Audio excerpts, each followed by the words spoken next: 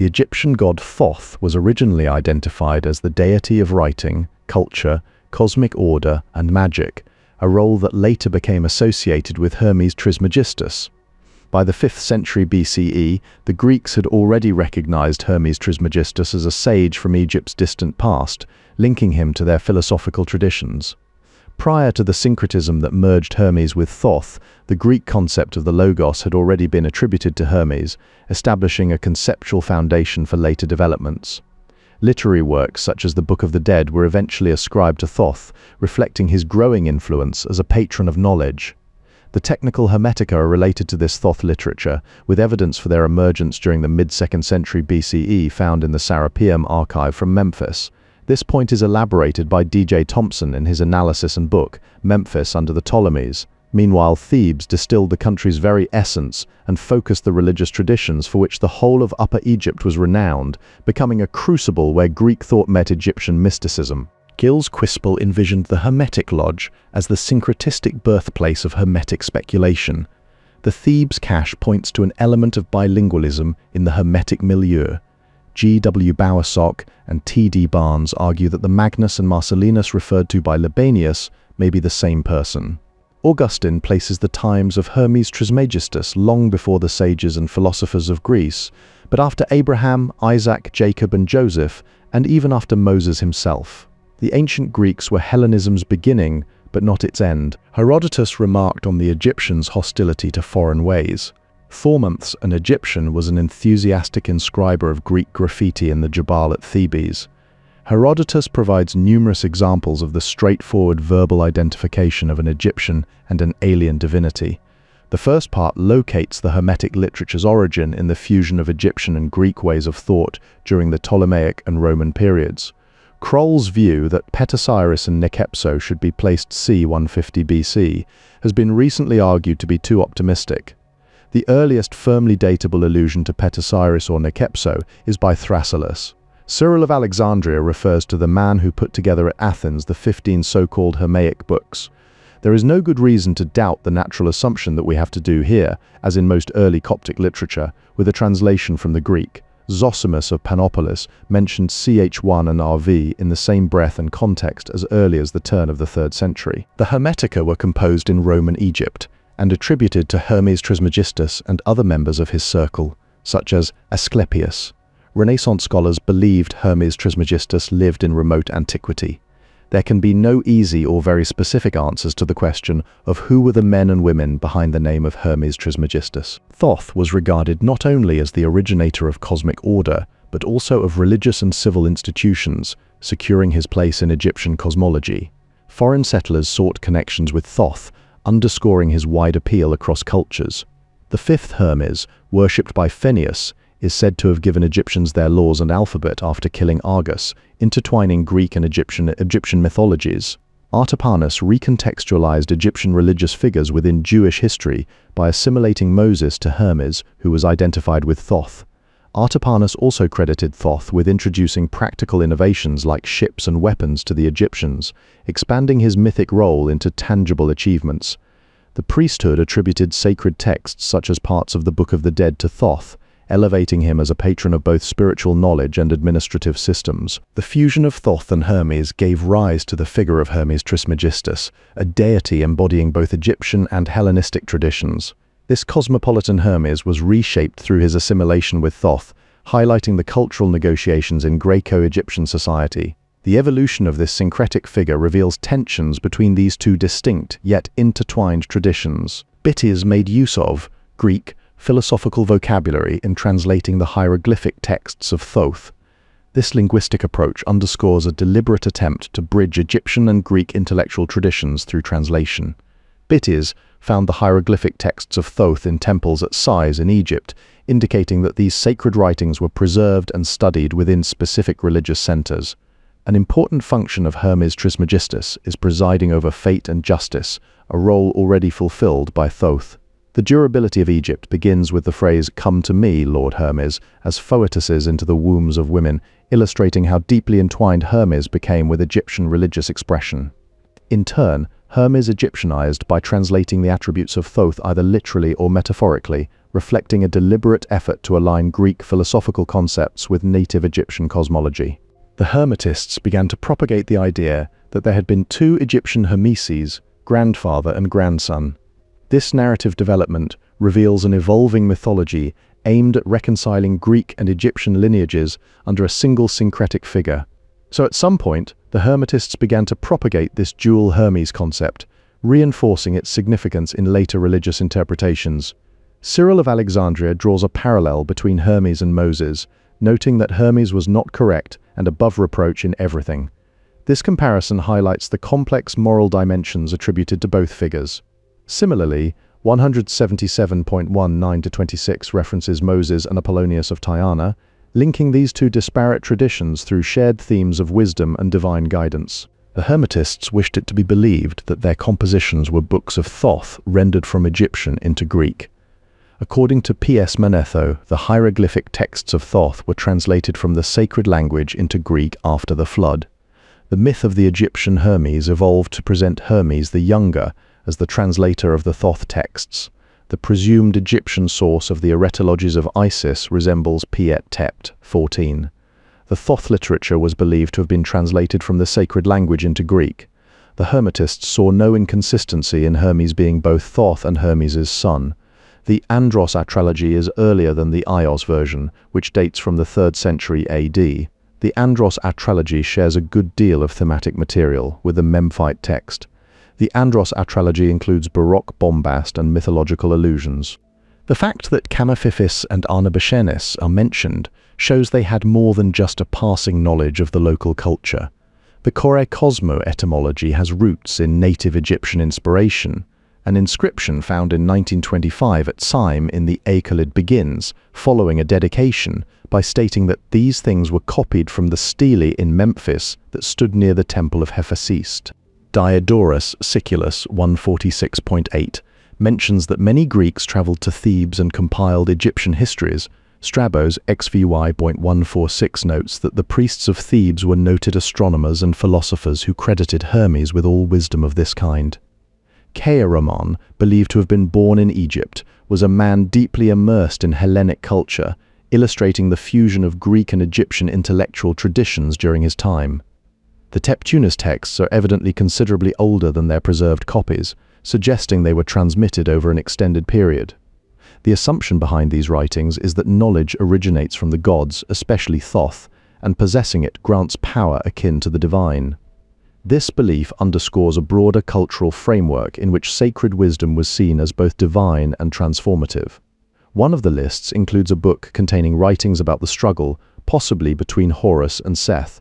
Despite this emphasis on cosmic conflict, these texts do not mention Thoth at all, highlighting an intriguing omission that raises questions about their origins and purpose.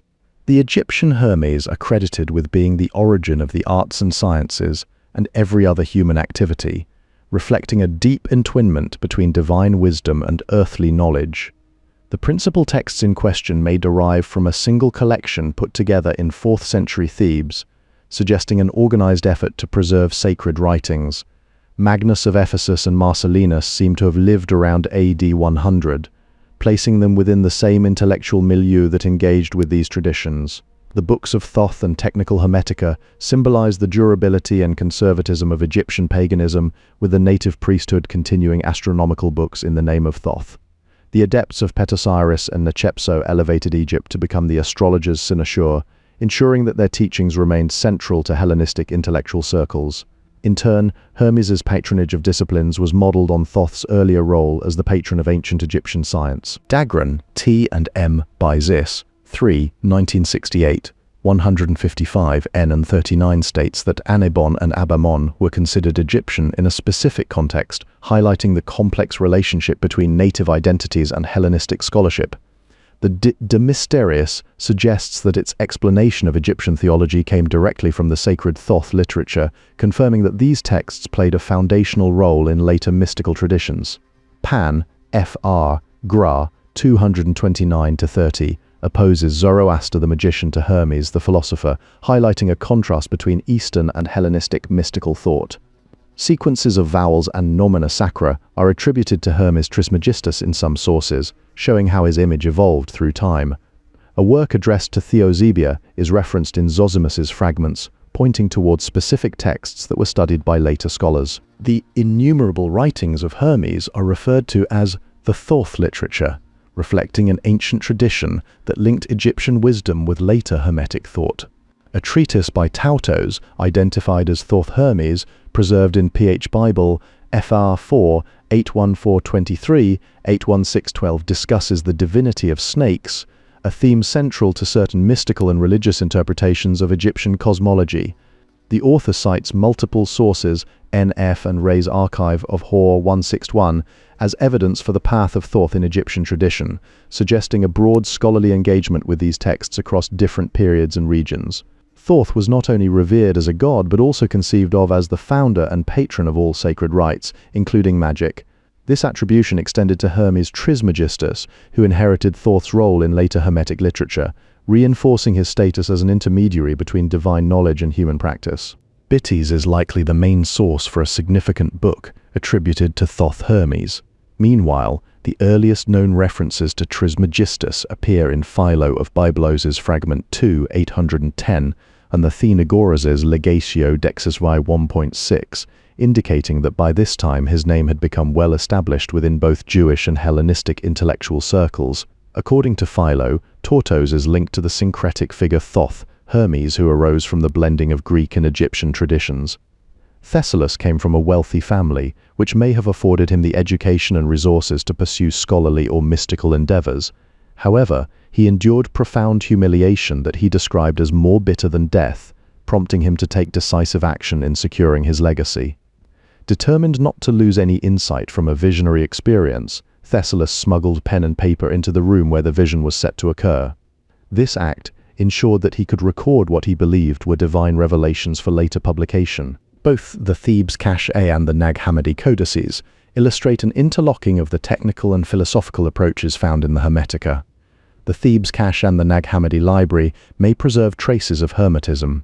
These collections, though separated by time and geography, share a common intellectual heritage. The Thebes Cache and the Nag Hammadi library both show marked influence from the interaction of Greek with Egyptian P-Lide. 395 undoubtedly belongs to the Thebes Cache. This document, along with others in the same collection, reflects a fusion of cultures that shaped early Hermetic thought. Cumont proposed that Thessalus was none other than the famous Dr. Thessalus of Tralles. Thessalus longed to get a head start on his contemporaries by doing something extraordinary. When he sought an explanation of Nekepso, he turned to the Theban priests for guidance. The Theosophia Tubingensis may have Egyptian origins due to its goal of collecting theologies from both Greek and Egyptian sages. Hermias, in his commentary on Plato's Phaedrus, linked Hermes Trismegistus with Orpheus, a connection further supported by works that sometimes attributed texts to one figure where they were ascribed elsewhere to the other. The second Hermes, known as Hermias, could be called Trisolbios because he explained Plato's Phaedrus in 3 books. At the same time, Hermes Trismegistus was often simply referred to as the Egyptian, emphasizing his deep association with that land and its traditions. Themistius's harsh criticism of Platonists reveals a conflict among intellectuals about whether they should engage in politics or remain detached. Meanwhile, Arnobius mentioned Mercury and writings that may have addressed followers of Hermes Trismegistus. Quispel suggested the Gospel of Thomas and the Book of Thomas the Contender originated in Edessa and drew on Hermetic sayings. The thick humus of legend around Greek and Roman Hermopolis shows how deeply Thoth Hermes was revered. It was widely believed during the Roman period that Hermes Trismegistus had both been born and buried there, reinforcing his mythic ties to the city. Adding weight to this tradition is an early 4th century archive from Theophanes, a government official of Hermopolitan descent who interpreted works on astronomy, as well as those attributed to Hermes Trismegistus and Orpheus. Philo also describes Sanchuniathon as translating hieroglyphic writings attributed to Thoth. Herodotus, in his Histories 2.143, recounts a meeting between Hecataeus of Milet and Theban priests who could display statues representing 345 generations of their priesthood. Hermes Trismegistus was considered the founder of Pythagorean and Platonic philosophy. In his book Thoth, the Hermes of Egypt, Patrick Boylan explores ancient Egyptian theological ideas from pages 92 to 106. Additionally, Jaroslav Cherny's article, Thoth as Creator of Languages, discusses Thoth in JA 34, 1948, on pages 121 to 22. Despite his widespread influence, Hermes Trismegistus never existed as a historical figure. The Egypt connected to him was not real but an idealized version, a divine dwelling place and the world's temple. Marcellus claimed that the idea that the sun is a second god came from Hermes Trismegistus. His reason for citing Hermes was to undermine what he saw as heretical beliefs. The authority of Hermetism relied heavily on the reputation of both Trismegistus and Egypt itself. Hermes Trismegistus and his myths are an important part of the memory of Egypt. This connection was reinforced by early references to a twice great Thoth mentioned as far back as the 26th dynasty, 661-5025 BCE. The epithet thrice greatest itself has Egyptian origins, reflecting deep roots in ancient religious and cultural traditions. The imaginary Egypt associated with Hermes Trismegistus exercised a particular allure on the Greeks and the Romans. This fascination was not new, as the great tradition of Greek philosophy had since its beginning been fascinated with barbarian wisdom. Such an interest is evident in how the Greeks identified Thoth with Hermes before the Macedonian conquest of Egypt. The Hermetica were clearly believed to have existed in the ancient Egyptian past. This belief is supported by archaeological evidence such as a hieroglyphic inscription found in the Edfu temple, dating back to the reign of Ptolemy. The earliest known mention of a thrice great Thoth appears there, highlighting how deeply entwined Greek and Egyptian traditions became over time. Robert K. Rittner first pointed out that a Flinders Petrie papyrus from the 3rd century BCE contains references to a 5 times greatest Thoth, reinforcing earlier syncretic traditions between Egyptian and Greek thought. Herodotus identified the Egyptian god Thoth with Hermes in his writings on Egypt, suggesting an early recognition of their shared attributes. Plato was also familiar with this connection, referring to the Egyptian Hermes as Thoth, though later commentators have mistakenly assumed that the myth of Thoth originated solely from Plato's imagination. Phaedrus in Plato's dialogues even accuses Socrates of fabricating stories about Egypt, highlighting tensions over the authenticity of these accounts. Athenagoras is often credited as being the first Greek to use the epithet Trismegistus for Hermes, but this claim has been shown to be inaccurate by later scholarship. Much of what remains of Dorotheus's writings in Greek can be found preserved through Hephaestion of Thebes, a key figure in transmitting these traditions. It is uncertain whether the reference to Trismegistus comes directly from Dorotheus or was added later by Hephaestion. However, it seems likely that Dorotheus did in fact refer to Trismegistus in his original work, which was used as a source by Hephaestion. Philo of Byblos mentions Hermes Trismegistus not only as the counselor and magician of Cronus, but also ties him into broader mythological frameworks that were influential across cultures. Later tradition would attribute the origins of Pythagoras' doctrine of metempsychosis to Egypt, a belief deeply intertwined with the evolving mythology surrounding Hermes Trismegistus. The concept of metempsychosis became central to his myth and was especially important in explaining the teaching of royal souls, reinforcing connections between Egyptian religious thought and later Hellenistic philosophical traditions. The Philebus offers a more detailed account than previously recorded of Thoth's creation of letters. In this same dialogue, Thoth is described as either a god or a godlike man, with the text explicitly noting whether he was a god or godlike man. Plato uniquely introduces Thoth by his Egyptian name in Greek literature, suggesting that he had access to an independent source unknown to later scholars. The Phaedrus references Naucratis in Egypt as the birthplace of some ancient gods, citing a specific passage from Plato. Socrates himself claims that Thoth was from the vicinity of this city. Aurelius Aristides later interprets this to mean that Naucratis is indeed where these deities originated. Plato's references to a dialogue between Thoth and a king, his story of Atlantis revealed by Egyptian priests to Solon, and his praise for the regularity of Egyptian painting and music all became central elements in later traditions that depicted Egypt as the cradle of perennial wisdom. The Egyptians themselves claim that the ratio is an invention of Hermes, whom they call Thoth. The tradition that places Hermes Trismegistus in Egypt, some time after Socrates' death, reflects a later synthesis of Greek and Egyptian elements. This same tradition reiterates the placement of Hermes Trismegistus in Egypt following Socrates' passing, marking an important evolution in how these figures were understood. Leonid Jmud translates a passage stating that the Egyptians believed numbers were invented by Hermes, whom they called Thoth, while others thought they came from the circular paths of celestial bodies. Aristoxenus links Hermes Thoth to Pythagoras, though it's unlikely this connection came directly from Plato. By the last quarter of the 4th century, as noted by scholars Nadine Cherpion, Jean-Pierre Cortegiani, and Jean-François Gut in their study of Pater Cyrus's tomb, the chief prophet Anatolius was organizing festivals for Thoth. In one of his letters, Anatolius referred to him as Hermes Trismegistus, showing just how well known the figure was. The source of Aristoxenus's information about Hermes Thoth is not likely to be Plato. Instead, Hecataeus of Miletus or Eudoxus could have been the ones who introduced the orthography for Thoth into Greek texts. The Book of Sovis contains contested fragments that include a developed genealogy or series of incarnations of Thoth and Hermes Trismegistus. The Egyptian version of the epithet Trismegistus is found in the reign of Ptolemy the Epiphanes, but this title was not attested as early as during the reign of Philadelphus. Albertus F.J. Cleenan considers an Egyptian source for Josephus likely. Berossus wrote about the flood of Mesopotamian legend, and he also reported a series of sage fishmen known as the 7 Apkallu of Mesopotamian legend. These accounts may have influenced later writers such as Josephus, who took the motif of the stela that survived the flood from Manetho. Birger Pearson suggests a possible connection between the flood mountain Nisir in Gilgamesh and the biblical mountain of the Edomites. It is unclear whether Berossus believed Oannes himself appeared multiple times, or if this idea comes from his later commentators who expanded upon his original text. Synthesized notes that the excess of years between Apophis and Amosis stems from incoherence within Egyptian chronology, observing that 80 years exceed the total time span recorded from Joseph to Moses. The triadic theology of the Ramesside era continued into Greco-Roman times, during which Zosimus of Panopolis, who wrote that Thoth was the first human, linking him directly to creation itself, recorded these beliefs. Additionally, Kim Reiholt has identified demotic fragments belonging to the tradition about Nichepsos and Petosiris. Both Malalas and Gorgias Monachus explicitly rely on Josephus for their historical narratives.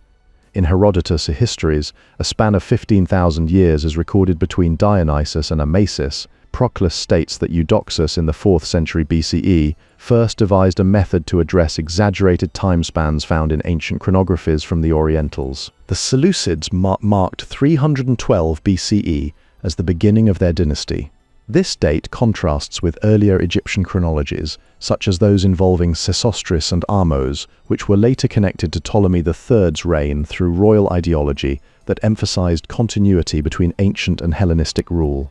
Tacitus noted that the arrival of the Phoenix in 34 CE was a subject of debate among both Greek and Egyptian commentators. This event is linked to a specific chain of rulers, Sesostris, Ahmose, and Ptolemy III, who all witnessed the appearance of the mythical bird, according to Tacitus's account. Sesosis is likely referring to Sesostris III rather than Sethos I.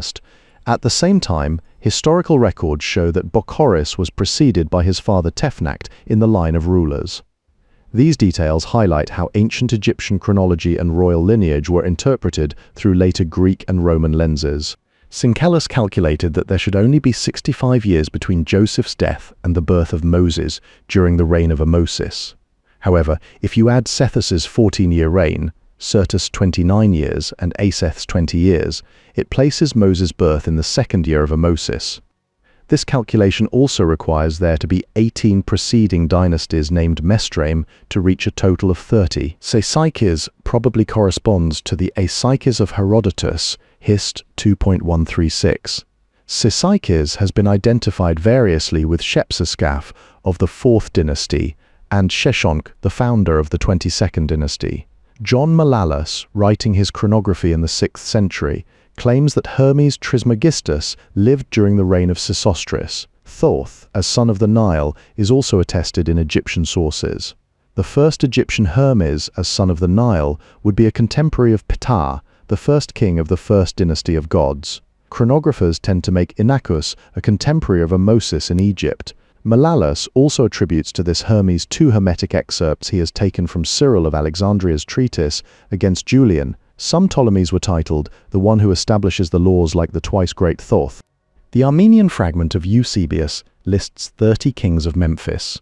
The priestly informants of Diodorus told him that Menes ruled about 5,000 years before their time, and that the gods and heroes ruled for a period of 18,000 years prior to this era. The Cosmogony provides more information about Hermes Trismegistus and his associates than any other Hermetica. Jan Assmann points out that Menes is recognized by later generations as the end of mythic time and the start of history, marking a key turning point in ancient Egyptian chronology. Philo champions a euhemerizing account of the myths found in the writings of Taotos or Thoth. Athenagoras refers to Hermetica that identify the ancestors of Hermes as both gods and kings, suggesting a complex interplay between divine and royal lineage. Augustine claims that Atlas, Hermes's maternal grandfather, lived in Egypt during the time of Moses. Philo of Byblos doesn't say that Cronus or Uranus are Hermes's ancestors. Instead, he identifies Hermes Trismegistus with the Phoenician Tortos, who is credited as the first person to discover letters, whom the Egyptians called Thoth. This blending of traditions is clear in how the teachings and mythological themes later found in texts like Poimandres and Kore Cosmo were already being passed around under the name Hermes Trismegistus during that time. The Memphite theology is preserved on the Shabaka stone. Several scholars believe this text dates back to the Old Kingdom. Its significance lies in identifying Ptah and Horus as unifiers of Egypt and founders of Memphis, reinforcing their central roles in Egyptian cosmogony. Like many scholars, Mahay assumes that Ikton ranks third in the hierarchy behind the One and the Monad. This position within the cosmological order points to an early philosophical framework that influenced later Hermetic thought. The fact that this scholarly view is repeated so often highlights its importance among Egyptologists. His father, Sesostris III, was not his real father according to some interpretations, pointing to a possible symbolic or mythological lineage. Yori Volokine has recently suggested that Poimanres is the origin of the Sphinx god Tutu, Great Tithos, developed in early Hellenistic times. This theory links ancient Egyptian deities with later Greek adaptations. A Ptolemaic monument from Crocodilopolis shows a king probably meant to represent Poimanres together with Sobek, Toaret, Gro, Thoaris, and Thoth. A drawing of a proposed palisade from the Xenon archive, 3rd century BCE, reveals that Poimanres and Hermes had adjacent temples in Philadelphia. These findings illustrate how religious figures were visually integrated into Hellenistic Egyptian monuments. The latter two Greek forms of the name derive from Philadelphia in the reign of Ptolemy II, Philadelphus. Another source indicates they also originate from Narmuthis, Medinet Madi, in the early 1st century BCE. These locations highlight how Greek-Egyptian syncretism shaped religious nomenclature during Hellenistic times. Hermes is said to have visited Egypt 3 times according to tradition. Dorotheus referred to both himself and Hermes as king of Egypt, suggesting a symbolic or historical link between them. This association reflects the deep integration of Greek and Egyptian religious figures during this period. Trismegistus is also linked to Thebes. Since Necho too was from Sais, it makes sense that he would have an encounter with the goddess Neith. Both Herodotus and Hecataeus of Abdera identified many great Egyptian founders and lawgivers among the pharaohs. The latter two are particularly revered by the Greeks and not generally found in Egyptian texts. Their combination and the narrative context clearly point toward Egyptian temples. Kim Reiholt identified Hermes, the teacher of Nechepsos and Petosiris, with the deified Theban sage Amenhotep, son of Hapu. Petosiris and Nechepso approached the very secrets of divinity. The predecessor of Nechepsos and Petosiris can be none other than Trismegistus. The Hermetic source points towards the Egyptian temple complex. Plato treated Hermes as the fount of Egyptian wisdom, and this idea was later echoed in works by Cicero and Diodorus Siculus during the 1st century BCE. These authors revived a myth about 2 Hermeses, reflecting an enduring tradition that linked Hermes with Egypt's ancient knowledge. Straying from the way of Thoth implied some form of apostasy, reinforcing its significance in religious and philosophical traditions. Several fragmentary manuscripts dating back to the 1st century BCE through the 2nd century CE testify to the existence of a Book of Thoth, showing that this text was preserved across multiple centuries. The notion of a way of Thoth extended beyond Hermopolis. John Ray suggested that repeated mentions of the path of Thoth might refer to an initiation process. However, it is not necessary to assume that those cursed by Hor were initiates of Thoth, though this remains a possibility. The ancient Egyptian Book of Thoth was published in 2005 by Richard Jasnow and Carl Theodor Zauzich under the title The Ancient Egyptian Book of Thoth, a demotic discourse on knowledge and pendant to the classical Hermetica. Earlier, a work titled A Book of Thoth appeared in 1998 as part of the proceedings from the 7th International Congress of Egyptologists. Some surviving manuscripts date back to the Roman period, indicating that this text was active during that era. In Tyr, Dis 19.1, Hermes Logos, Pytho, Carites, and Eros are invoked as guides on a spiritual journey. A mystagogue leads the initiate to the gates of the Telesterion in Eleusis, echoing ritual transitions described within this text. These elements suggest that the treatise functions as a foundational myth or hero's logos for its tradition. Sh-Eat is probably linked to Sh-7 because evidence shows they both come from the same treatise. The word autoptes and its related forms also show up in the account by Thessalus of Tralles, as Festugière pointed out. That said, some manuscript traditions BH credit this account to Hermes Trismegistus instead of Thessalus. Gregor Wurst has identified additional fragments from Codex Chacos in his study of further materials. These discoveries contribute new insights into the textual history and transmission of Hermetic literature, expanding our understanding of its origins and development over time. The association between speech and eros originates from Plato, as noted in his works where this connection is explored. A further allegoresis interprets the myth of Eros's birth from Penia and Poros in Zeus's garden, suggesting deeper symbolic meanings. Meanwhile, Plato's account of Thoth in the Phaedrus stands out as a major literary critique of written tradition. In Greco-Roman times, Thoth was consistently depicted as a provider of regenerating water, reinforcing his role's legitimacy. As the Egyptian counterpart to Hermes Trismegistus, he appears frequently in religious and mythological contexts. In the Book of the Dead of Nefer Uben F, it is explicitly stated that Thoth opens the doors of Keb, the heavenly waters, highlighting his cosmic significance. Most papyri associated with this tradition have been found in Thebes and likely come from a single archaeological discovery. In the 1st or 2nd centuries CE, Thessalus composed a book dedicated to an emperor, claiming he consulted Theban priests about their magical arts. This reflects how Greek scholars engaged deeply with Egyptian religious practices during that era. The last known reference to the Salmishwainiaka appears in Hephaestion of Thebes' Apotelesmata, according to historical claims. Quack suggests a prose hymn dedicated to Asclepius Imuthas originated from an unpublished demotic text about Imhotep and the pharaoh. Meanwhile, adjustments were made to Greek letters, removing the first omega and adding it after iotas to achieve a symbolic sum of 36. Mahe cites Michael Psellus in his work Epist 8187, connecting him to discussions about the Ogdoad and the Ennead. This shows how later scholars used Greek philosophical frameworks to engage with ancient Egyptian cosmological systems. These links reveal a long-standing dialogue between Hellenistic thought and Egypt's mythic traditions. Thessalus of Tralles journeyed to Thebes, where he sought to consult an Egyptian priest known for their expertise in sacred rituals and magical practices.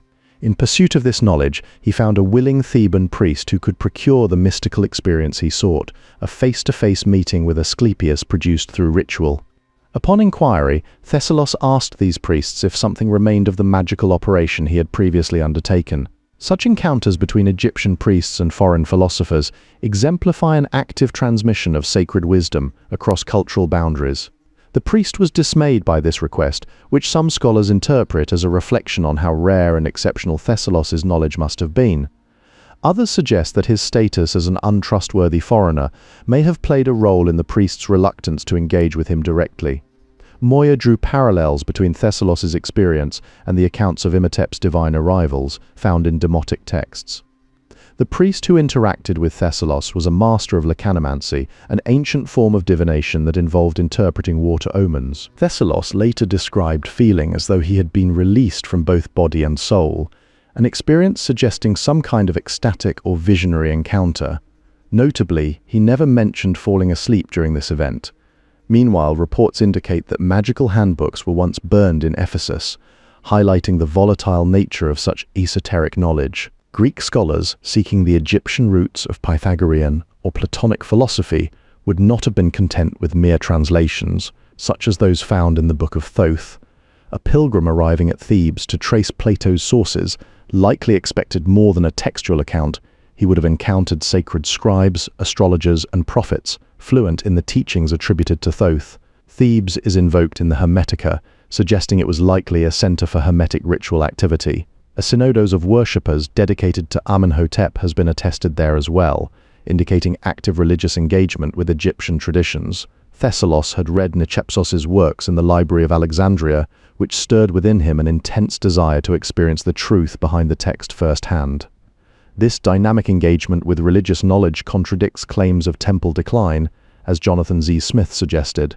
In fact, it demonstrates an enduring role for temples as centers of spiritual and intellectual exchange. Emil Seckel and Wilhelm Schubart published Der Nomen des Idios Logos in 1919 by Weidmann, preserving a key text that reflects this syncretic tradition. Thoth is referred to as the Egyptian Hermes, the mythical inventor of language. Thoth is the inventor of writing. Derrida's narrative in Plato's Pharmacy frames Thoth as a political opportunist and revolutionary. Plato's Phaedrus contains one of the earliest references to Thoth in ancient Greek literature. Plato's Thoth appears before Ammon as a friend of humanity, a promoter of mediation very similar to his Greek counterpart. Nothing in Plato's Phaedrus suggests, even remotely or indirectly, that Thoth appears before Ammon with sinister intentions. Derrida, for his part, took on the role of Thoth as both the one who breaks mediation and the usurper of meaning. Augustine believed that the Egyptian Hermes lived after Moses, but before Plato. A fragment in Pseudo-Didymus the Blind and Cyril of Alexandria contains a quote about the Hermetic spring attributed to Agathos Daimon. People were still talking about Hermes in the Arabic context. Tertullian, Pes, Cyprian, and Quodvaldeus were from Carthago. The source has brought forth both the self-begotten, the Ennead, and the begotten, the Ogdoad. The Ostracon opens with a warning. From the scribe of the nome of Sebenitos, Hor, son of Harangioteph, no man shall be able to lapse from a matter which concerns Thoth, the god in person who holds sway in the temple in Memphis. A man named Hor or Horus was born in the district of Sebenitos north of Memphis in the Damietta branch of the Delta. His words foreshadowed the later Greek title Trismegistus. Thoth originally carved sacred writings on stelae in hieroglyphics. The beneficial secret Thoth knew was that texts can be profoundly meaningful as texts. This understanding would shape the way knowledge was preserved and passed down through generations. The Egypt of the pharaohs is not the Egypt where the Hermetica emerged. The Jews had come back to Egypt as early as the 6th century. These migrations contributed to a rich, layered cultural environment that would influence later syncretic traditions. Greeks first came to Egypt in large numbers with the Ptolemies. 20 monarchs of his dynasty followed him over the next 3 centuries. This period marked a significant cultural convergence between Greek and Egyptian traditions. Orpheus's origins were from outside Hellas, from Thrace and Scythia. The author's son, Gregory, may be convinced that others invented the myth of Hermes Trismegistus. These observations highlight how myths often evolve through cross-cultural interaction. Hermes Trismegistus was an Egyptian wise man who flourished before Pharaoh's time, suggesting a very ancient origin. Athenagoras of Athens and Philo of Byblos used the Greek title Trismegistos, indicating early recognition of this figure in Hellenistic thought. Orpheus followed Mercurius Trismegistus in the ancient theology, taking second place to him. The single system of ancient theology traced its origins back to Mercurius and reached absolute perfection with the divine Plato. Scholars generally locate the theoretical Hermetica between 100 to 30 CE, reflecting a period when these ideas were being developed and recorded in written form. Stories about the begetting of the gods and other accounts of the soul's origin and destiny were attributed to Orpheus in the 6th and 5th centuries. Subsequent scholarship has uncovered 3 more Orphic theogonies, with the earliest dating back to around 500 BCE. Plutarch of Athens lived during the early 5th century, placing him within this same historical framework. By the latter part of the 16th century, Turnebus, Matthias Beroldus, and Gilbert Genebrard had begun to doubt Hermes's ancient ancestry. Reitzenstein maintained that the founder of the congregation here is clearly Hermes, reinforcing his role in later religious traditions. Virgil wrote his 4th eclogue around 40 BCE, placing him within a different but overlapping cultural milieu. Joseph Kroll traced the origins of Hermetism back to Posidonius, the Middle Stoics, and Philo, suggesting a philosophical foundation that predated its later mystical forms. At the same time, Bousset challenged conventional assumptions by arguing that the dualist hope for salvation through escape from fate had Babylonian roots rather than Greek ones. In turn, C.H. Dodd built upon these scholarly discussions with his influential book on the Greeks and the Bible, published in 1935, which further explored the intersections between Hellenistic thought and religious traditions. Collectively, these three scholars, Kroll, Bousset, and Dodd, each contributed to a broader academic conversation about the origins of Hermetic philosophy, collectively expanding the understanding of the tradition beyond its traditional Egyptian syncretic framework. Kroll's focus on Posidonius and Philo highlighted the philosophical underpinnings of Hermetism, specifically emphasizing influences from the Stoics. Bousset's Babylonian hypothesis introduced an alternative perspective that challenged Eurocentric views by introducing Mesopotamian parallels for dualist ideas. Meanwhile, Dodd's 1935 publication provided a bridge between ancient Greek thought and biblical studies, helping to situate Hermetic thought within a broader Mediterranean intellectual landscape and reinforcing the complex interplay between different cultural traditions in shaping religious ideas.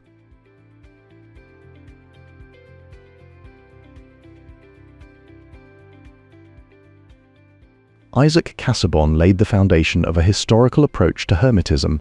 As early as 1614, the Hermetica became central to debates concerning their origins, influences, and context in later centuries. Some technical aspects of Hermetic magic trace back to the Ptolemaic era, revealing layers of development over time. Most scholars have dated the majority of extant texts from the 2nd and 3rd centuries CE, yet the great myths show a recurring pattern that appears across many writings, suggesting deeper roots. Martin Bernal seeks to assert Egypt's chronological priority in these traditions, arguing for its preeminence over other cultural influences. Certain passages from the Hermetica have been repeatedly quoted outside their original texts, indicating a broader influence on non-Hermetic literature. I.G. Taiofakos uncovered a previously unnoticed Hermetic fragment in his dissertation, which was cited by C. Aurelius Romanus, adding new dimensions to our understanding of these works. The compiler or scribe who transcribed some texts included an apologetic note, excusing himself for having perhaps brought owls to Athens, an allusion that hints at the challenges and complexities involved in preserving ancient knowledge through time. The Narmuthis archive contains a surprising amount of Greek material. Understanding the genesis of the Egyptian Hermes is a first step into the historical milieu of the Hermetica. A passage from a text attributed to Manetho refers to stelae inscribed in the sacred language and with hieroglyphic characters by Thoth, the first Hermes. A passage from a text attributed to Manetho refers to stelae inscribed in the sacred language and with hieroglyphic characters by Thoth, the first Hermes. The P's Manethonic passage refers to the hieroglyphic texts inscribed by Thoth. When the surviving fragments of the Hermetic mythology are put together, there is undeniably a hint of the Golden Age about it. The author of the Ogdode reveals the Ennead is recalling formulae from inscriptions in Upper Egyptian temples. Gorg discusses the topic in Das Ptolemdische Ägypten 177-85. There is a possibility that the time aretalogy was originally composed in Greek. Other versions or fragments of the same text exist in inscriptions from Thessalonica and Ios, and in Diodorus of Sicily's description of Egypt. The P.S. Manethonic passage refers to the hieroglyphic texts inscribed by Thoth. Kamephis is attested elsewhere in the Greek literature of or on Egypt. Arnabashenis is attested elsewhere in the Greek literature of or on Egypt. Manetho was the first priest to write about Egypt in Greek, and he flourished during the first half of the 3rd century BC.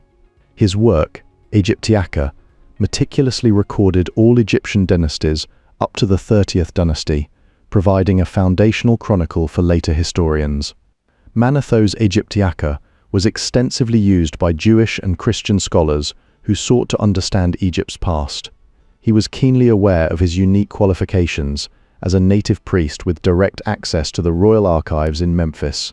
Unlike interpreters or commentators, Manetho approached his task like a translator.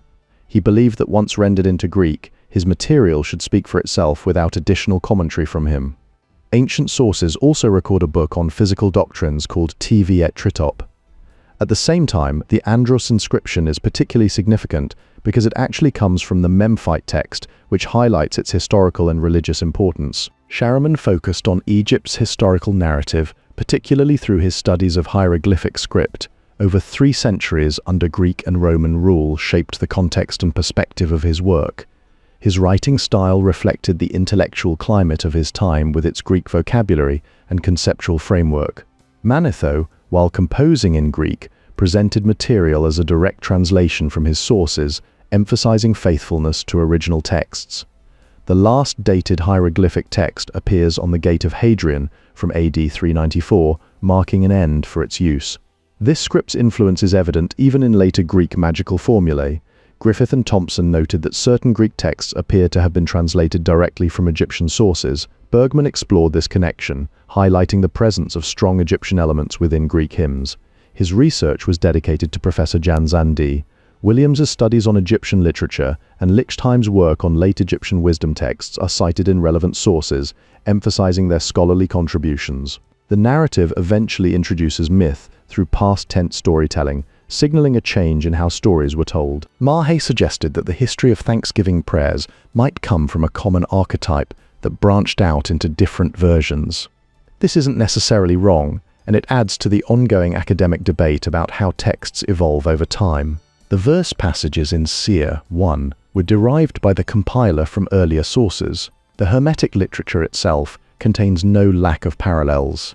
Des Places suggests some parallels between the philosophical Hermetica and other texts. The letter from the city council misquotes Euripides and invokes Hermes Trismegistus. Marinus wrote his biography of Proclus very much from an Athenian perspective. Hymn 1x presents particularly striking parallels with the initiatory treatises of Hermes. A third testimonium to Bitti's treatise is preserved in an unpublished text possibly compiled by Michael Psellus or someone in his vicinity. The treatise aims to complete Nechepso rather than to supersede or refute him. Nechepso seemed to offer a chance of shortcutting the conventional cursus honorum. The De Virtutibus Herbarum has survived in a confusing array of more or less fragmented Greek and Latin versions. The historian must make a personal judgment about the motivation, conscious or unconscious, behind decisions that shape historical narratives.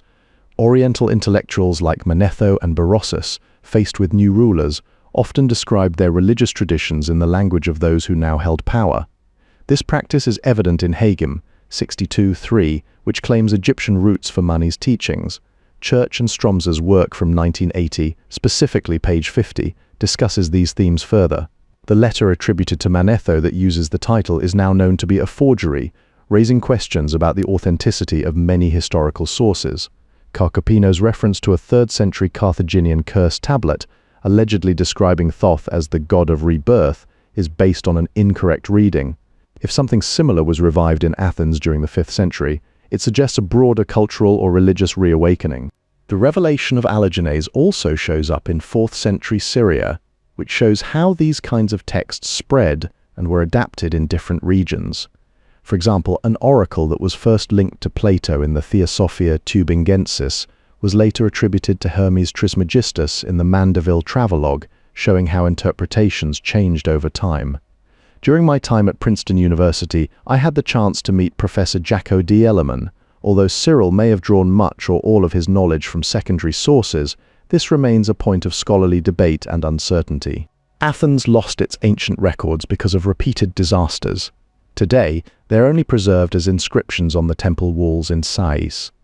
Some of the writings attributed to Hermes go back at least to the 1st century BCE, and maybe even the 2nd or 3rd.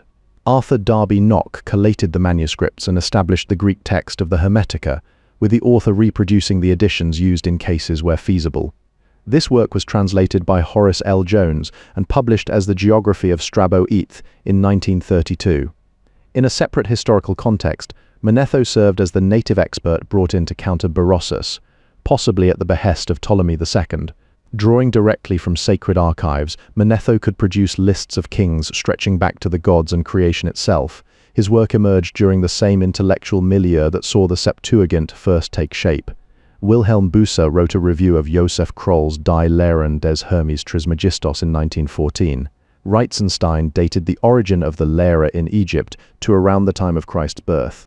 The third and last part contextualizes the myths and rites of Hermes to arrive at a plausible Sitz im Leben for the Hermetic treatises. Walter Burkert's article Der geheime Raids des Verborgenen, Antike Mysterienkulte was published in Secrecy and Concealment in 1980. Zlatko Plesher published an article called Dualism in the Hermetic Writings back in 2015. It mentions how the myth of Egypt was specifically cultivated as a form of memory. The anthology broke new ground by focusing on relatively modern inventions of traditions which contain only a patina of pastness. A letter attributed to Manetho provides an important testimony to the myth of the Egyptian Hermes. John D. Ray's Archive of Hor, 1976, is cited on page 15, offering early evidence for these connections. John D. Ray's Archive of Hor, 1976, cites the text Doti que gay nbmmm on page 97. The exact same version appears in Robert K. Rittner's The Joseph Smith Egyptian Papyri, a complete edition, 2013, on pages 146 to 47, showing that the text has remained consistent across different scholarly works. Joachim F. Quack published The Trail of the Magician Patisse in CD AV 77, 2002, 76 to 92, which offers more insight into the mythic and historical connections surrounding Hermes and Plato's legacy. Percival Frutiger wrote Les Mythes de Platon in 1930. Reginald Hackforth, in his commentary on Plato's Phaedrus, references the text at 157 n. 2 Matthew explains the reference to Euripides as a mythic accretion, on dit, to the authentic story of Hermodorus, showing how later traditions layered onto older narratives. Matthew explains the reference to Euripides as a mythic accretion, or on dit, to the authentic story of Hermodorus, illustrating how historical figures were reshaped by later interpretations and myths. Specifically, the Egyptian voyage had become an established part of Plato's biography. The author will refer to the list as the Mestria list after the title given by Synceles, the years of the kings of Egypt, anciently known as Mestria. It is further claimed that every time Synceles mentions Manetho, he means the Mestria list, a pattern that becomes clear when considering his repeated accusations against the historian. George Synceles transmitted several fragments of the Egyptian history of Manetho in his Chronographia. Synceles says that Manetho wrote the book to Ptolemy, obviously in the Greek language. Synceles prefaces the letter with an explanatory note on several Egyptian Hermeses. The translations of Synceles are by William Adler and Paul Tuffin. Manetho was known in antiquity to be a Heliopolitan prophet from the time of Ptolemy II. Philadelphus, if the Septuagint was started under the auspices of Philadelphus, then Manetho would surely respond to the anti-Egyptianism found in it. John Dillery discusses Manetho and Greek historiography in ZPE 127, 1999, 93 to 116. The work's inclusion of anti-Semitic themes marks a significant departure from earlier Egyptian historical narratives, reflecting the complex interplay between religious ideology and political context during Ptolemaic rule. Manetho's work contains glosses to the list first found in Herodotus and Diodorus. Manetho's work contains anti-Semitism unattested before the Maccabeans. That Manetho is seldomly cited by subsequent authors proves nothing. The Book of Sothis referred to in the letter most likely corresponds to another name for Manetho's authentic work, the Aegyptiaca. This distinction is crucial as scholarship on Manetho carefully differentiates between the genuine epitomes preserved by Africanus and Eusebius and the later pseudepigraphic Book of Sothis, which may have been a reworking or expansion. Scholars have reconstructed the Book of Sothis from three different parts of Synceles's work. Richard Lepsius later attempted to reconstruct what he called the hypothetical Book of Synceles, adding layers to the already fragmented evidence.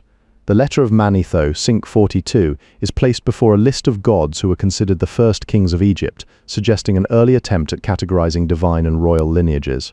Manetho's calculation of dynastic reigns relied on the chronological scheme of Sothic cycles, aligning his work with astronomical and historical systems. The king lists he compiled also intersected with the myth of Hermes in two distinct ways, perhaps through shared symbolism or narrative structures. In one preserved passage from Manetho's writings, he refers to Egypt's sacred animals as a term that may reflect his unique usage of language. This idiosyncratic phrasing adds complexity to interpreting his texts, especially since the passages in Josephus are essentially the only direct quotations we have from Manetho's original work. In his article Manetho, Richard Lecoeur notes that using the word despota in two different ways is an anachronism, which suggests that Manetho's text was influenced by a later period. The famine stela dates back to the early Ptolemaic period and is almost contemporary with Manetho's work. The trope of recovered ancient texts was already common in royal propaganda before Manetho's time, indicating a broader cultural context. Manetho may have employed the literary device of hidden stelae himself to lend authenticity to his chronicle. Josephus gives us another clue that Manetho claimed to translate his work from sacred stelae. This supports the idea that Manetho presented his entire body of work as being based on sacred writings, a claim that was key to making his chronicles seem legitimate. Josephus probably took the specific motif of a stela surviving the flood directly from Manetho's writings. Additionally, Sidney H. O'Frere's work looks at dualism and focalization in Alexandrian religious thought, which helps explain how Manetho engaged with broader mythic traditions. Manetho's original text included an introduction, such as the letter to Philadelphus, which explained how he obtained these holy books. This letter accounts for the origins of the texts from which Manetho drew his information, framing them as divinely preserved. In their work Native Traditions in Ancient Mesopotamia and Egypt, Gerald P. Verbrugge and John M. Wickersham introduced and translated Berossus and Manetho, making these texts more accessible to modern scholars. Their specific book, titled Berossus and Manetho, referenced on page 71, provides further context to understanding how these ancient chronographers shaped the historical narratives of Mesopotamia and Egypt. Synthesized noted in his introduction to Manetho's letter that he mentioned a great flood. In his chronography, Manetho placed the flood of Deucalion within the 18th dynasty. According to Synthesized's account, this event should have followed the dynasties of gods, demigods, and spirits of the dead. These headings may have been added later by Synthesized himself. It is likely that Manetho also discussed such cosmic disasters in his original work. However, no evidence of these claims remains in the surviving portions of his treatise. The historical Manetho was an Egyptian priest. The ideal of the professional historian was a fairly recent Greek invention at his time, indicating that he operated within a different intellectual framework than later classical historians. Manetho was critical of Herodotus's portrayal of Egyptian history, showing that he sought to correct or challenge prevailing Greek narratives about Egypt. Manetho was possibly a high priest of Heliopolis, which would have given him access to sacred archives and religious traditions central to his work. Manetho offering prognostications is not odd, as his role may have included both historical record-keeping and divinatory or eschatological elements. Ian Moyer demonstrated the comparable literary structures between Manetho's work and the prophetic Demotic Chronicle, highlighting shared stylistic features with other ancient Egyptian texts. O. Kimball R. Meyer argues that Manetho relied on Herodotus and Greek historians rather than Egyptian sources, suggesting a synthesis of traditions in his chronicle reconstruction. Synthesized preserves a passage listing the first dynasty of gods and demigods, which he says Manetho wrote to Ptolemy Philadelphus, illustrating how Manetho's work was preserved through later medieval transcriptions. Ian S. Moyer argues that Manetho did not try to upstage Berossus. There are fewer years in Manetho's chronography than in that of Berossus, suggesting a different approach or emphasis in his historical reconstruction. Russell E. Jamirkin controversially claims that the Pentateuch was composed after both Manetho and Berossus, which would place these ancient Egyptian and Mesopotamian chronographers before the formation of biblical texts. Manetho's Dynasty of Gods is the Memphite adaptation of the Heliopolitan Ennead. His work began with an account of gods, demigods, and spirits of the dead. This structure suggests a theological framework that blended Egyptian religious traditions with historical narrative. Lepsius states that the latter three, gods, demigods, and spirits of the dead, are taken from the Old Chronicle. This indicates that Manetho's cosmological introduction was not original, but drew upon earlier Egyptian sources preserved in sacred archives. Synthesized habitually accuses Manetho of being a liar. These allegations appear twice in the text, reinforcing Synthesized's critical stance toward the Egyptian chronicler. This hostility may reflect broader tensions between Greek and Egyptian historiographical traditions. Adler and Tuffin claim that Synthesized's text is based on the Book of Sothis, a work pseudonymously attributed to Manetho. However, the list of kings does not correspond to the description of the Book of Sothis that Synthesized provides after quoting the letter of Manetho. Moreover, Synthesized never refers to the list as the Book of Thoth, nor attributes it to Manetho. Manetho is most frequently referenced in scholarly discourse for his categorization of Egyptian kings into dynasties. Synthesized, however, does not equate the Messiah list with Manetho's Book of Thoth, as evidenced by his explicit distinction between the two texts. The name Conchuris may originate from Panodorus's or Annianus adaptations of Manetho's work, as indicated by the concluding summary of the Messiah list. The Messiah list is described as a drastically condensed version of Manetho's original chronicle, though a discrepancy exists between the two regarding the enumeration of kings. Notably, the Messiah list explicitly references the Persian 27th dynasty, a detail that must be attributed to Manetho. This inclusion highlights how later chroniclers preserved and adapted his original work, even as they modified its structure and content over time. According to the Messiah list, the Egyptian kingdom spanned from AM 2776 to 4986. The same source records 10 dynasties, 86 kings, and a total of 221 years. Synthesized criticized Manetho for proposing 30 dynasties, a figure that appears to have been a point of contention. Synthesized believed that the Messiah list was authored by Manetho himself. However, this list sometimes refers to dynastic divisions ascribed to Manetho, even though it did not claim direct authorship from his hand. This ambiguity has led editors to artificially connect three separate works: the Letter of Manetho, the List of Gods and Demigods, and the Messiah list. Synthesized mentions that after a letter from Manetho, he goes on to discuss 30 dynasties of Egypt. Lepsius later adjusted the 10 dynasties listed at the end of the Messiah list into 12. This change aligns with references in Manetho's Sothic cycle, where Dynasty 16 is explicitly named, showing that whoever compiled the list recognized it by its original name. The 16 gods and demigods from Manetho's own list are each considered to form an individual dynasty. Synthesized only refers to Manetho's work as Aegyptiaca when contrasting it with Berossus Chaldaica, highlighting a deliberate distinction between Egyptian and Babylonian chronicles in his account. Synthesized used Josephus's numbers from the Messiah list to calculate Sirtus's reign. Lepsius argued that this approach shows Synthesized relied on the Sothis book attributed to P.S. Manetho. Meanwhile, Synthesized did not criticize Eusebius for deviating from original Manetho texts, but instead disagreed with his predecessors. An alternate theory suggests that Manetho authored his 3 books during the reign of Philadelphus, with later revisions taking place under Euergetes. This aligns with a possibility that Philadelphus himself commissioned Manetho to compile an account detailing Egypt's ancient history and traditions. Manetho's meticulous work on the king list required him to consult temple records, ensuring accuracy in his chronicle.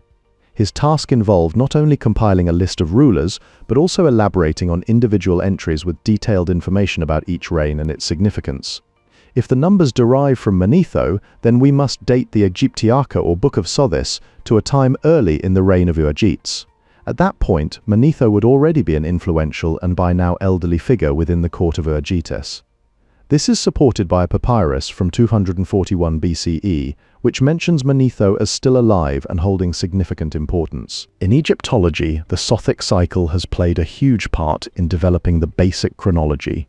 Manetho reached an advanced age, having lived to at least 80 years old. Manetho made the period from Menes to Pepi II correspond to a Sothic cycle.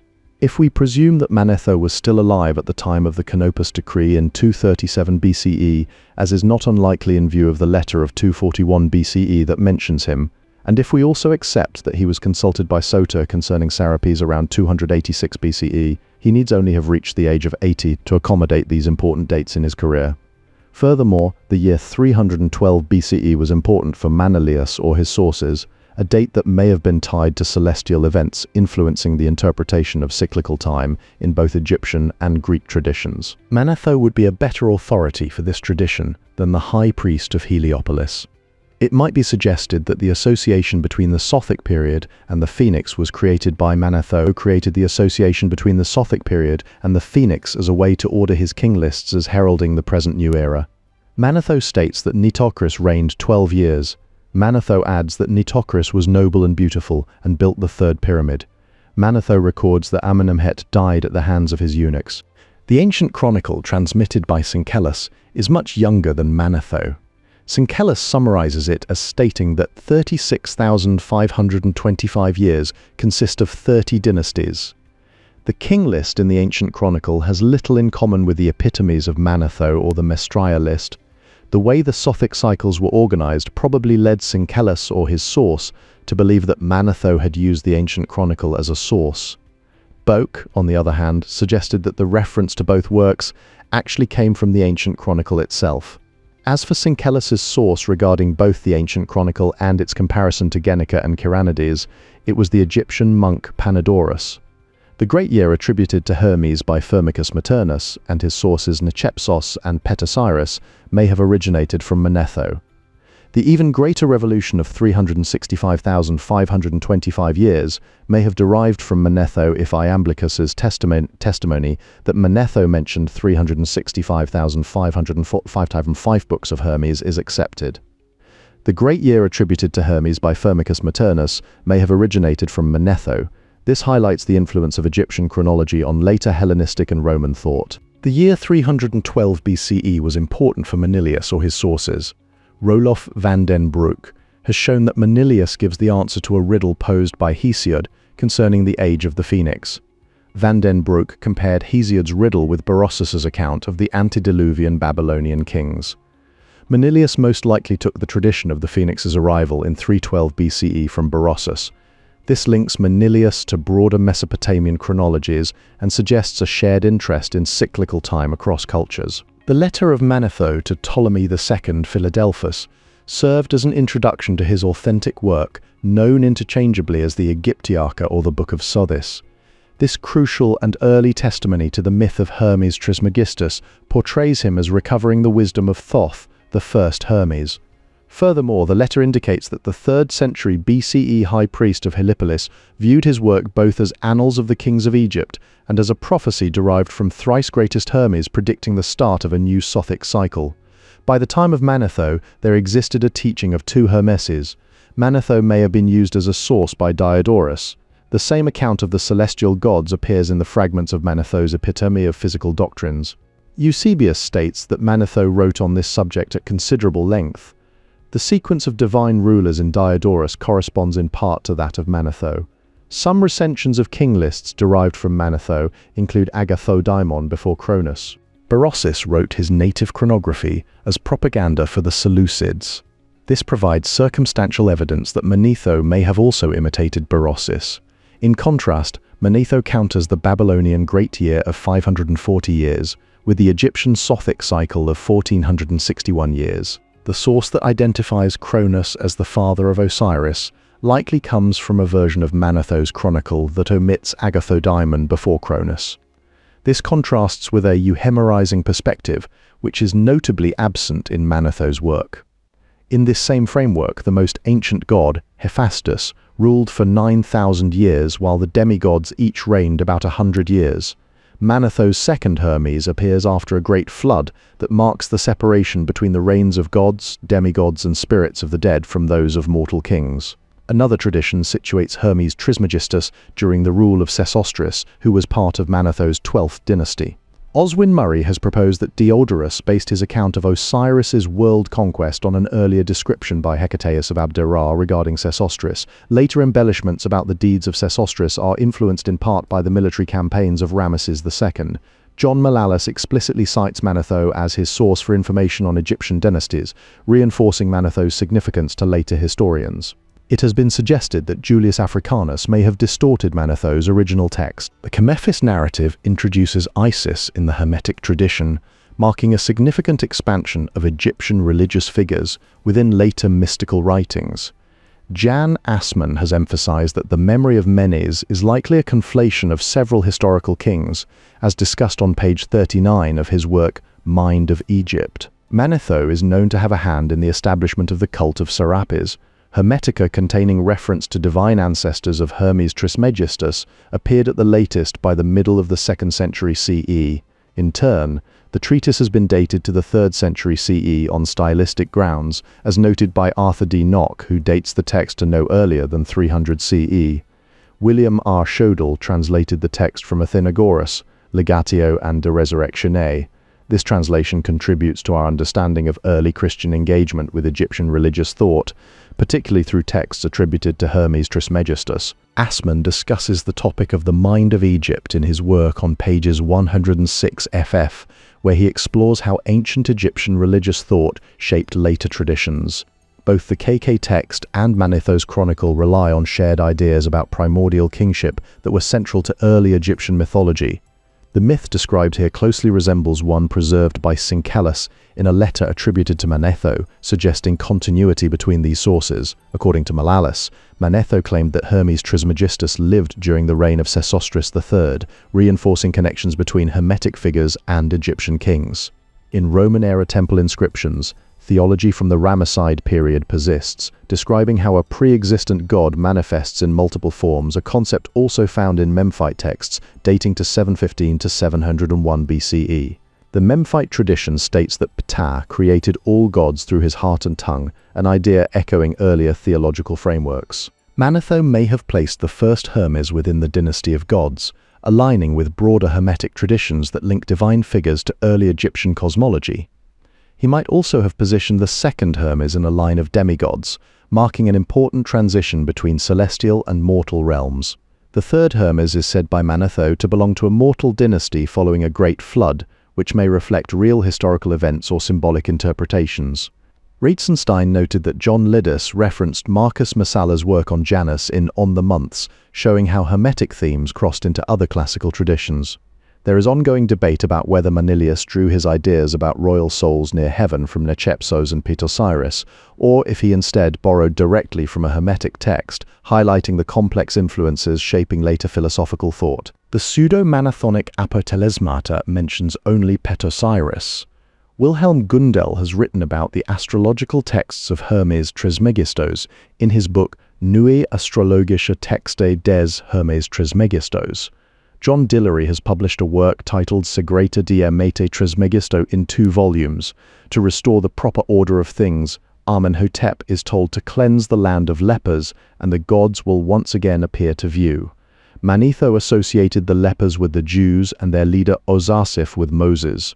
The chronology between the different recensions of Manetho is completely garbled. Josephus claims that Manetho did not supply the number of years in his reign. Vettius Valens notes that King Nechepsos wrote mystically, presenting his teachings as an enigma.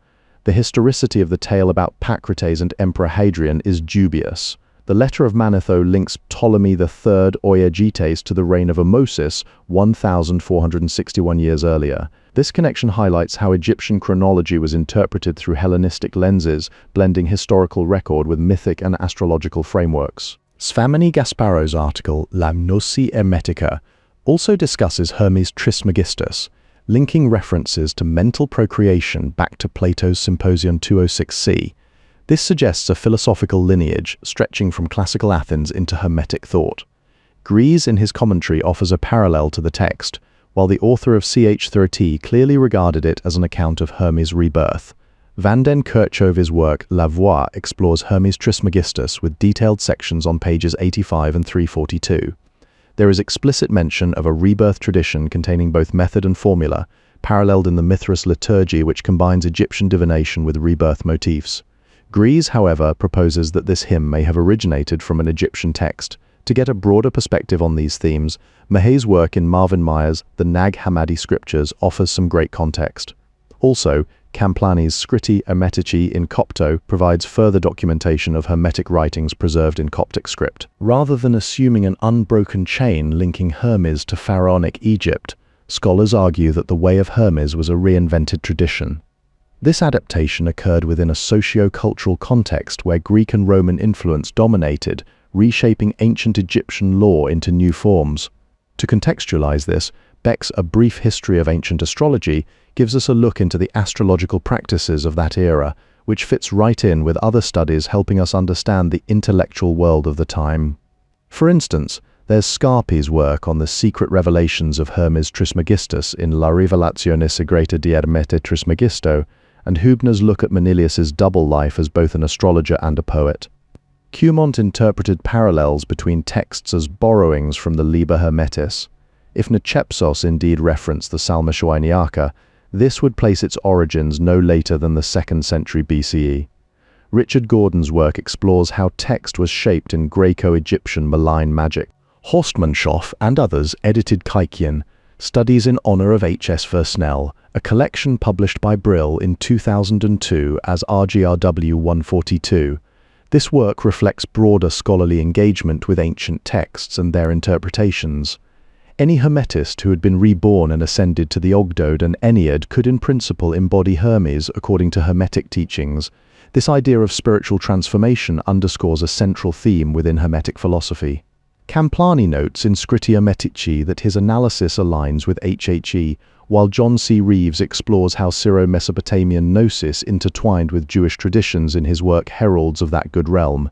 Camplani also first identified a parallel between the Hermetic prayer of thanksgiving and other texts in Scriptia Hermetici in Copto. The rationalization of traditional mythology is perhaps more a hallmark of Hellenistic philosophy. There is a strong continuity between Egyptian texts written in Greco-Roman times and texts of the New Kingdom. Chapter 9 corresponds to the traditional Egyptian Chaos-Beschreibung, which is generally used to contrast the present order with past chaos, thus legitimizing new ruling dynasties. The demythologized account of On the Rebirth and the Immortalization could be coeval. John G. reviewed H.D. Betts' The Mithras Liturgy in RBL 2 2005. It is possible that the two texts derive from two Hermetic circles with quite different views of magic. Another scenario is that Zosimus, citing by memory, has mixed Gnostic and Hermetic theories. A third scenario is that later copyists have mangled the text, and much of the Hermetic material is actually due to Zosimus.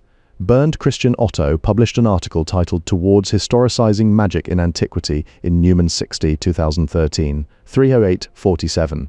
Graf wrote a book on magic in the ancient world. Jacco Dielemann's article was published in Continuity and Innovation in the Magical Tradition, ed. The people of Israel had once been liberated from the darkness of Egypt. Plutarch compared the characters of famous Greek and Roman politicians or military men in his parallel lives. The third text discovered in the Nag Hammadi library is usually referred to as the treatise on the Ogdoad and the Ennead. Mahe has pointed out an alchemical fragment called the Organon of Hermes Trismegistus. I agree with Mahe's use of this text, HHEI 106-107, as a key to understanding the latter. Van den Kerkhove notes that Thoth's writings became the replacements for the words of the god Re, which were no longer heard. Van Bladdel's study, The Arabic Hermes, highlights vague and inconsistent terminology in modern scholarship about Hermes Trismegistus. Rosenthal and Van Bladdel note that the Testament to Ammon shows clearly how far the mythology around Hermes had drifted apart from the original spiritual Hermetica discussed here. This conclusion finds support in Kingsley, Ancient Philosophy, Mystery and Magic, 371-391. The Byzantine scholar George Synkelus attributed a letter to Manetho, which was addressed to Ptolemy II Philadelphus, 282-229, as confirmed by two sources. Manetho himself was another native of Sebenetos, according to the evidence. He dedicated his books specifically to Ptolemy, and Synkelus reported that he wrote, "Since you seek to know what will come to be in the cosmos, I shall present to you the sacred books that I have learned about, written by your ancestor Hermes Trismegistus." Despite its significance, Greco-Roman authors paid little attention to Manetho's annals. Today, these records are preserved only in excerpts and epitomes by Josephus and various Christian chronographers. Even before later Christian scholars began using his history, it had already been reworked, excised from some accounts, or distorted. Manetho's work eventually became authoritative for both ancient and medieval users of historical texts. The author insists that the full scope of what was once dismissed as nonsense must now be re-evaluated by historians and included again in scholarly discourse. According to the records of a Byzantine monk, Manetho wrote about the translation of books attributed to the second Hermes. These works were said by Manetho himself to contain everything in 36,555 volumes. Meanwhile, the third book of the Sibylline Oracles dates back to the middle of the 2nd century BCE, making it one of the oldest parts of that collection. Alexander Polyhistor drew upon this ancient text for his account of the Tower of Babel in his Chaldean history. The Hermetica emerged as a literary response to the complex cultural landscape of Ptolemaic, Roman and early Christian times. In addition, two manuscripts that preserve all 17 logoi, also contain an annotation on ch 1.18 by Michael Psellus. Ficino worked from a Greek manuscript that ends at ch 14, while John of Stobie compiled his anthology around the year 500 CE with 40 excerpts drawn from Hermetic writings. Some of these same titles appear in the Nag Hammadi codices, which have become crucial sources for studying early Hermetic texts. Jean-Pierre Mahe has produced extensive studies on all the Nag Hammadi Hermetica and points out that some of these materials may date back to the 1st century CE or even earlier. He also gives the Armenian version a very early dating, suggesting its origins could be among the earliest surviving forms of this tradition. Adrian Turnebus included Angelo Vegesio's Suda entry on Hermes in his 1554 edition, alongside 3 pieces from Stobaeus. Frangois de Foix de Candaile published a new Greek text in 1574, which was actually the edition of Turnebus improved by Joseph Scaliger, but without ch Thashan the Sathantheth. This 1574 edition included a Latin translation and incorporated as a 15th treatise the Suda entry, along with the Stobaean excerpts that Turnebus had published. Martin Krauss clarified the precise number and identities of the new texts in 1966. Third, to provide a point of entry to the vast bibliography that has accumulated on the Hermetica.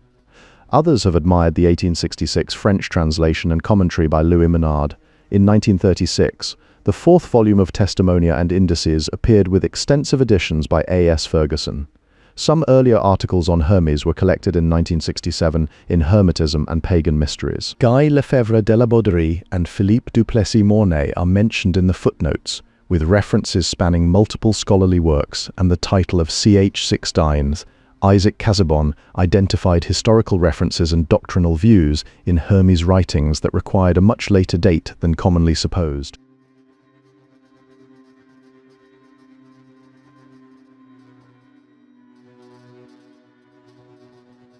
The Greeks began to say that the Egyptians were the first to invent organized religion. They believed that esteemed Greek philosophers had learned their ideas directly from Egyptian priests, who were seen as wise custodians of ancient knowledge. This view arose partly from a fascination with myth and an attempt by Greek thinkers to find common ground between their own culture and the grand traditions of Egypt. Greek philosophical speculation about the Logos before the Common Era laid the foundation for Hermeticism, allowing early followers to construct a divine yet human figure named Hermes. This movement was deeply connected to Judaism, as both the mystical Hellenistic Judaism of Philo and emerging Hermetic thought developed in parallel during the 1st century CE. These two traditions shared an environment rich with philosophical ideas that shaped their respective writings. The works produced by early Hermetists were heavily influenced by Philo's intellectual spirit and his approach to religious thought. Some scholars, like B.H. Stricker, proposed a radical theory that the texts known as the Hermetica are not original Greek compositions but rather redactions of older Egyptian religious literature. This perspective challenges conventional views about the origins of these influential writings. Some historians argue that if Hermes had not intervened with his carefully crafted teachings, the orthodox creeds established in the 4th and 5th centuries CE might have taken a different form. In the New Testament era, traditionalist Greek pagans even saw the Apostle Paul as an earthly manifestation of Hermes Trismegistus, because he was often regarded as the chief speaker among early Christian figures. The predicate Trismegistus, thrice great, derived from the Egyptian manner of expressing the superlative greatest by repeating the word great 3 times. Late antiquity left us an extensive literature attributed to Hermes Trismegistus. Hermetic works and references to Hermetic traditions are preserved in Greek and Latin authors of late antiquity. The definitions of Hermes Trismegistus is a collection of short, often aphoristic summaries of the main points of Hermetic doctrine. The philosophical Hermetica were influenced by Greek philosophy. The philosophical Hermetica were also influenced by Jewish and Egyptian mythological and theological speculation. B.H. Stricker compared the Hermetica to the LXX as a Greek redaction of Hebrew literature. For Stricker, the exterior form of the Hermetica is Greek, but internally they are Egyptian. Antique Hermetica, like Panaratos, rely much more on Egyptian religion and magic. In the 20th century, the strong emphasis on the Greek philosophical background led to an almost complete denial of any Egyptian influence on the Hermetica. Egyptologists have always defended the Egyptian origin of the Hermetic ideas. Explorations of Hermes and Hermeticism are vital to the study of early Christian literature, ecclesiastical history, and understanding religious philosophy in late antiquity. The Greek world was firmly persuaded that the Egyptians had been the first people to organize formal religious cult. The priesthood retained not a little of the vast social and political power it had wielded under the pharaohs. Magic was among the first fields in which Greek texts were attributed to Hermes Trismegistus. Hermes Trismegistus's authority in the sphere of magic was based on his position as a patron of magic. The product of the interaction of Egypt and Greek cultural traditions was at least as much Egyptian as Greek. There is a general scholarly consensus that the idea of a primal, androgynous, self-created creator is not Greek but Egyptian. The book, The Egyptian Hermes, deals with an earlier phase in the relationship between Hellenism and the East. Berger A. Pearson has written a book titled Ancient Gnosticism, Traditions and Literature. The author highlights the Egyptian influences within the teachings of Hermes Trismegistus. J.P. Mahay, a professor of Armenian, has done significant scholarly work on the intellectual origins and context of Hermetism. Given the Nag Hammadi texts and other available evidence, the historical and social background of Hermetism has become especially worth exploring. Moses among the Jews was acknowledged to have sat at the feet of Egyptian priests. The priesthood in Egypt remained virtually undiluted by Greek blood, preserving traditions that predated Hellenistic influence. The priests of Egypt had ambivalent feelings about the alien culture that had struck root in their country, resisting some aspects while adopting others. Egyptian priests knew Greek and were a major source of information about Egypt for Greek visitors and scholars. Some Egyptian priests were sufficiently Hellenized to write books in Greek about Egyptian religion, blending native beliefs with classical language. Some Egyptian priests may have translated sacred priestly books into Greek for those who could not read the originals, facilitating cross-cultural understanding. Quaigbeer argues that the clergy were involved in the production of laws in both Demotic and Greek, demonstrating their role as legal intermediaries. Otto estimates the degree of Hellenization of the average priest in Hellenistic and Roman Egypt, revealing a complex process of cultural adaptation over time. Greek immigrants and their descendants often persevered in Greek ways of thought and behavior, maintaining distinct identities even within Egyptian society. Jewish and Christian writers saw Egypt as the very incarnation of irreligiosity, contrasting it with their own theological frameworks. We most naturally look for the genesis of a Greco-Egyptian consciousness in the educated native milieu, where Egyptian traditions met Hellenistic ideas to form new intellectual currents. Serapis emerged from a fusion of Egyptian and Greek theological ideas, reflecting the cultural interplay in Hellenistic Egypt. In this period, native Egyptian religious practices remained robust despite foreign influence. The resilience of these traditions made full integration with Greek beliefs difficult to achieve. Crawford's research highlights that Greeks adopted many aspects of Egyptian culture more readily than Egyptians embraced Hellenistic customs.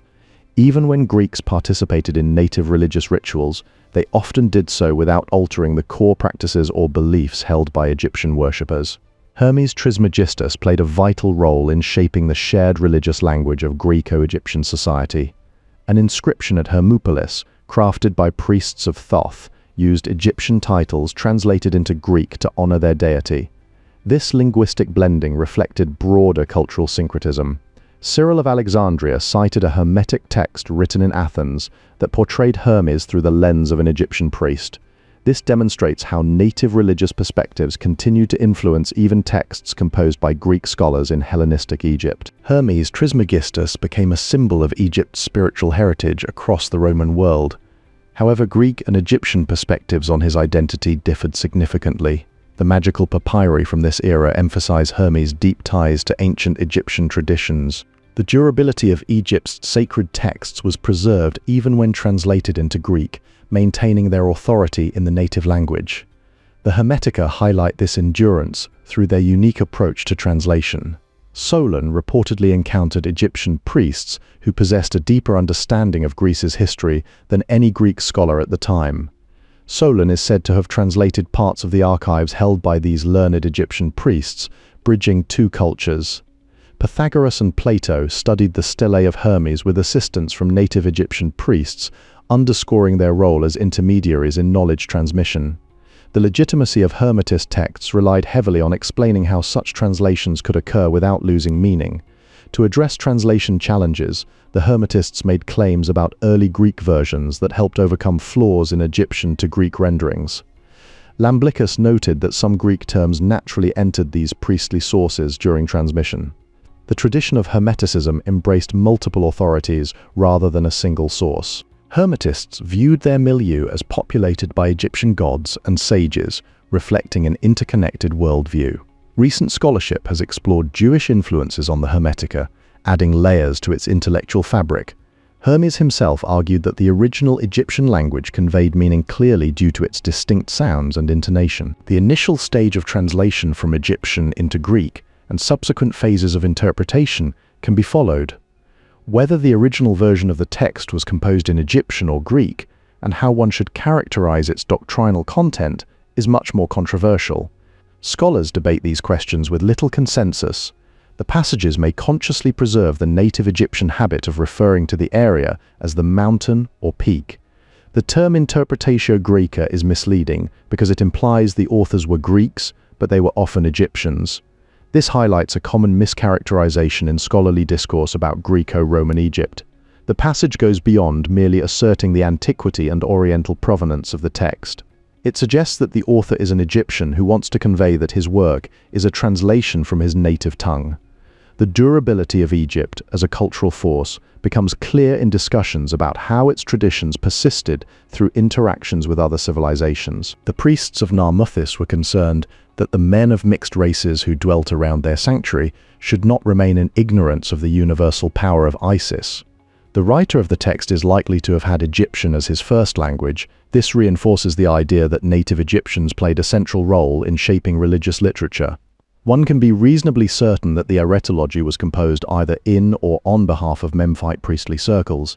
Isidore's hymns originated close to the same Egyptian priestly circles as the Memphite Aretalogy. This suggests a shared intellectual and religious environment among these groups. In both the learned and popular religious literature of Greco-Roman Egypt, the exponents of the interpretative approach were as likely to be native Egyptians as Greeks. This challenges assumptions about who held authority in translation and interpretation during this period. The ethnological literature began to emerge not long after the Macedonian conquest of Egypt, as Greeks resident in or visiting the country sought to document Egyptian religious practices. This body of work aimed to satisfy educated Greeks' curiosity about theology and cultic traditions, revealing how Hellenized native Egyptians played a pivotal role in shaping Greco-Egyptian consciousness. Among these writers was Hecataeus of Abdera, who combined priestly records with personal experience to craft an interpretative account that would influence later historians. Hecataeus's work and those of his successors were arguably less refined than Herodotus's writings or the accounts of Egyptian religion produced by others for Greek audiences. Otto catalogues key authors in Priester und Tempel 2.21718, highlighting how this literature was part of a broader intellectual movement. Meanwhile, Herodotus claimed priestly authority over much of his narrative, positioning himself as an intermediary between Egypt and the wider Hellenic world. Chaeremon, another prominent figure in this literary tradition, was frequently called a philosopher by Greek writers. His account of the Egyptian priesthood survives through Porphyry's writings, though it is marked by an unashamed idealization of priestly roles and practices. This portrayal reflects not only Chaeremon's personal perspective, but also the broader Hellenistic fascination with Egypt as a repository of ancient wisdom. The interplay between Greek authors like Herodotus, Hecataeus, and Chaeremon reveals how Egyptian religious knowledge was filtered through Hellenic lenses. While these writers drew on native sources such as priestly records, their interpretations often emphasized philosophical or moral frameworks that resonated with contemporary Greek thought. The Egyptian priests were regarded not only as religious figures, but also as philosophers, a view supported by Chaeremon the Stoic, who noted that they chose temples as places to pursue wisdom. The reverence people had for the divine provided these priests with security within temple walls, and many considered sailing away from Egypt an act of profound impiety. To make Egyptian culture more relatable to Greeks, Chaeremon carefully framed his accounts in ways that would not seem shocking or incomprehensible. The sacred books of the ancient Egyptian priests were meticulously copied within the houses of life, centers of learning and preservation, A passage describes a procession where each priest carried symbols and texts associated with his rank, reflecting their hierarchical structure. Chaeremann's fragment 10 details how these priests kept their hands inside their robes and wore insignias that denoted their status in the temple hierarchy. Porphyry later summarized Arimon's account of this priestly deportment, preserving a glimpse into ancient Egyptian religious practices. Diogenes Laertius notes that these priests formulated laws on justice and attributed them to Hermes Trismegistus, reinforcing the deep connection between their legal philosophy and divine authority. Iamblichus also highlights how Egyptian priests were linked with Hermes in his writings, the 36 non-medical volumes that contain the entire philosophical framework of ancient Egypt, as expressed through their religious texts, further illustrate the depth and breadth of knowledge these priest scholars preserved. Their work encompassed not only theology, but also law, ethics, and cosmology, all rooted in a tradition that spanned centuries. Ancient Egyptians showed a keen interest in understanding the origin and nature of precious stones and metals. Earlier texts from the instruction genre have been translated by Miriam Lichtheim in her work Ancient Egyptian Literature, offering valuable insight into this tradition. Sources from the Ptolemaic and Roman periods are considered unreliable guides to the priestly literature of pharaonic Egypt. Among the Teptunis texts, 2 have been specifically titled On the History of the Building of Temples and On the Management of Temples. These materials retain an extremely Egyptian and priest-dominated character even during the Greek and Roman period. Knowledge of the priestly script played a crucial role in preserving traditional Egyptian ways of thought. 5th century demotic graffiti on an island reveal that some priests were of Egyptian or more southerly origin, indicating regional diversity within the priesthood. The more sophisticated hieroglyphic texts in the temple at Esna, inscribed between Domitian and Antoninus, suggest that Egyptian theology was still evolving as late as this time. This evolution did not stem from new insights, but rather from a desire to bring clarity and order to an overwhelming array of existing doctrines. The question remains whether the Hermetic sciences have roots in native and pharaonic Egypt. Evidence linking Egyptian priestly literature to technical Hermetica is sparse, though it is clear that the influence of Egypt extended far into the Greco-Roman world wherever magic was practiced. The Hermetists demonstrated a dual approach, embracing the broader Hellenistic world while fiercely preserving their Egyptian roots. This duality is best illustrated in the writings of philosophical Hermetists, who serve as our most reliable evidence for this phenomenon. Hellenophone writers frequently referenced aspects of this uniquely Egyptian tradition. Chaeremann's Fragment 2 and Philo's Al, Vmos 23 are 2 examples where Hellenophone authors acknowledged the distinctiveness of Egyptian traditions. In classical Greece, natural philosophers subjected magico-religious worldviews to rigorous scrutiny, a contrast that highlights how differently these ideas were perceived in Egypt. These same ideas are said to have appeared in the writings of Petosiris and Nekepso, figures traditionally linked with Hermetic thought.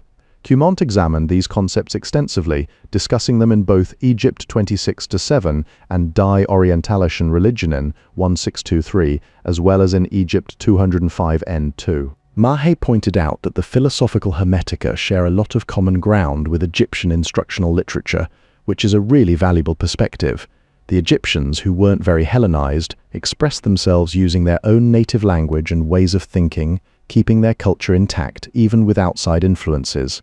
Their writings might have interacted with contemporary texts in Hebrew, Aramaic, and Greek, suggesting there was an intellectual exchange between different traditions. Morenz in Egyptisch Religion 78 highlights the Egyptian and Greek origins of the idea under discussion. Egyptian priests were regarded as the authorities par excellence on theurgy. The books have been translated from the Egyptian language by men who were not ignorant of philosophy. Thessalus found the direct revelation among the archpriests with their love of letters, and the old men full of diverse learning. Pancrates was one of the many points of contact between the native clergy and the Greeks of Egypt. The Greek obsession with the Egyptian priesthood and its arcane wisdom is a possible explanation for the above phenomena. The philosophical texts were gathered together into collections from an early date. The book that Zosimus refers to claims to have originated as an inscription and to have been associated with Hermes and Plato. Papyrological sources make up for the exiguity of literary testimony about Upper Egypt. Ancient sources have referred to Hermes as a theologian.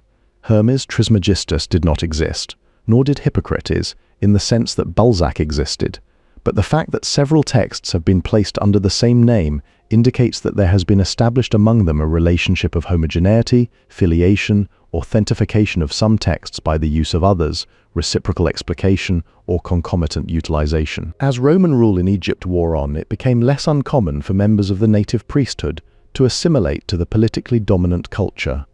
Antoninus was fascinated by the religion of the Egyptians. Herescus fostered not only the ancestral rites of Egypt, but also those of other lands whenever he could find any remnants of them. Iamblichus stated that since Hermes was the source of all knowledge, it was natural for the ancient Egyptian priests to render him homage by attributing their writings to him. The Theosophia Tubingensis reproduces a series of inscribed oracles from different parts of Egypt. Stobaeus belonged to the same sort of milieu as the Egyptian Hermetists. Stobaeus was deeply committed to the classical literary tradition but open to the best in the paganism of his own times. Zosimus's Syriac fragments allude to small, secret circles of devotees, primarily alchemists but not lacking spiritual aspirations, founded by Theosebia. Dawson, J.E.A. 35, 1949-59, observes that it is very unlikely that Anastasia himself did any fieldwork at Saqqara and Thebes. Hermes, a mid-5th century Platonist, made references to Hermes Trismegistus and his writings in his Scholia on the Phaedrus. Through Cyril's extensive quotations, Hermes Trismegistus passed into the Byzantine Greek and Syriac literary traditions. In the Hermetic tradition, as among the Pythagoreans and Orphics, there was a sense of a continuity of inspiration. Philo's observation that Tautos conceived the holy forms of the letters by imitating the appearance of the gods may reflect Phoenician awareness that their script was originally derived from Egyptian hieroglyphs. The author must first and foremost give sincere thanks to their doctoral advisor, Professor Einar Thomasson. Tertullian of Carthage is the first writer who indisputably quotes from the philosophical books of Hermes, gave the Egyptians their laws and letters. Some of the Hermetic literature was eventually made available to Egyptians who did not know Greek. It was possible to refer to Hermes as the Egyptian Tout Court. Close analogies to the technical Hermetica are found in the Greek writings ascribed to Zoroaster, Ostanes, and Hystaspes. The books of the Persians, the Chaldeans, and Hermes Trismegistus adjusted Eastern wisdom to Greek tastes. The same texts often circulated under the names of both Greek and Oriental sages. It was possible to extract philosophy from oracles. The influence of Orpheus and Pythagoras and the Magi and Chaldeans may have been greater quantitatively. I would like to thank Professor Ingvild Salid Gilhus for reading and commenting on my dissertation. A long-standing tradition holds that Pythagoras and Plato both traveled to Egypt, where they received education from its priestly scholars. In Greco-Roman Egypt, numerous Greek texts circulated under the name of Hermes Trismegistus, a divine sage said to have invented Egyptian philosophy, arts and sciences. These treatises often drew upon ideas from Platonic, Stoic and Neo-Pythagorean traditions. Scholars studying Hermetism have long faced the challenge of untangling which teachings were truly ancient Egyptian in origin and which were later Hellenistic additions. The attribution of diverse philosophical ideas to Hermes Trismegistus complicates this task, as it blurs the lines between indigenous wisdom and Greek interpretations that followed. The author would like to thank Professor Lisbeth Mikaelsen, Paul Steiner, and Alexandros Sakos for their discussions, which helped refine this research. Their insights were instrumental in shaping the direction of this work, as was the careful consultation of original texts whenever possible. The Greeks viewed Egyptian civilization as being much older than their own, marveling at the temple archives kept by priests, records that seem to stretch back through time. Jean-Pierre Mahe wrote Hermes en Haute Égypte, a 2-volume work published in Quebec between 1978 and 1982. The sect's founder was an Egyptian priest who combined teachings on creation by Ptah with Eastern ideas about human bondage and liberation into a Gnostic system. This community started in Memphis under the leadership of a priest dedicated to Ptah. This priest had adapted an ancient Egyptian belief concerning a primordial divine figure by incorporating Hellenistic influences. More specifically, the foundation for this movement came from the Hellenized teachings of Ptah priests in Memphis itself. The founder linked these ideas to another similarly transformed teaching brought into Egypt by people from outside. Richard Reitzenstein authored Die Hellenistischen Mysterienreligionen nach ihren Grundgedanken und Wirkungen, a study on Hellenistic mystery religions. Wilhelm Kroll wrote an entry about Hermes Trismegistus in PW, while his son Joseph Kroll produced Die Lehren des Hermes Trismegistus, examining the teachings attributed to this figure. W.M. Flinders Petrie wrote Personal Religion in Egypt Before Christianity, exploring early Egyptian religious practices. Philippe Durchain published an article affirming that the Corpus Hermeticum was deeply rooted in authentic Egyptian traditions. The Nag Hammadi Hermetica became widely accessible following its publication by Martin Krause and Pahor Labib in 1971. Jean-Pierre Mahe, collaborating with Joseph Paramel, published an article called Extraits Hermétiques inédits d'un manuscrit d'Oxford in Reg 104, 1991, 108-339. In this work, he suggested that Hermetic treatises originally developed from a collection of aphorisms, providing an early framework for later philosophical expansions. He also noted that Egyptian priests may have had ties to groups similar to the Gnostics, pointing to potential overlaps in thought and practice between these traditions. Representatives of Egypt's native clergy were open to a doctrine that linked their country's traditions with Platonism. Some among them may have been part of the audience or even authors of Hermetic texts, suggesting an active role in shaping these writings. The present analysis supports Fowden's earlier tentative claim that Egyptian priests could be responsible for composing at least some core parts of the Hermetica. The books attributed to Hermes were rendered into Greek by priests who had studied and understood Greek philosophy, positioning them at the center of religious and philosophical discourse in antiquity. While the Hermetica contains references confirming these texts originated in Egyptian, reinforcing their deep roots in native tradition, Iamblichus distinguished between Hermes as the author and the Egyptian priests as the actual writers who shaped the texts. These empirical authors, specifically those in Thebes who were regarded by Strabo as both astronomers and philosophers, wrote at least a core group of Hermetic treatises, making them central figures in the composition and transmission of this body of work. For historical analysis, these figures are far from unimportant. They represent a bridge between ancient Egyptian tradition and Hellenistic thought. Their writings became a conduit for transmitting indigenous wisdom and Hellenistic ideas, leading the Church Fathers who read the Hermetica to accept them as representations of age-old Egyptian wisdom. The documents often use philosophical terminology and were translated from the Egyptian language by individuals familiar with Greek philosophy. Iamblichus, in his Mystical Theology 8.4, discusses how philosophers translated Hermetic doctrines into Greek, not entirely unacquainted with the subject matter, but not fully immersed either. This reflects a careful process of translation that bridged two intellectual traditions. Hermes Trismegistus evoked the wisdom of Egypt for his readers in antiquity, blending ancient traditions with emerging philosophical currents. Egyptian priests navigated between the traditions of Egyptian temples and Greek philosophy, balancing their sacred duties with intellectual engagement across cultures. The social position of Egyptian priests was determined by the tradition of Egyptian temples, while their upward mobility depended on how well they could navigate Greek philosophical thought. These dual influences shaped both their status and the content of texts attributed to Hermes Trismegistus. The texts are considered in light of philosophy, magic, and traditional Egyptian cult practices, revealing a complex interplay between sacred knowledge and intellectual inquiry. The intention is to demonstrate that all these contexts point toward a priestly milieu at the heart of Hermetism. The objectification of tradition as text created a new sense of history, transforming oral and ritual knowledge into written forms that could be studied, debated, and preserved. This shift was particularly significant for the development of Hermeticism as an intellectual movement. The Hermetica's integration of philosophy, magic, and traditional Egyptian cult practices highlights the role of priests as key custodians of knowledge.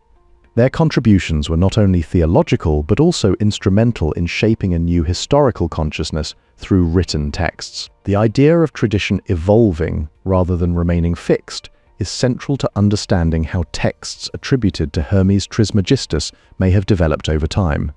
This concept challenges the assumption that such writings are purely ancient Egyptian in origin, suggesting instead a dynamic interplay between cultures. Several previously mentioned works on tradition had already pointed out that traditions are not static. This idea is reinforced by multiple scholars who have examined how cultural narratives shift over time, challenging the notion of unaltered continuity. Such insights become particularly relevant when considering whether certain texts were created or adapted in ways that reflect deliberate reinvention. The difference between an imic claim, that is, The belief held by members of a culture that their traditions are unchanging and the scholarly etic description of how tradition actually evolves should always be kept in mind. Armin W. Geertz and Jep S. Jensen explored these dynamics further in their article Tradition and Renewal in the Histories of Religions. Some observations and reflections. It becomes clear that traditions, whether religious or literary, are rarely static entities. They shift and adapt according to the needs of those who preserve them, whether through oral transmission or written record. This understanding is essential for interpreting how Egyptian priestly authors may have contributed to texts now associated with Hermes Trismegistus. Jan van Siena's book, Oral Tradition, A Study in Historical Methodology, was translated by H. M. Wright. Christian H. Bull's article, Hemelig Text.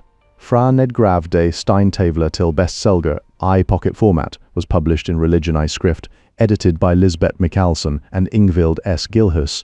These works contribute to ongoing scholarly discussions about the nature of tradition, particularly Schill's assertion that a tradition must be believed to have existed in the past by those who accept it. If these texts were just literary works created by Greeks with philosophical ambitions who used Egyptian motifs as a mere surface layer for their brand of Platonism, as Festugière argued, then we're looking at an invented tradition. This view shows how cultural elements can be repackaged to serve new intellectual or ideological goals. Our hypothetical priestly authors would have been bilingual, educated in Egyptian priestly writings within the temples, and also immersed in secular Greek grammar and culture. This dual education allowed them to navigate both worlds, blending indigenous knowledge with Hellenistic thought. Such individuals would have been instrumental in shaping texts that carried Egyptian traditions while being expressed through a Greek philosophical lens. Their ability to move between cultures and languages enabled them to act as bridges, transmitting sacred knowledge across intellectual boundaries. In their 2012 book, Plato and Myth, Studies on the Use and Status of Platonic Myths, Catherine Collibert, Pierre Destré, and Francisco J. Gonzalez looked into how myth functions within Platonic philosophy. In 1993, Ernst Haitch released a detailed translation and commentary on Plato's Phaedrus. Some of the sources for Plato's stories can be traced back to meetings between educated Greeks and Egyptian priests near Naucratis, where they exchanged sacred knowledge. Dorotheus of Sidon, a compiler of astrological teachings, appears to have drawn from Trismegistus's work. In his fourth book, Dorotheus presents the doctrine of the Egyptians as part of his broader system. As early as the 1st century CE, the title Trismegistus was already known among Greek audiences, who regarded Hermes not only as an astrological authority, but also as a divine counselor and magician. In his 1997 book, The Jews of Egypt, From Rameses II to Emperor Hadrian, Joseph Melez Modrzejewski explored this complex interplay. The figure of Hermes Trismegistus acted as a unifying model for the Hermetic treatises, giving them a sense of internal coherence. Later, Renaissance scholars interpreted the title Trismegistus to mean that Hermes was the greatest priest, philosopher, and king in history. C.H. Dodd, Birger Pearson, and Mark Filanenko have suggested that Jewish influence appears in some Hermetic texts.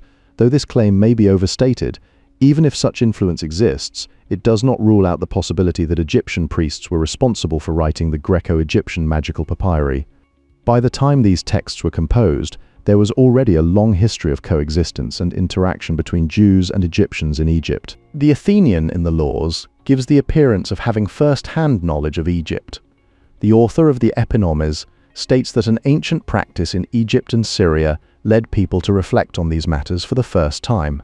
Matthew suggests that Plato arrived in Egypt around 394–393. Matthew associates Plato's mention of the dependence of Egyptian kings on the priests with the accession of the illegitimate Acharis in 393.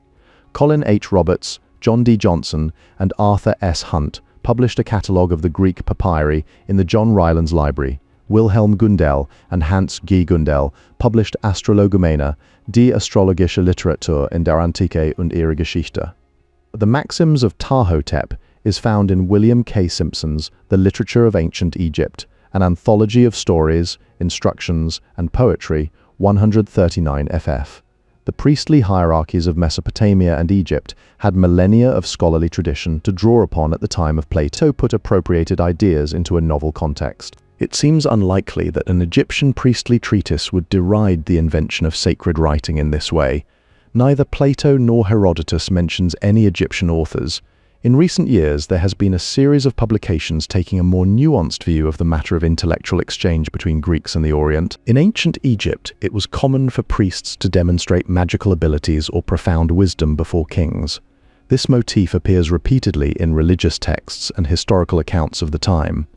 Josephus is unique among authors for quoting actual fragments from the Egyptiaca rather than just summarizing its contents. Syncellus's work features a detailed list of 86 Egyptian kings, ranging from Mistraim to Ahmosis. The text mentions that while the Egyptians claimed to have discovered certain mathematical ratios, they didn't actually explain how they did it. Later authors were convinced that visits to Egypt had actually occurred. Plutarch and Proclus name specific Egyptian priests from whom Solon learned his teachings. According to Proclus, this information came directly from the traditions preserved by the Egyptians themselves. Post-Hellenistic philosophy began treating Plato as the ultimate source of ancient wisdom. In later writings, this version of Plato was often placed within a Hermetic context. A letter from that period mentions holy books composed by our forefather Hermes Trismegistus, linking sacred texts to an Egyptian figure. Berossus belonged to the native priestly elite. These priests boasted of Babylonian records of kings stretching back to creation. Egyptian priests vied with the Chaldeans for the claim to be inventors of this art. Berossus wrote of the king Seothros, based on the Mesopotamian legends of Ziusudra, Atrahasis, and Utnapishtim. John Gwynne Griffiths discusses the faith of the Pharaonic period in classical Mediterranean spirituality, Egyptian, Greek, Roman. Georg F. Unger suggested that the Egyptian monk Panadorus was the author of the Book of Sothis. Simpson authored The Literature of Ancient Egypt. In Plato's Timaeus, the Egyptian priests counter Solon's retelling of the flood of Deucalion by stating that several floods and fires destroy the earth at regular intervals, save for Egypt. Hecataeus of Abdera wrote a glorifying account of Egypt for his patron Ptolemy I Soter. A passage in Tacitus provides a testimony to Egyptian writers around 34 CE. Tacitus states that his sources for the Serapis legend were Egyptian priests. The Canopus Decree proves that Egyptian priests were aware of the wandering civil year by the time of Euergetes' reign. It was obviously of great importance to the priests to demonstrate that Egypt was the cradle of civilization. This emphasis on Egypt's primacy is reflected in Diodorus, who claims that the first rulers of Egypt became gods due to their civilizing activities. Diodorus frequently references priestly informers who quote from sacred archives. These accounts provide insight into how Egyptian priests preserved and transmitted knowledge through written records, maintaining a connection between past wisdom and contemporary religious practices. Modern versions of Diodorus agree that the Egyptian lawgiver was Menes, the first king. The list of the following lawgivers, Sasaikis, Sesoisis, Bocchorus, Amasis, and Darius, is shown in chronological order. Some priests even claim that Hephaestus ruled before Helios, which suggests a unique theological perspective. The introduction of laws and letters is credited to the second Egyptian Hermes, a claim that must have been intended to predate later historical periods. Macrobius also attributes this teaching to the early Egyptians, reinforcing their role in shaping philosophical traditions. The sages who created the Thema Mundi are described as the ancient wise and divine men of Egypt and the learned men of Babylon. Firmicus Maternus asserts that Nechepsos and Petosiris, pseudepigraphic Egyptian astrologers, took their birth chart of the world from Hermes. This attribution to Hermes underscores his central role in early cosmological thought. Hermes Trismegistus was an important figure of memory for Egyptian priests, a role recognized by Greeks who saw him as the authority behind Egypt's sacred writings. His connection to primordial gods and Egyptian kingship is also reflected in the Hermetica, though this aspect has been less emphasized in scholarly literature. By the late 1st century CE, texts known as the Hermetica emerged, allegorizing Egyptian deities as forces behind natural phenomena. Some scholars argue that these writings were authored by a devotee of Isis who reworked traditional Hermetic teachings into a new narrative framework centered on Her and Horus. Most editors believe that references to thrones in these texts come from Jewish influence. Hans Bonnet's Reallexikon der Ägyptischen Religionsgeschichte, 1971, looks at the name Hermes Trismegistus in section 424, providing more background on its historical and religious context. Assmann discusses the topic of ancestor gods in Mind of Egypt, pages 362 to 64, while Kroll's work Die Lehren des Hermes Trismegistus is referenced in relation to SH3, 69. King Shabaka claimed he transcribed the Memphite theology from a worm-eaten papyrus left by his ancestors. Jørgen Podeman Sørensen has shown that the Holy Book, CH3, is based on native Egyptian cosmogonies. Egyptian priests were able to frame their own creation theologies within a Neo-Pythagorean framework, blending indigenous traditions with Hellenistic philosophy. The author of The Refutation of All Heresies cites the Egyptian belief that God is an indivisible monad who begets himself, and that all things originated from this. The Egyptians claim that many sages have descended from the lineage of Hermes. In his letter to Onobo, Porphyry asks about the Egyptians' first principles to gain insight into their core beliefs. Jean-Pierre Mahe compares the self-begotten God to Egyptian hymns, drawing parallels between Neo-Pythagorean and native religious thought. The mention of the kings and priests as secondary inventors of astronomy brings to mind King Nechepsos and his priest, Petosiris. Kim Ryholt identifies the figure bearing the common name Petosiris as identical with Petes, a priest associated with the legends of King Necho II. This connection highlights how Egyptian religious figures were intertwined with early astronomical traditions in ways that shaped later Hermetic thought. There is a recently published sentential parallel in the definitions of Hermes Trismegistus to Asclepius. In Ferguson's view, the kings here are mere Egyptian glosses on a Hellenistic list of first inventors, suggesting that these figures were reinterpreted through an Egyptian lens. Some ancient authors considered Zoroaster and Belus to have been early kings of the Chaldeans, linking Mesopotamian traditions with Egyptian narratives. It is improbable that anyone outside of Egypt could have authored this text, given its deep familiarity with Egyptian customs and beliefs. Ancient sources claim Egypt was the origin point for Greek philosophers like Plato and Pythagoras, suggesting a kind of intellectual dominance over Rome. This idea implies that in symbolic terms Egypt had triumphed over Roman authority. The portrayal of Egypt as the cradle of magic was used to reinforce Roman imperial narratives. The detailed list of advantageous rebirths shows a clear interest in the varied roles within Egyptian temples, indicating an author deeply immersed in their structure and function. The kings and priests mentioned by Manilius have often been linked to Nechepsos and Petosiris, renowned Egyptian astrologers. The anonymous 2nd century BCE authors who wrote the texts attributed to these figures claimed their teachings originated from Hermes. To make these ancient ideas feel more immediate, they chose a king and priest closer in time as the supposed authors. This chain of tradition is preserved in Firmicus Maternus's Mathesios Libri the Eight. Books 5 and 1 of the Apitelismatica may have been written by the same author, suggesting a continuity of thought. The passage likely emerged as a reaction to Egypt's weakened status within Greco-Roman power structures. Cumont states that authors who claim to interpret the wisdom of Hermes Trismegistus, or borrowed names like King Necho and his confidant Petosiris, were Hellenized clerics from the indigenous priesthood. Both Greeks and Egyptians associated Hermes Trismegistus with the traditional Egyptian priesthood, reinforcing a shared cultural reverence for these figures. The teachings in early Hermetic texts reflect the self-image of Egyptian priests, suggesting they are the most likely authors behind these works. The metaphor of a way of God or way of Thoth appears repeatedly in inscriptions from priestly families, underscoring their theological and philosophical influence. Brinley R. Rees documented this era through his work, Papyri from Hermopolis, and other documents of the Byzantine period, offering insight into how these texts were preserved over time. Zielinski proposed that some Hermetic texts might have been authored by a single individual, linking them to broader intellectual traditions. Hermetic preachers may have appeared in public spaces across Egypt and the Roman world, spreading their teachings widely. The claim, since they are born of the forefather, it is possible that they have received the matter that is true, suggests a belief in inherited divine knowledge, aligning with priestly claims to ancient wisdom passed down through generations. The call for heaven and earth to open has long roots in Egypt and is connected to beholding the Creator God at least since the time of the New Kingdom temple hymns. The extent to which translations from Egyptian texts for Ptolemaic courts influenced later works remains a topic of debate. Betts in the Mithras examines ritual texts that may reflect earlier Egyptian influences. Betts wrote The Mithras Liturgy, Text, Translation and Commentary in 2003. Scott drew attention to the numerology of the Egyptians as reported in The Refutation of All Heresies. It is likely that the author added to his paradigmatic text.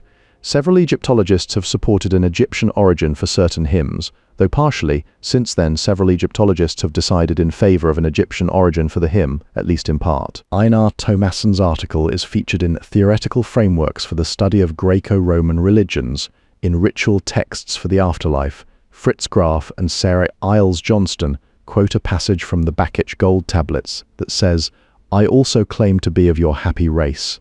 Meanwhile, Jan Assmann explores how religious knowledge in Egypt was passed down through written traditions in his book Ägyptische Geheimnisse. The Pythagorean Platonic backdrop is undeniable in many Hermetic writings, yet there are Egyptian antecedents that are highly congruent with it.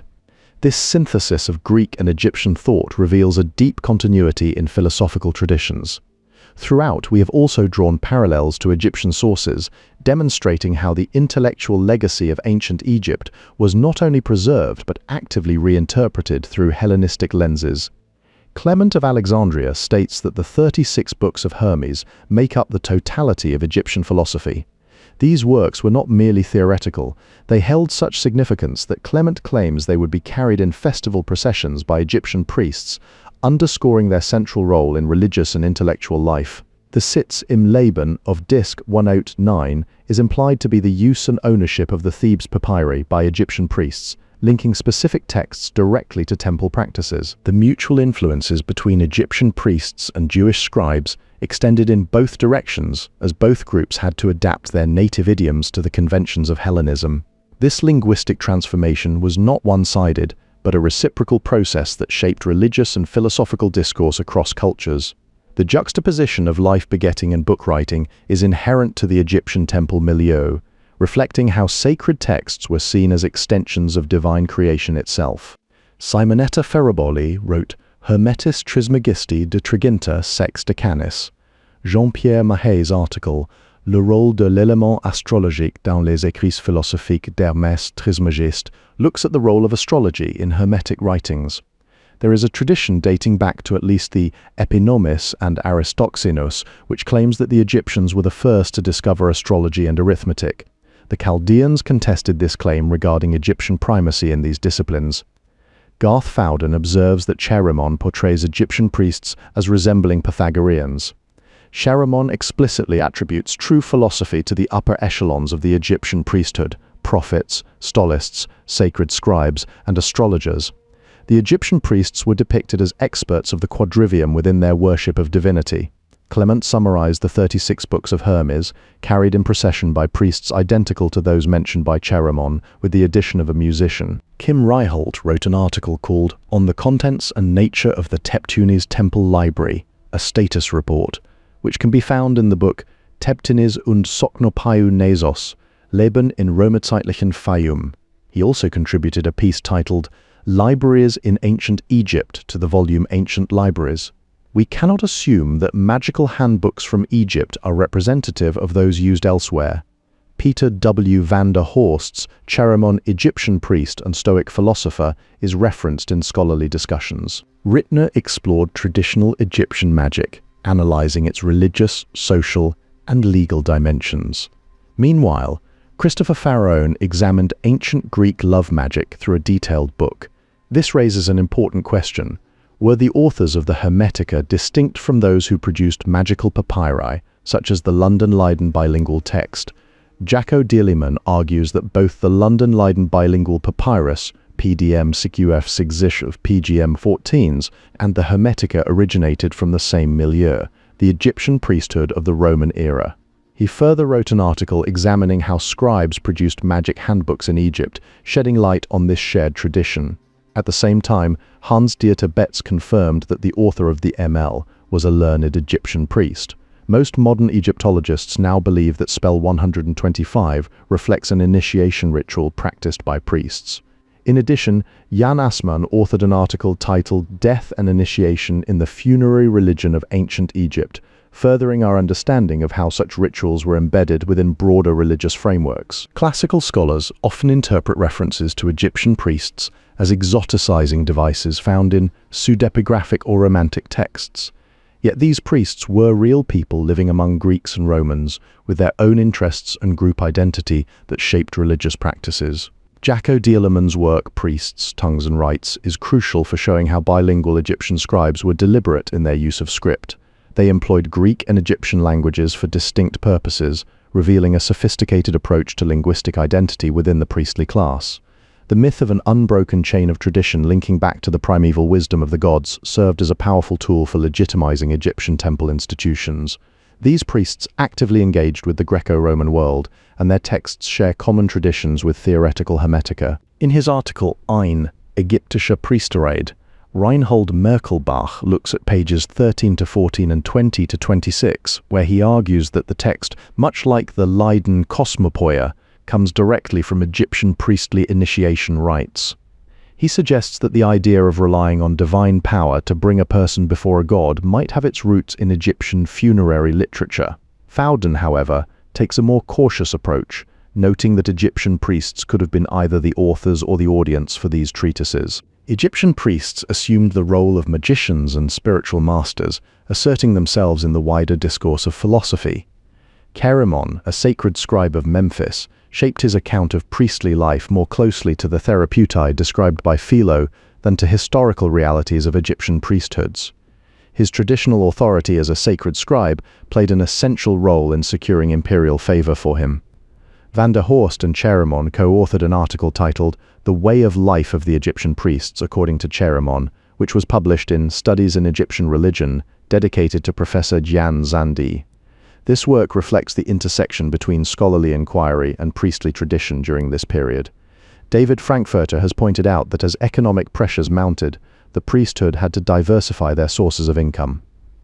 Meanwhile, Blasius and Schipper have explored connections between apocalypticism and Egyptian religious traditions, revealing complex interwoven influences in late antiquity. In his book, Les Prêtres de l'Ancienne Égypte, Sauneron offers a balanced look at both the idealized image of priests and the practical realities of their daily lives. This nuanced perspective shows that Egyptian priesthoods weren't just about mysticism, but they weren't completely ordinary either. If the thesis that Poimandres originated from the Phaeum during the early Roman period holds true, then a philosophically inclined association centered around Suchos, father of Poimandres, involving both native priests and Greeks, would be an ideal context for its development. The Hermetica's depiction of priestly life may have been inspired by the legendary Pythagorean sect, though local priesthoods varied in cohesion and involvement depending on location. The Egyptian apocalypse reflects the interests and ideological self-projection of a specific group who felt increasingly dispossessed by Roman rule, namely the Egyptian priests. The story of Thessalus illustrates how Egyptosophical texts were read and interpreted by their audience during the empire, with the priest playing an active role in helping Thessalus apply the teachings from his revelation to daily life. Literary sources describe individuals undergoing apprenticeships under Egyptian priests to become magicians. Daniel Ogden argues that the literary Pancrates was modeled after a real historical figure, Pancrates Epicus. These accounts highlight how priestly knowledge extended beyond religious rituals into practical and magical domains. Priests carried Egyptian books alongside their distinctive garb and tonsure as visible markers of ritual authority. The treatises they produced were not confined solely to the education of temple priests, suggesting a broader audience for these texts. It is even conceivable that some priests established themselves in public spaces like stoas or gymnasia, mirroring Greek philosophers. The Campensis Iseum was the only pure place an Egyptian priest could find in Rome. These priests were expected to master not just the three forms of Egyptian script, hieroglyphic, hieratic, and demotic, but also the complex theological traditions that had accumulated over thousands of years. Evidence from the temple library at Teptunis shows they were deeply engaged with Greek literature as well. The theological teachings passed down to aspiring Egyptian priests would have been a blend of native traditions infused with Hellenistic ideas. This is evident in how ancient Egyptian solar theology from the Ramesside era was expressed using Greek philosophical language. Myths about divine souls of kings and their cosmic knowledge may date back at least to the 1st century BCE. The Hermetica are most likely literary works created by Egyptian priests who reinterpreted their own traditions through a Hellenistic lens. These texts frame Greek philosophical teachings as derived from ancient Egyptian wisdom, reflecting the influence of Greek thought on priestly knowledge. Strabo and Iamblichus both note that these writings were attributed to Hermes, the tutelary god of the priesthood. The Greek Hermetica share more similarities with imperial period Greek philosophy than they do with traditional Egyptian priestly literature, reinforcing the argument that its authors were likely Egyptian priests themselves. This synthesis of cultural influences highlights their role as intermediaries between native traditions and Hellenistic intellectual currents. Despite being portrayed as stereotypical Oriental sages in Greek and Latin literature, the Egyptian priests were in fact real human beings. They presented their wisdom, inherited from Hermes Trismegistus through Greek Hermetic treatises, as the origin of Greek philosophy. Educated Greeks and Romans accepted the primacy of Egyptian wisdom, partly because Plato himself referenced the Egyptian Thoth as the divine inventor of writing. Educated Greeks and Romans seem largely to have been ready to accept the priority of Egyptian wisdom, all the more easily since Plato himself refers to the Egyptian Thoth as the divine inventor of writing. Pierre Hadot has famously pointed out that true philosophy in antiquity meant spiritual exercise. Countless scholars have imagined under the influence of Christian theological morality and Gnostic mythology. An unknown Egyptian copied some Coptic treatises attributed to Hermes Trismegistus around the middle of the 4th century CE. The author provisionally accepts Camplani's suggestion that may have been the original term. The evidence overwhelmingly supports the conclusion that Egyptian priests were the real authors behind the pseudonym of Hermes Trismegistus. In the century since Richard Reitzenstein's Poimandres, 1904, scholarly understanding of Egyptian priests during the Greek and Roman periods has expanded significantly. Continued publication and analysis of demotic texts are expected to further enhance this knowledge in the future. The Hermetica's influence stretched far beyond Egypt, with many later authors hailing from northern Africa where these texts were most widely known. Works attributed to Hermes Trismegistus were translated into Middle Persian as early as the 3rd century CE, during a time when Hermetic practices remained active in Egypt itself. These books originated not in Greek but in Egyptian, with their translation described as transferring carvings from stone inscriptions directly onto texts. The name Trismegistos was bestowed upon Hermes to signify his elevated status within later traditions, especially among those who translated and revered these works. Over 20 known titles of Greek writings attributed to the same Hermetic figures reveal a richly complex textual tradition that evolved over time. According to Seleucus, Hermes compiled all knowledge into an immense collection of 20,000 books, a number likely inflated by later generations. According to Fleischer's analysis, the Kitab fi Zagra, Anaphs, contains elements that might be traced back to original Greek Hermetic texts.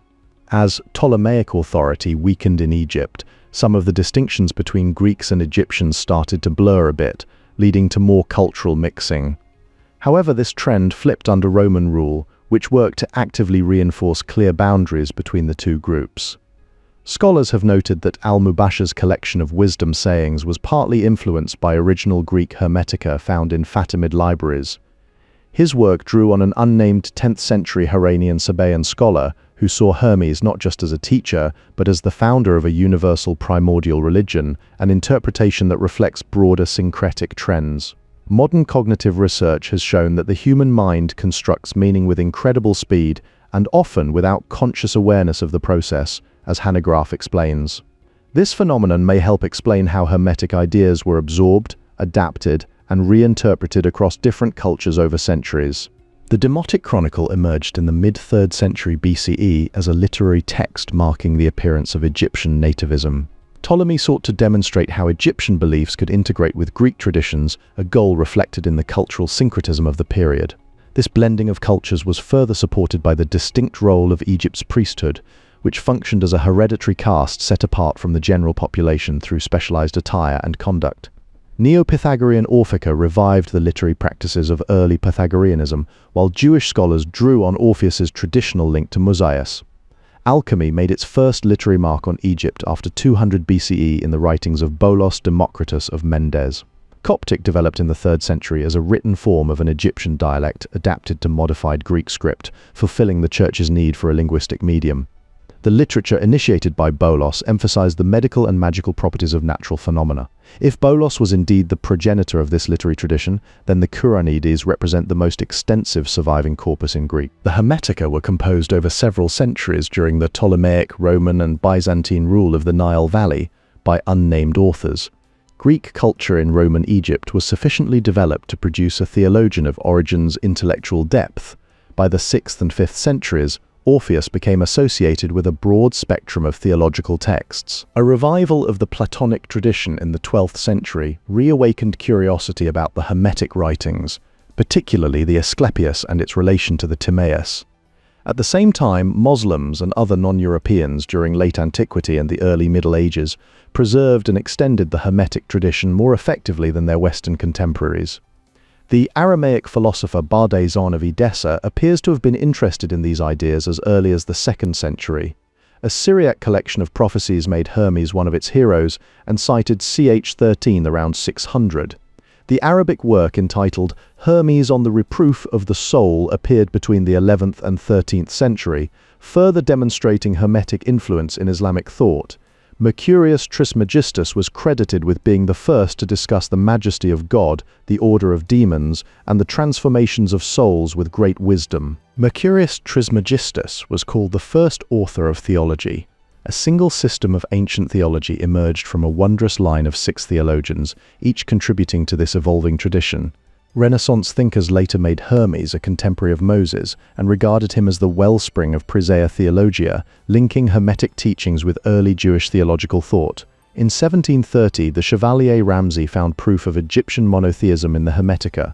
Some modern scholars have found Tiedemann's work valuable for editorial purposes, particularly in reconstructing and analyzing these ancient texts. Around the same time as Scott's first 3 volumes were published, Arthur D. Nock began his own work on the manuscripts, contributing to a deeper understanding of their historical context. The philosophical Hermetists serve as a crucial bridge between Egyptian priestly knowledge and later Hellenistic thought.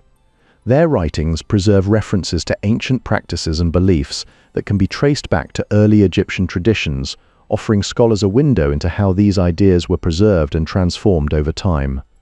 Our best evidence for the Hermetists' awareness of their roots in Egypt comes in the philosophical Hermetists. These texts not only reflect deep engagement with Egyptian thought, but also demonstrate a conscious effort to anchor their teachings within an ancient and authoritative tradition. This suggests that even as these works evolved, they remained rooted in the intellectual legacy of Egypt. Several Egyptologists and other scholars provided new arguments and evidence for a revised Egyptian thesis after Streaker. C.H. Dodd's later work on John's Gospel also gave considerable attention to the Hermetica, showing how these texts intersected with early Christian thought.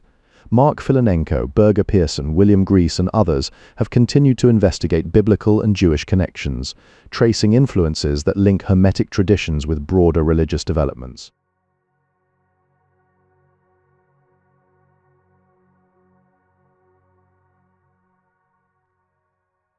Scholars remain divided on the historical origins of Hermetic texts. Some, like Reitzenstein, argue for an Egyptian religious context in works such as the Corpus Hermeticum. Others, including Zielinski and Kroll, emphasize a Greek philosophical and Hellenistic background. The categorization of Hermetic texts into popular and philosophical types is debated by scholars.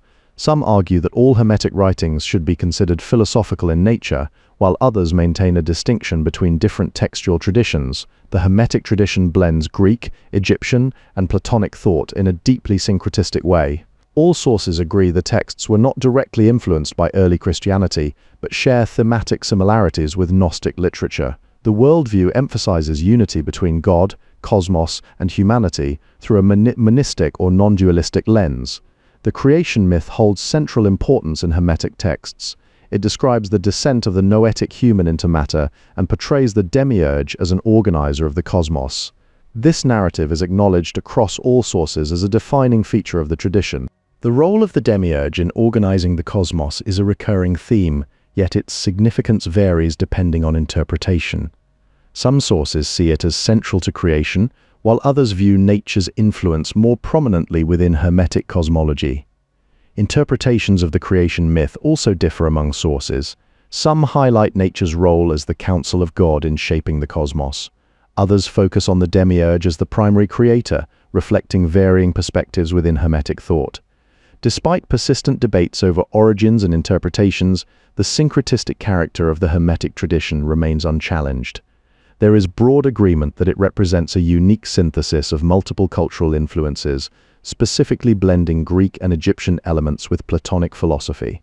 This fusion continues to define Hermetic texts as an intellectual bridge across cultures and eras, shaping its enduring legacy in both ancient and later philosophical thought.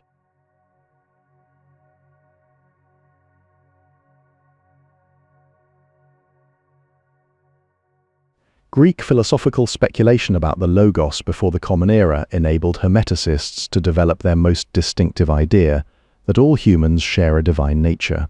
Posidonius taught that the daimon within each person is identical in essence to the daimon outside, which is none other than God who permeates the universe. Scholars have noted signs of Judaic influence in the key Hermetic text Poimandres, particularly in its integration of Genesis themes. Elements from the Hebrew creation story are interwoven with Egyptian mythology and Platonic cosmology to form a grand narrative about the origins of the cosmos. This creation myth serves not only as the foundation for Poimandres' teachings, but also as the central framework for all Hermetic religious thought and practice. Christian Gnostic texts often describe these archons, spiritual beings in the hierarchy of creation, as responsible for forming Adam. The Hebrew creation myth was especially compelling to Hermetists, who viewed cosmology as a fundamental pillar of philosophy. This influence extended into the 10th century, appearing in Shabbatai Donilo's commentary on the Book of Creation. Lactantius was not alone in recognizing the significance of these writings. He produced a large body of work reflecting deep engagement with divine matters and frequently referenced Poimandres at least 14 times in his divine institutes to support his arguments. By Lactantius's time, the Poimandres tractate had already gained prominence as an essential reference point for those exploring questions about God, humanity, and the cosmos. The Hermetica include philosophical texts and technical writings on magic, alchemy, astrology, and other fields. Modern scholars label as pseudoscience. Hermeticism portrays both the creation of the cosmos and its creator in a favorable light. In the tractate Poimandres, it is written that this is the good, the ultimate goal for those who attain gnosis, to become God. A divine figure introduces himself as Poimandres within the text. He commissions Hermes Trismegistus to serve as a guide for humanity, so that through him people may be saved by God. The teacher recounts the creation of the world, explains the structure of the cosmos, and describes man's destiny to return to divine origins. The prologue of the fourth gospel declares, "In the beginning was the Logos. In it was life, and the life was the light of men." However, prevailing modern scholarship holds that Poimandres and Corpus Hermeticum 13 were not influenced by the Gospel of John. William C. Grease specifically concludes that Corpus Hermeticum 13 shows no impact from Christian literature. There are striking similarities between Poimandres and the fourth gospel, both in language and concepts. Themes such as light, life, logos, fullness, truth, and sight appear in both texts. The names shepherd and door also resonate across these works. The fourth gospel may be aware of the thought behind first-century Hermetic literature like Poimandres. The basic doctrine of Hermetism is the idea of an indissoluble interrelationship between God, the cosmos, and man. God is within himself. The world is in God and man in the world. The Hermetists shared the Stoic idea that the beauty and perfection of the world prove the existence of a perfect creator. Hermetic texts describe sacred vegetarian meals. The Gospel of Mary and the Apocryphon of John are the most important texts found in the Berlin Papyrus Codex 8502. These texts must all have been of great interest to the Gnostics who had the codices made. The Gospel of Truth is one of the texts that aroused great public interest. The highest divine beings are described as Father, Mother, and Son. The highest divine beings are sometimes described as the Son of Man, attributed to Eugnostus. Hermetism occupies a central position because of the abundance of references to it in patristic literature. The Hermetic Cyrenides dominated literature on the occult properties of substances and organisms. The Hermetic Cyrenides based their work on a treatise called the Archaic Book, which was also attributed to Hermes. One of the texts included in Stobaeus' anthology is the Kore Kosmo. However, the most important collection of philosophical Hermetica is the Corpus Hermeticum itself. The Hermes found in the magical papyri is a cosmic deity who might also live within the human heart. Stobaeus included the Kore Kosmo in his collection of Hermetic philosophical texts, known as the Anthologium. According to the Kore Kosmo, Hermes was a god who understood the mysteries of the heavens and revealed them by writing them down in sacred books. The Hermetica are presented as revelations of divine truth. Poimandres is a figure unique to the Hermetica. In CHXM 415, Hermes refers to Poimandres as divine intellect and acknowledges his superior authority. The treatise is of considerable interest from the doctrinal point of view, and not only because it was previously unknown. Lactantius provided information about Hermetic doctrine on the nature of God. The Armenian definitions include a section on man's aspiration to know God. The first of these treatises is devoted entirely to hymns addressed to the gods and comprises a single book, marking an early focus on divine worship within Hermetic literature.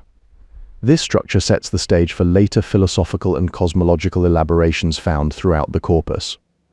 The Kore Kosmou shows a level of philosophical depth similar to that of the Memphite text, reflecting a very polished literary style. At the same time, C.H. Dodd's Bible in the Greeks argues that several parts of the Corpus Hermeticum were significantly influenced by the Bible, pointing to clear evidence of this connection. However, Heinschen's Gott und Mensch challenges this idea by downplaying the amount of Jewish or Septuagint material in CH1, suggesting that the influence was much more limited than Dodd claimed. Dodd further claims that while most parts of the corpus show indirect Jewish influence, direct reliance on the Septuagint is likely in Corp V and the hymn appended to Corp Shu, a point reiterated in his work Bible and the Greeks. At the same time, Isidore boasts of having publicly inscribed all facts himself, declaring that no other mortal possessed such power. The idea of nature as a universal principle, based on observable regularities in natural phenomena, was already well established by the pre-Socratics. The Hermetist describes the heavens before our world came into being as having an ordering superior to that of our world below. This cosmic hierarchy reflects a belief in divine intelligence shaping creation. God is described as eternally bringing upon the earth thunder and earthquakes, lightning and thunderbolts. Various treatises describe and catalogue the occult properties of different substances and organisms, showing a fascination with hidden forces in nature. This focus on natural phenomena extends into practical applications within Hermetic thought. There was a Hermetic genre devoted specifically to the description of the traditional gods, reflecting an interest in religious and mythological figures. The philosophical Paideia offers a broad overview of Hermetic doctrine on God, the world-man, and the fall of the soul's longing for return to its source. This framework suggests a structured cosmology with clear metaphysical divisions. In the general discourses, Hermes spoke about the divine nature enigmatically and without shedding much light, a lack of clarity that may reflect a deliberate attempt to guide seekers toward deeper contemplation. These dialogues between Hermes and Tat should be identified with the Physica Exoticac, highlighting a blend of philosophical inquiry and practical knowledge as they explore natural philosophy and offer insights into Hermetic views on matter, energy, and divine order. While the spiritual and religious dimension of Hermetism is incidental in most technical treatises, it becomes more pronounced elsewhere, contrasting with the more practical focus found in other works. The text has particularly personal and spiritual dimensions that parallel the initiatory elements found in the philosophical Hermetica. This suggests a deeper, more introspective engagement with divine truths beyond mere intellectual speculation. Cumont's work on astrology and religion is referenced in the text, linking Hermetic thought to broader ancient traditions of celestial influence. The philosophical Paideia not only covers theological doctrines but also explores metaphysical realms. It delves into the nature of God, the structure of the cosmos, and humanity's place within it. This systematic approach reflects a broader Hermetic effort to synthesize religious beliefs with scientific inquiry. In CH1, Poimandres is no less than divine intellect itself. This treatise describes its purpose as preliminary knowledge of the nature of all things, aiming to explore cosmic principles in an introductory way. Knowledge of God's creation serves as a necessary step toward understanding God himself, establishing a clear hierarchy between material comprehension and divine insight. He who learns about what nature things are, how they are ordered, by whom, and to what end will be thankful for all things to the Creator. According to this Hermetic treatise, all knowledge ultimately leads to God. The Hermetic paideia in theory embraces every form of knowledge related to God's creation. The entity is described as eternal continuation of all nature, most full of thy procreating activity. Some Hermetists may have deliberately crafted contradictory statements about God to highlight his transcendence and power. Hermes himself sees the primordial spring of life, a foundational image in this tradition. To see these ideas in practice, even though they're fragmented, the surviving writings of Zosimus of Panopolis give us a lot of insight into Hermetic thought. His most systematic explanation of alchemy's spiritual side is in a text called On Apparatus and Furnaces. It serves as an introduction to the spiritual doctrines found in Poimandres and the Mixing Bowl, connecting practical knowledge with deeper philosophical teachings. Zosimus had read at least 3 texts, including Poimandres, the Mixing Bowl, and a lost treatise called On the Inner Life. Notably, Hermes's On the Inner Life wasn't a technical manual, it was actually a philosophical work. Baides's 1935 study in AI Phi 03, 41-89, examines the Chaldean oracles which may have influenced Hermetic thought. Among Hermes's writings are 100 volumes each on the Empyrean and ethereal gods, vast collections that reflect his theological depth. At the same time, De Mysteris Vi Put 2-3 describes the supreme divine power as a triad, the one, the monad proceeding from it, and essence derived in turn from the monad. Theological Hermetica describe divine beings in terms similar to Stoic philosophy, focusing on powers inherent within physical creation. The passage quoted above follows directly after an account of the divine hierarchy, suggesting a deliberate structure to these texts. In fact, this particular passage is more likely derived from theological Hermetica rather than other sources. Hermes places this triadic structure before even the ethereal and Empyrean gods. Plutarch refers to so-called books of Hermes, which contain information about the names of the gods, linking them directly to Egyptian religious traditions. The books of Hermes specifically mention that Horus governs the sun's course, a role Greeks associate with Apollo. The Strasbourg Cosmogony describes Hermes creating the world by conjuring order from chaos at the command of his father Zeus. The technical Hermetica enjoyed a wide circulation that surpassed other works, as Zosimus owed a profound debt to both its alchemical and philosophical aspects. While Stobaeus was overwhelmingly interested in the philosophical branch of Hermetic literature, P. Lade, 1395, is entitled A Holy Book, called Monas, or the Eighth Book of Moses. The Hermetica contains ordinate visions through which Poimandres conveys his account of God. A device within these texts emphasizes from the outset the religious intention underlying Poimandres' didactic style, with divine power manifesting as light immediately preceded by an embrace between master and pupil. Porphyry emphasized the materialist basis of theological doctrines found in Eremon and Salmashiniaka. The author's own statement mentions that God created both celestial and terrestrial divinities, while man creates their earthly counterparts, images infused with the presence of the god they represent. Lactantius notes that Hermes was once a mortal elevated to divine status in ancient times. He also wrote extensively on matters of the gods, producing many texts about divine affairs. The Hermetica consistently affirms the singular nature of God. This idea is echoed by Augustine, who asserts that Hermes spoke at length about the one true creator of the world, a claim supported by both Hermes and Hermeticism, a historical intra, and the Egyptian Hermes. Many Hermetic treatises explore how humans relate to God and the cosmos.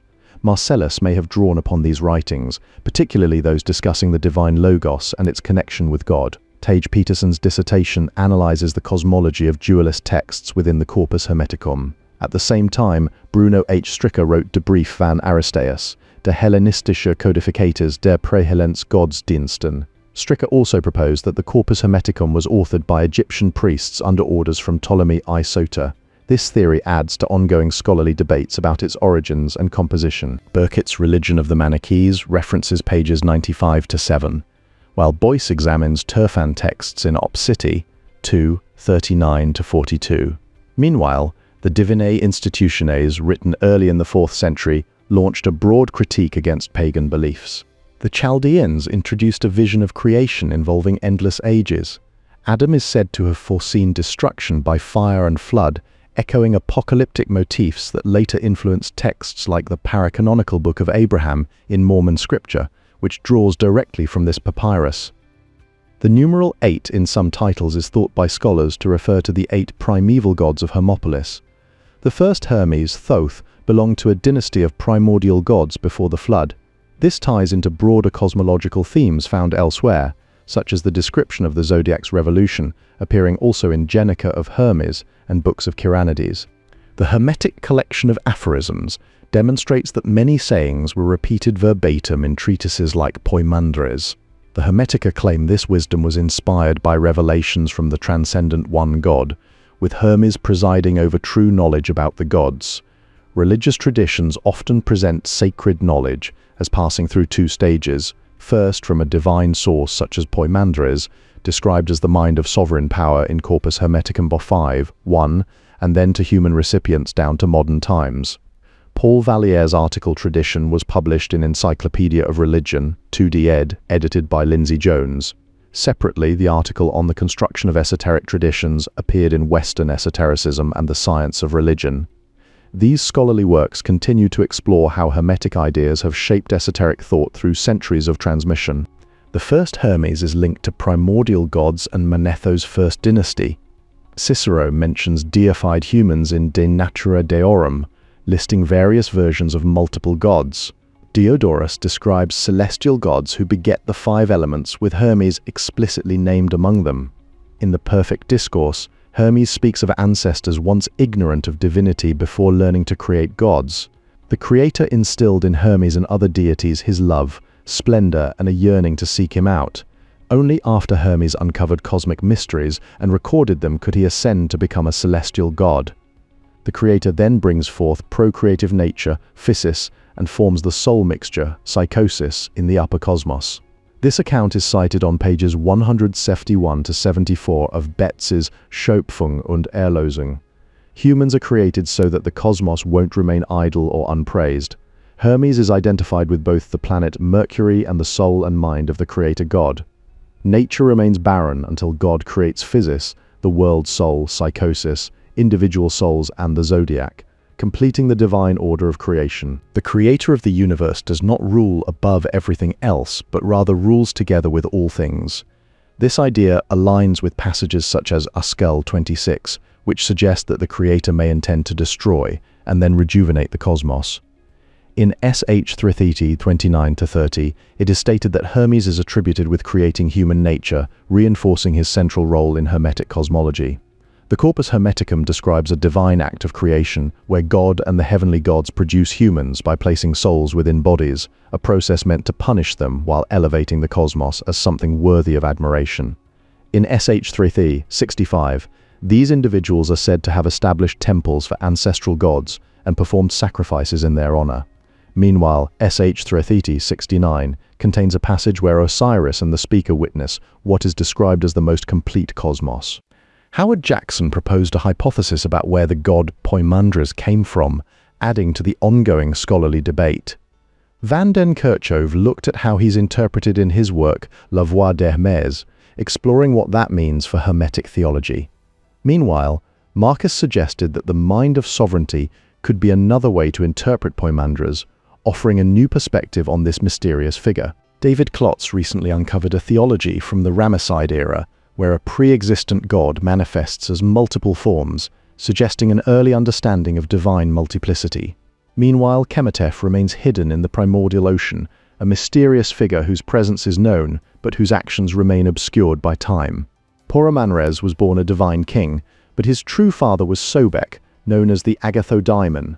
By the 1st century BCE, Isidorus recorded that Poramanres had transformed into a cosmic deity embodying celestial power and influence, aligning with later theological reflections on the one, the single God who exists prior even to the first god and king. This figure is likely the source of the name Poimandres, as he was a deified king with a cult in the Fayum during the 1st century BCE. The Poimandres provides the foundational myth of the tradition referenced in Ch. 13:15, where Tat knows it before his rebirth. By contrast, treatises attributed to Hermes were already circulating by the 1st century CE, focusing on astrology, nature, and teachings about the soul, especially royal souls. The concept of essentiality in a universal sense is deeply tied to the pre-existent, which allows for commonality between beings that truly exist and those merely conceived. This idea appears twice in the corpus, once as an abstract principle and again with identical wording, reinforcing its significance. In Askell 19, the Osiarchs are identified as essential rulers of sensible phenomena like the 7 planets, indicating their role in governing visible cosmic order.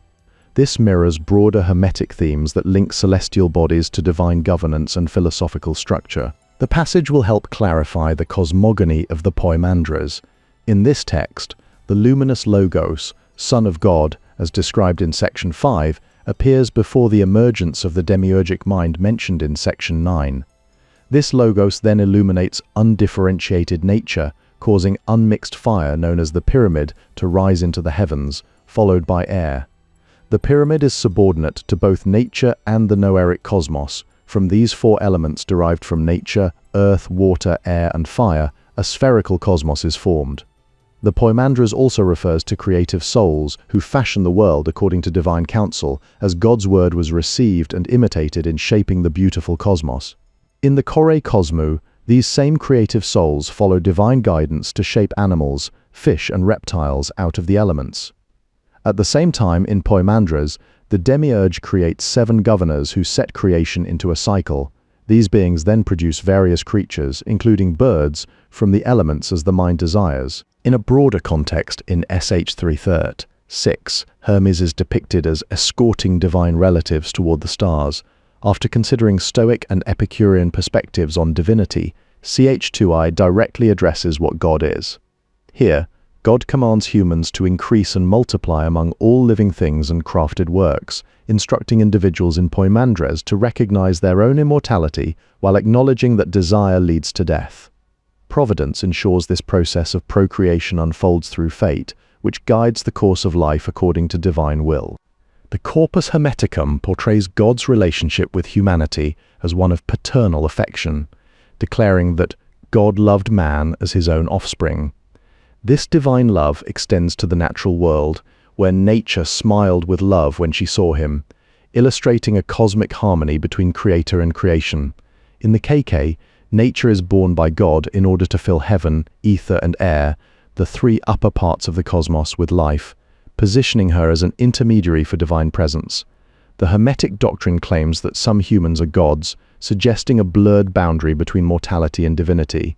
Hermes, known as the Cyllenian, is credited with being the first inventor and ruler of the sacred art of astronomy, linking his intellectual endeavors to divine knowledge transmission. In section 5 of Askell 37, Hermes discovers divine nature and later passes this revelation on to the king Osiris in Esperig Action 668, demonstrating a lineage of spiritual and intellectual inheritance. Scholars suggest that the notion of a celestial nature revealing herself may have been adapted from the KK. This idea is reinforced by the repetition of similar claims within Hermetic texts. The fire-breathing moon can be compared to the dark, moist nature in Poimandres, which emitted smoke as from fire, drawing parallels between cosmic imagery and divine manifestations. Tage Peterson argues that CH7 should be placed at the very beginning of the Way of Hermes. This text expands upon an earlier admonition in CHI 27-28 by stating that ignorance of God is the greatest evil among men. The human race, according to Hermetic teachings, is saved through God and his intermediary, Hermes. The way these astrological texts describe nature as a revealer is very similar to what we see in both Poimandres and Kore Cosmou. Hermes isn't just a guide to wisdom here, he's also the ruler of words in the Hermetic compendium called Cyrenides, which goes into detail about astrobotanical lore.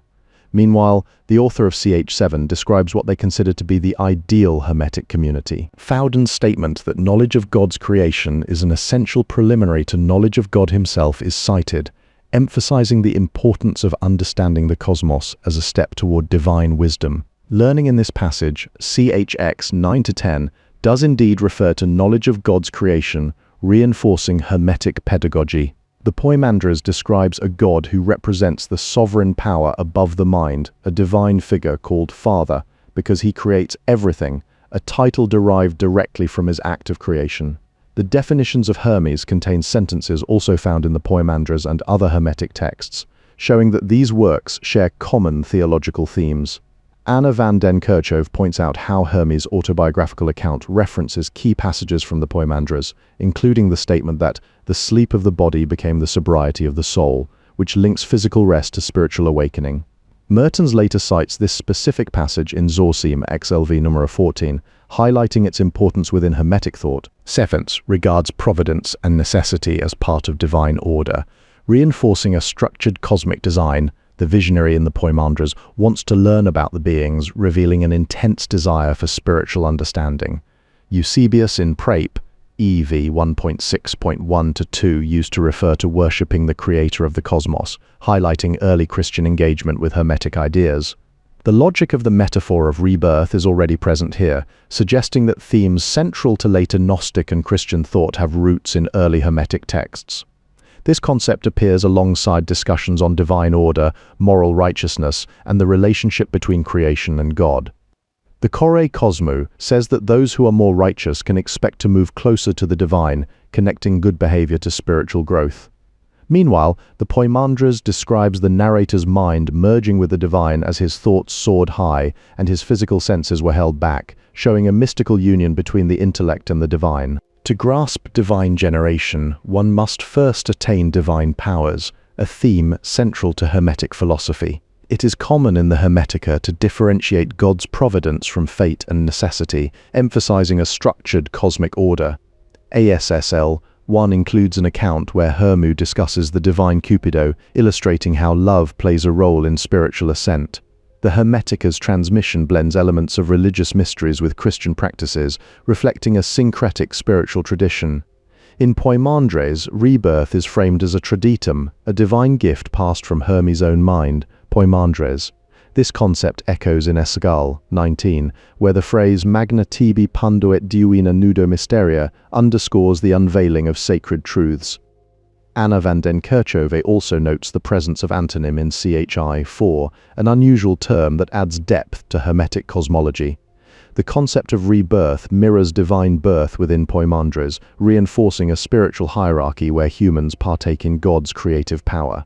In CH 13, 2, the offspring is described as a god and son of God, formed from all cosmic powers. The creator of the cosmos cannot be formless and possesses only one incorporeal structure. This idea appears again in the Great Paris Magical Papyrus, where a cosmic prayer addresses the one and blessed of the ions and father of the cosmos. Such descriptions highlight an unchanging divine essence behind creation. In Hermetic texts, Hermes identifies the deity about to receive a hymn as both the nature of the cosmos and its creator. This deity is described as the All and the One, the immortal cycle of God, and the Eye of Mind. These titles reveal a unified divine presence that encompasses all existence. The Hermetic text CHA Levery 20 states that when one has understood all of this at once, times, places, things, qualities, and quantities, then they are able to understand God, suggesting that comprehending the cosmos is essential for grasping divinity. This cosmos is described as omniform, ever-changing in its forms within itself. Within this framework, God is depicted as the maker of all majesty, the father and master of everything, emphasizing his role as both creator and sovereign over creation. The text repeatedly refers to him as the father and the dominator of all things, reinforcing a theological vision where divine authority permeates every aspect of existence.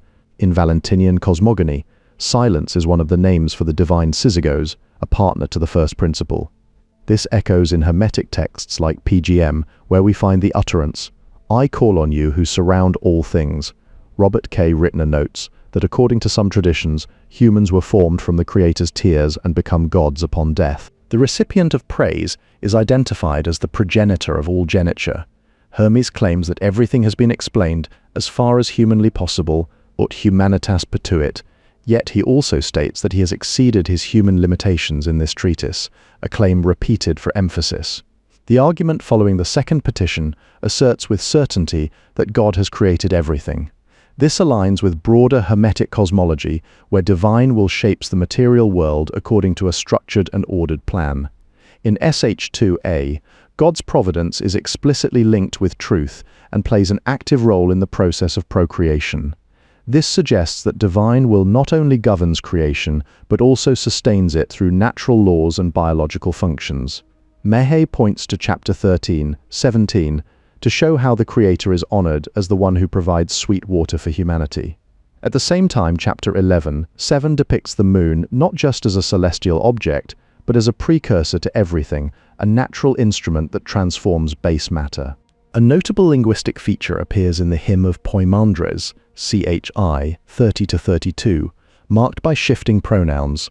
This phenomenon occurs twice within this passage, underscoring a deliberate rhetorical strategy that may reflect theological or philosophical intent. In the Poimandres, the narrator relates that he saw in his mind the light consisting of innumerable powers. The neophyte to the way of Hermes is first told that the inner human is divine and that the body should be rejected as a mortal impediment to the immortal essential human.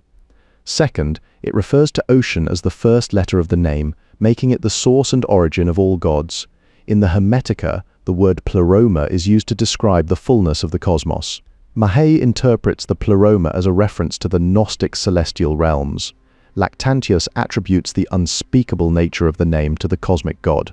The fourth hypostasis is creative force, which governs procreation, gena and spora in Greek.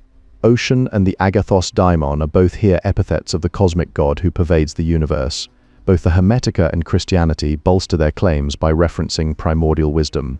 Papyrus Leiden J395, PGM 13 is a single quire papyrus codex now located in the National Museum of Antiquities in Leiden. In the Poimandres, the spiritual logos moves earth and water during the cosmogony, shaping the material world from primordial chaos. Proclus in Intim 3.183 explains that the triad represents a limit within this order, while the indescribable number symbolizes an infinite beyond human comprehension. This framework suggests a structured yet boundless cosmos governed by divine principles. Hymarmene, personified as fate or cosmic law, is always accompanied by necessity, and thus exerts control over all events in the universe. This deterministic view underscores a Hermetic worldview where divine order governs both celestial movements and human affairs with unyielding precision. Porphyry noted that the Psalmochoiniaca contained teachings on purifying corporeal passions, revealing a Hermetic concern for spiritual transformation. Franz Boll later discussed this title in his work Sphira, highlighting its significance within ancient philosophical and religious contexts. The presentation of Hermetic material in Zosimus aligns closely with Christian terminology, suggesting an evolving dialogue between early alchemical thought and emerging religious ideas. This convergence implies that the language of divinity was being reshaped to resonate more deeply within a newly forming theological landscape. The reference HHE is directly tied to this passage, linking it to a specific section within the Hermetica. This citation allows scholars to trace theological and cosmological ideas back to their textual origins with greater precision. Gundel published a text titled Neue Astrologische Texte 118, which references the passage in question. This scholarly work contributes to ongoing efforts to interpret and contextualize Hermetic text within broader intellectual traditions of antiquity. Gordon's article, published in Kaikion, Studies in Honor of H.S. Versnell, edited by Hermann F.J. Horstmannshoff and others, further explores the implications of this passage within a broader academic discourse on Hermeticism. In the first treatise of the Corpus Hermeticum, a divine being named Poimandres appears to Hermes Trismegistus, claiming to have spoken with him and identifying himself as the light, the nous, and the god who existed prior to the moist substance. He further reveals his true identity as the nous of the sovereign power or divine source itself, describing himself as the limitless expanse of lovable divine light. These teachings about royal souls support Howard Jackson's identification of Poimandres, the Hermetic divinity with Poromanres, who was deified as Amenemhat III. Furthermore, a hymn composed by Isidorus in the 1st century BCE to Poimandres shows clear parallels with texts found in the Hermetica. Hermes appears human in the treatise, but it is actually the divine Eros speaking through him. This attribution makes the origin of the apocalypse seem otherworldly rather than grounded in earthly concerns. Walter Scott proposed that a reference to Theodosius's law, banning pagan worship, was added later to the text. Just as God created heavenly gods, so too do humans fashion earthly ones. According to Hermetic thought, God has two images, the world and mankind. In certain passages, humanity's divine nature is emphasized, suggesting that people may rise up toward heaven. Mastra Sink wrote a book titled From Jewish Magic to Gnosticism. This passage echoes themes of cosmic ubiquity found in On the Rebirth, ch. 13:11. The kinship between humankind and the gods is revisited when discussing earthly deities. The history of how Hermetic texts were received and transmitted was shaped largely by Christian theological interpretations. The idea of talking to the text is common in many publications, often influenced by explicit or implicit theological and philosophical assumptions. Poimandres gazes into Hermes' eyes for such a long time that Hermes trembles at the sight. Hermes first wants to know where those elements of nature have come from, and Poimandres explains, offering insight into their origins. In this visionary account, Poimandres not only reveals his identity, but also imparts knowledge about the cosmos and its divine origins. This revelation is presented as a transformative experience for Hermes. I. Poimandres describes a revelation by the divine Nous in a visionary state, including an account of the loss and regaining of knowledge. This divine revelation forms the foundation for the visionary's sermon in ch. 7. The revelation described in ch.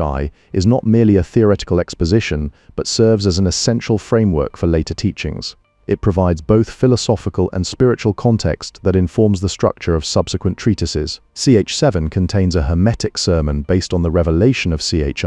continuing the dialogue between Hermes and Poimandres that began in the first treatise. This connection underscores the continuity of thought throughout the Corpus Hermeticum. The profound impact of this encounter between Poimandres and Hermes is reflected in the later treatises, particularly ch. 7.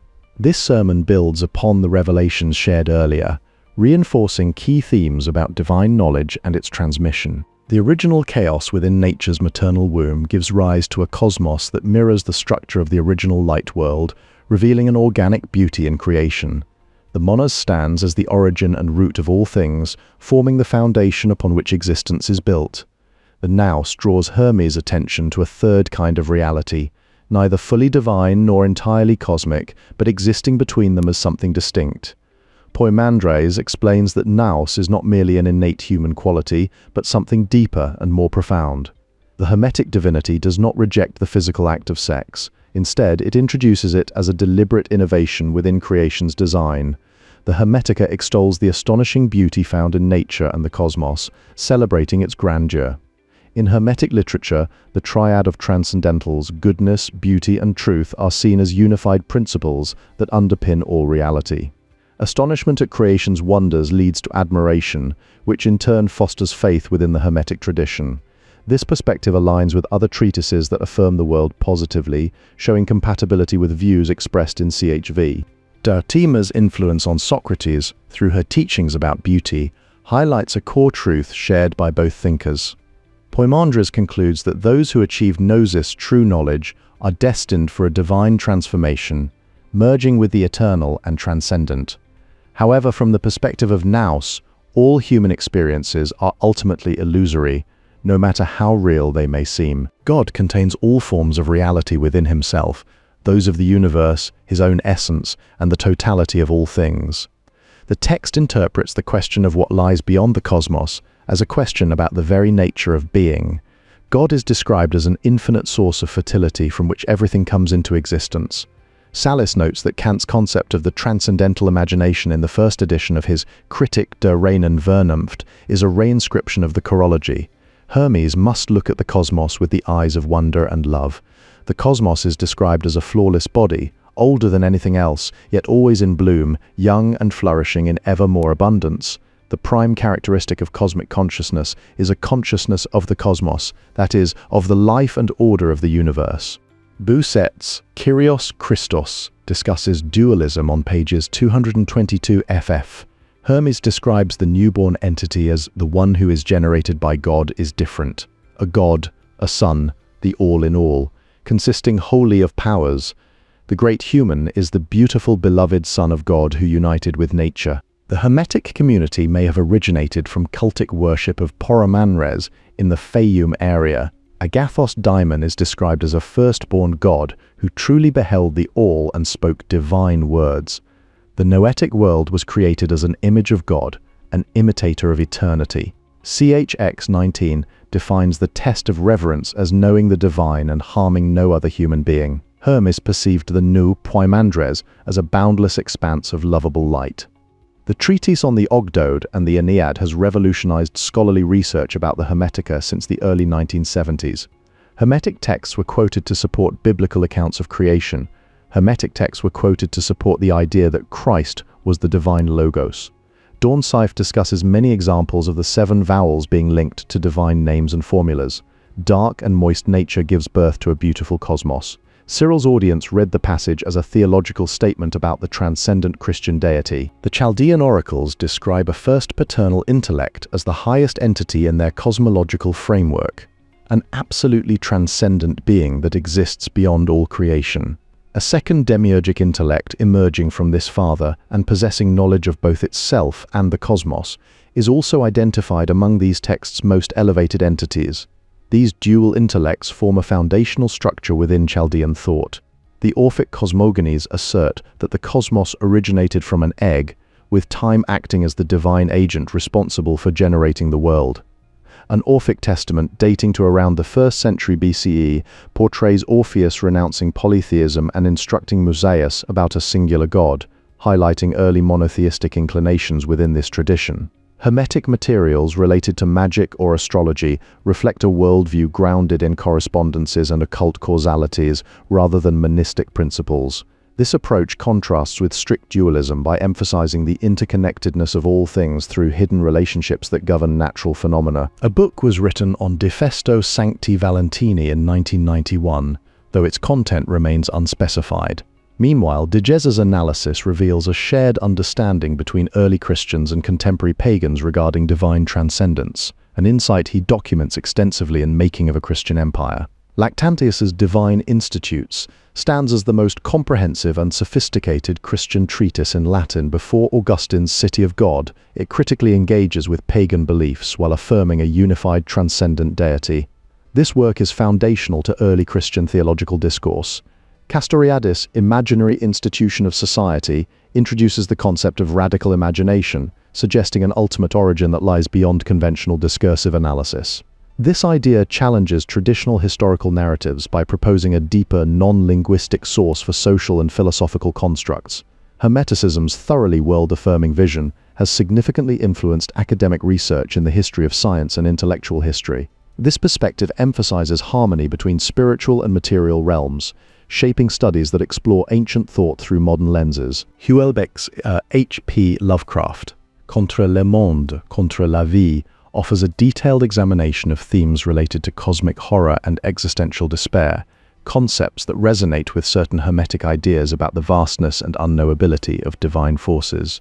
Hermeneutics, as developed by Hans Georg Gadamer, originates from liberal humanism and German post-classical culture.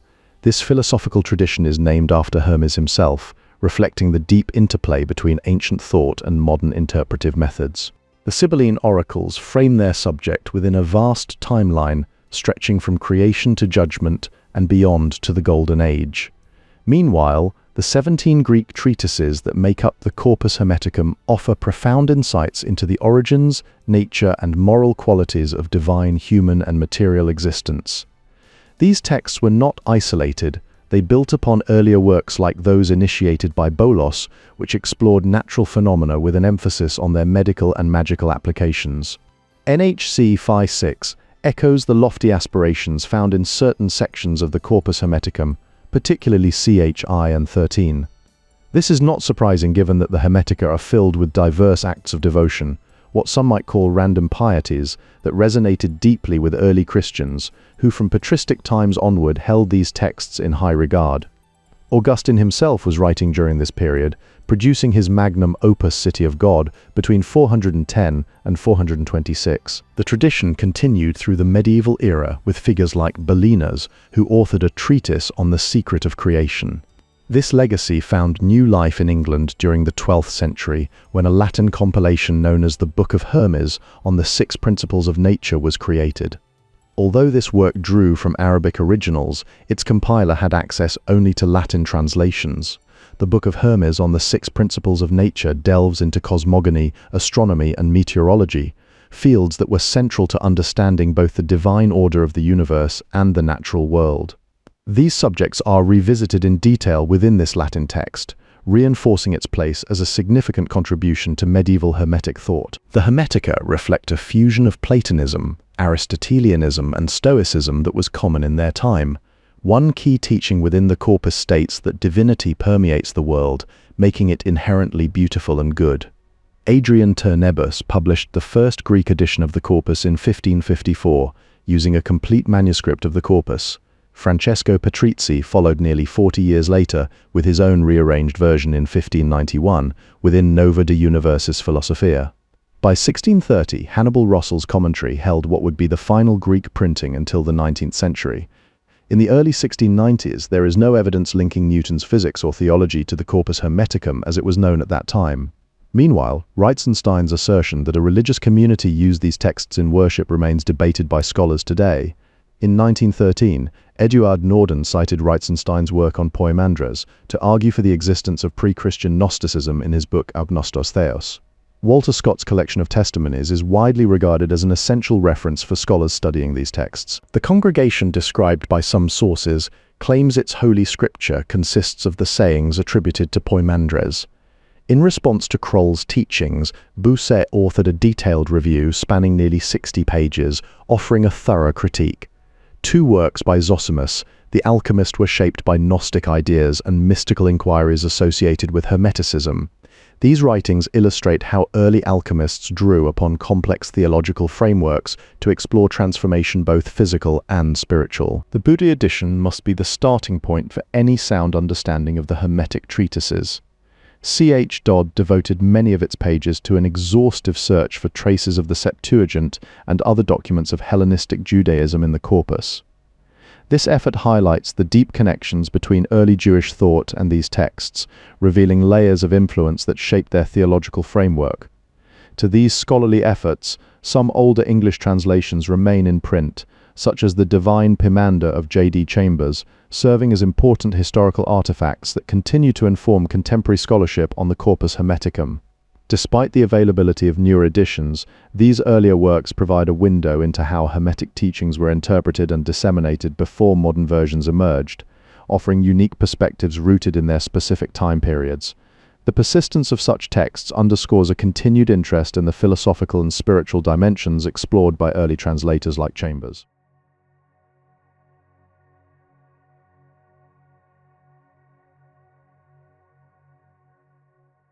The Hermeticists reimagined the fall of man from Genesis, not as a tragedy, but as a deliberate descent of the primal or archetypal man through heavenly spheres toward a beautiful nature. Judaism shares this motif with Hermeticism. Both traditions include a fall and an eventual undoing of it. The structured stages of creation in Genesis provided fertile ground for Hermetic thinkers to reinterpret these events. The Poimandres, one of the most famous and oldest Hermetic writings, clearly owes a debt to Genesis, a connection noted by Thessalus. The ideas within it may be far older than traditionally assumed, suggesting deep roots in earlier cosmological thought. This text serves as a foundational piece for the broader Hermetic worldview. Fowden views Poimandres not only as an important work, but also as an initiatory text within Hermetic tradition. John David Chambers dated the Corpus Hermeticum to the latter part of the 1st century, while Lewis Spence discussed its origins in his book AEO, specifically on page 209. The Poimandres contains 19 references to light, underscoring a central theme within Hermetic cosmology. Interestingly, modern quantum mechanics is prompting some scholars and thinkers to revisit ancient speculations about the cosmos and cosmic consciousness, drawing unexpected parallels between antiquity and contemporary science. The Corpus Hermeticum's primary sources include CHI Poimandres and 13 on Rebirth, which are considered essential for understanding Hermetism. CH1, assigned by Dodd to the late 1st or early 2nd century, is among the earliest surviving texts in this collection. Reitzenstein, a leading scholar of Poimandres, dates it even earlier and suggests its influence on both Paul and John. Thanks largely to Ficino's Latin translation from 1471, the Corpus Hermeticum sparked widespread fascination across Europe. Martianus 299, a 10th or 11th century manuscript, is one of the two oldest alchemical texts known today. This highlights how the corpus itself evolved over time, not merely as a static collection, but as part of an ongoing intellectual tradition. The Kore Kosmou was significantly shaped and influenced by technical Hermetism, showing how these ideas spread into broader philosophical and mystical traditions. Firmicus Maternus's math, M1.1, reinforces the divine status given to Hermes in Hermetic literature by describing him as potentissimum Mercurii numen. Additionally, Ray's analysis in Archive of Hor 14951 offers more insight into this tradition through his discussions on the Archive of Hor. A reference to a cosmogonical treatise is present within the text, reinforcing its role as an early source for creation narratives. Pearson's work in studies presented to Gilles Quispel 336-48 delves further into these themes and their broader implications. Ray's analysis of Archive of Hor 14951 provides further insight into the historical and textual layers within this tradition. Pearson's work in studies presented to Gilles Quispel 336-48 offers additional scholarly context, illustrating how these texts have been interpreted across centuries. Altogether, 42 fundamental treatises are mentioned in the Corpus Hermeticum. The first section presents a clearer but still ambiguous connection to philosophical Hermetica. Meanwhile, the relevant part of P. Louvre 3391 predates the 4th century compilation of this miscellany onto papyrus. The Coptic version in WHC Vi17 and the Latin text from Askil both directly reference these earlier works. A terminus post quem can be established through Seer 1, which merges Harpocration's treatise with Hermetic Cyranides material. What is more, similar concerns appear in sections of the first book of the Cyranids that originate from Harpocration. The first book of the Cyranids itself includes passages derived from Harpocration's writings. Astrology's doctrines had a clear influence on both philosophical and technical Hermetica texts. There is also an echo here of Plato's Phaedo, where he discusses the nature of death in passage 64c. Cumant proposed that the De Virtutibus dates back to the 1st century AD, offering an early example of how Hermetic thought was intertwined with philosophical and religious inquiries. This dating situates it within a broader context of Greco-Egyptian intellectual exchange. The introduction to Days Places' edition outlines the doctrine of Aurak, while other texts also address similar themes. Many compositions share common ground with the Salmeshiniaka, suggesting a broader intellectual movement within Hermeticism that extended beyond any single text. The discussion on Aurak and other related doctrines reveals a complex theological framework that was being developed during this period, with Days Places playing an important role in clarifying its meaning. This context is essential for understanding Hermetic cosmology's broader philosophical implications. Poimandres announces himself in CH1 as the Nous of the highest power. The dialogue between Poimandres and Hermes is presented as a vision, reinforcing its mystical nature. Troja explores this vocabulary of ascent in Mr. Tinglaube 141, highlighting how spiritual journeys are framed within Hermetic texts. The papyrus itself refers to the text as a cosmopoeia, a narration of creation. This title is especially fitting because the narrative closely mirrors a creation account found in the temple at Esna, showing how Hermetic cosmogony was deeply rooted in Egyptian religious traditions. The repeated emphasis on cosmopoeia underscores the importance of creation narratives in Hermetic texts, linking them to ancient Egyptian temple inscriptions and reinforcing their cultural significance. This parallel highlights a shared cosmological vision between Greek philosophical traditions and native religious practices. In SHV1, Hermes provides an elaborate explanation of the 36 decans celestial bodies central to astrological practice, yet his account falls short of fulfilling his own promise to deliver a definitive discourse on this subject. These gaps reveal limitations in Hermetic astronomical knowledge, or perhaps suggest an intentional omission designed to encourage further exploration by readers, inviting questions about the purpose behind such omissions within the text structure. The main thesis of Reitzenstein was that Hermetism originated in a community devoted to Poimandres. W.M. Flinders Petrie authored historical references in the Hermetic writings. The discourse on the 8th and the 9th NHC Vi6 is of great importance for our current conception of Hermetism. Stobaeus's Hermetic material derives from texts such as the Discourses of Hermes to Tat, Discourses of Hermes to Ammon, Discourses of Isis to Horus, and a treatise called Aphrodite. The way the Hermetists speak of the cosmos is close to the language used in the Gospel of John about the sun, according to Lactantius. Augustine claims that Hermes sank low enough to wish men to remain forever subject to gods who are the creations of men. The fragment is likely the introductory statement to a popular history of arithmetic. The invention of letters in arithmetic is extolled in relation to Hermes Thoth.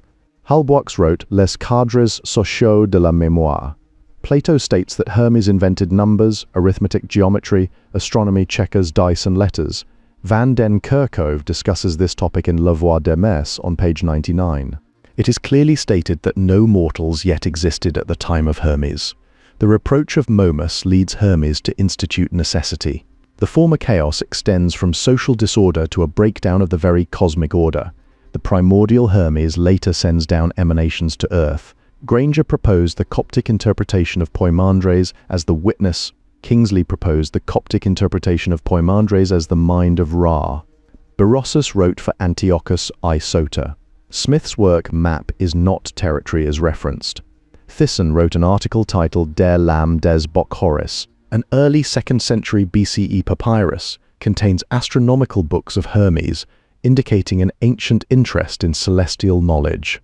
In the Akitu festival, Marduk is depicted as a king who brings order to the cosmos from chaos, a motif that may resonate with Hermetic cosmogony. The Poimandres gives us the foundational myth of the Hermetic tradition. It describes fire rising up from primeval water, followed by air and then earth, which remains behind with water. In a different source attributed to Iamblichus, matter derived from materiality is formed into a spherical cosmos. Louis Painchard's work compares the teaching of the soul in Poimandres with Tertullian's De Anima. The descent of the primal human in Poimandres is portrayed as an accretion of inferior attributes onto the essential human being. In contrast, the revealer in Poimandres is a luminous being, and only later does a dark nature appear within the vision. The descending dark nature in Poimandres is not considered a revealer. Both this entity and another from Nicepsos are described as descending dark figures that emit a cry. A fragment preserved by Vettius Valens mentions kings ascending to heaven, suggesting early Hermetic or related beliefs about divine ascension. The first priority when examining the Hermetic corpus should be identifying texts that address conversion. Sentence 6 from this section offers a clear articulation of the Hermetic chain of being, a fundamental concept in understanding how divine principles descend into material existence. CH3, titled Hieros Logos, presents a cosmogony closely tied to Poimandres and reflects an introductory stage of Hermetic thought. Following Tage Peterson's analysis, this treatise is placed among the earliest in the way of Hermes. Similarly, the untitled tractate known as CH2 clearly belongs to this same early phase. The Poimandres was likely among the earliest teachings as it provides the foundational myth of the Hermetic tradition. Betts notes striking similarities between this text and Cicero's dream of Scipio, suggesting a shared philosophical lineage. He further proposes that Posidonius may be the common source linking both works. The notion that stars possess a particularly refined matter appears elsewhere in Hermetic texts, reinforcing cosmological themes found in Poimandres.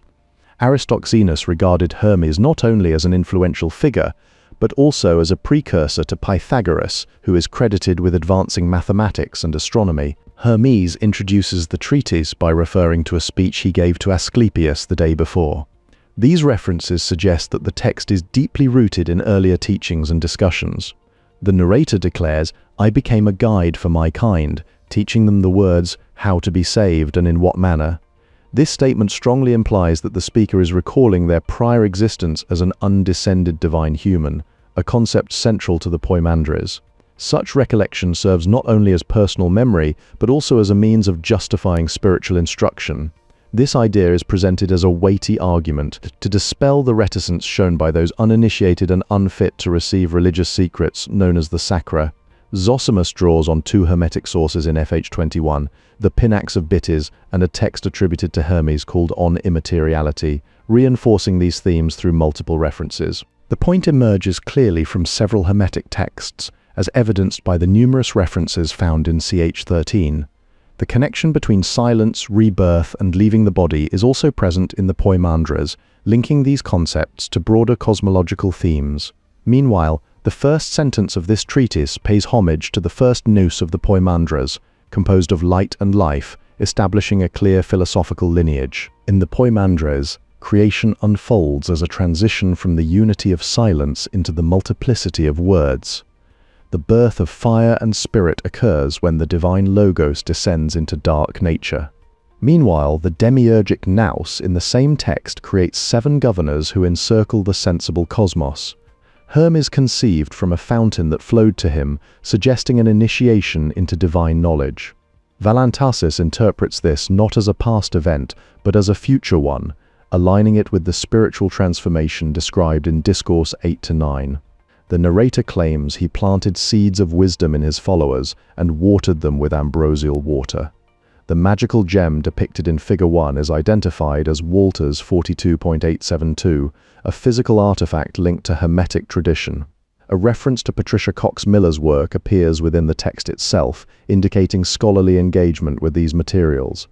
Perhaps the rectangle illustrated represents the border that encloses the cosmos. Sherman holds significant importance in understanding the role of the Hermetica.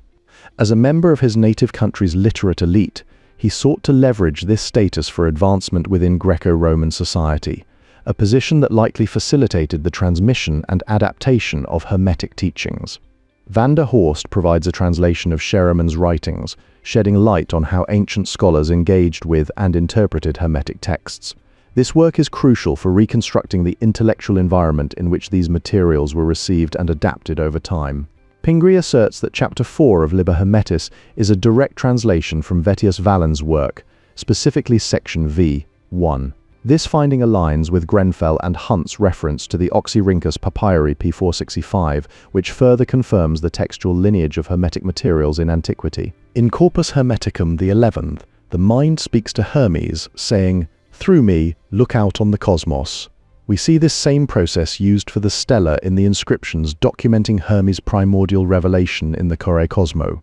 This consistency in methodology suggests that there was a deliberate effort to maintain continuity in how these ancient texts were preserved and interpreted. Diodorus Siculus, writing in his Bibliotheca 1621, credits a figure for being among the first to recognize both the order of stars and the harmony of sounds, an idea that likely influenced later Hermetic thought on celestial music and cosmic structure.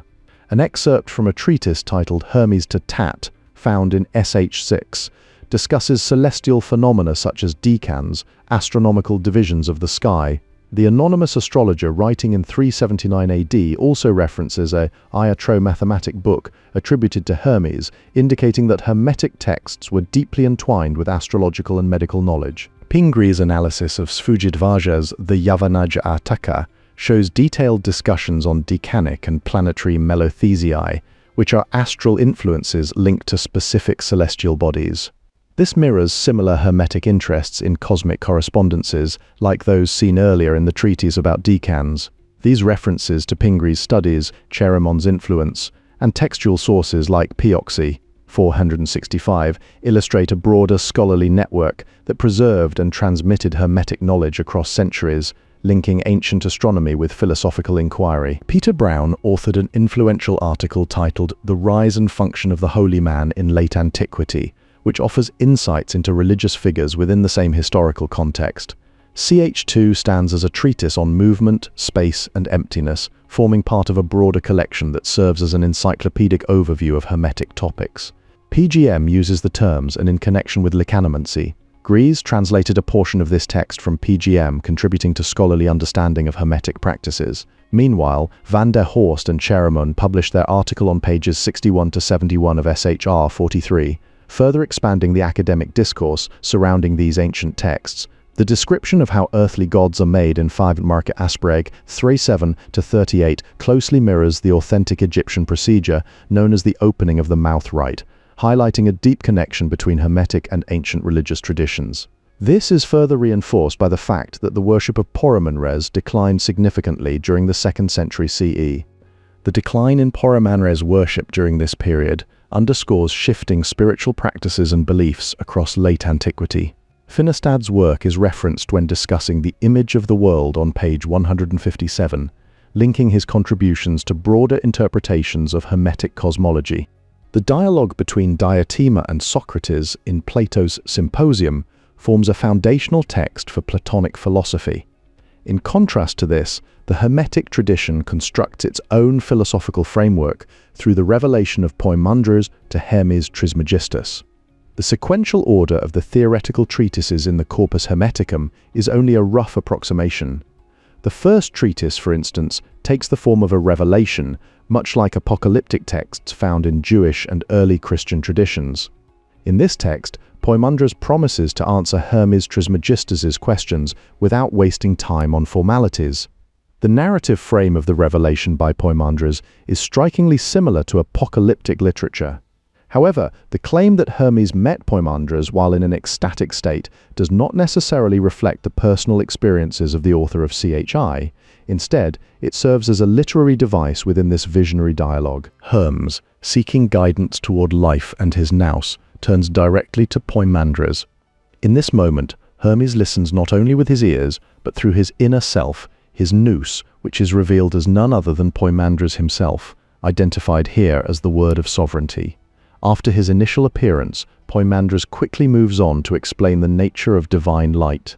This leads directly into one of the text's central questions: why do those who are in death deserve to die?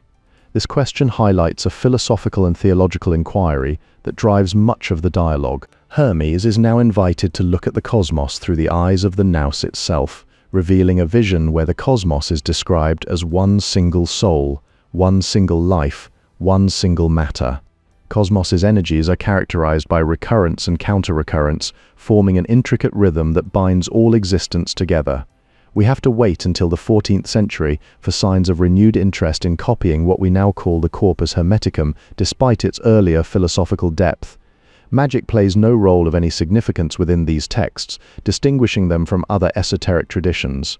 Assmann's Death and Salvation, page 12, explores themes of cosmic unity in ways that resonate with this vision. Meanwhile, de Giza wrote a book titled Making of a Christian Empire, linking the evolution of religious thought to broader historical forces. Houellebecq's novels The Elementary Particles and Platform reflect a modern sense of spiritual alienation that echoes some of the existential themes found in ancient Hermetic thought.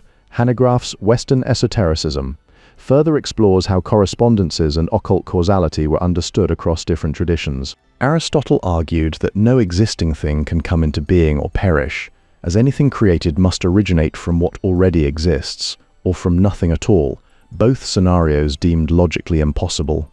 Botticelli's Imaginal Politics explores the concept of which she traces back to the Greek verb, highlighting its role in shaping political imagination.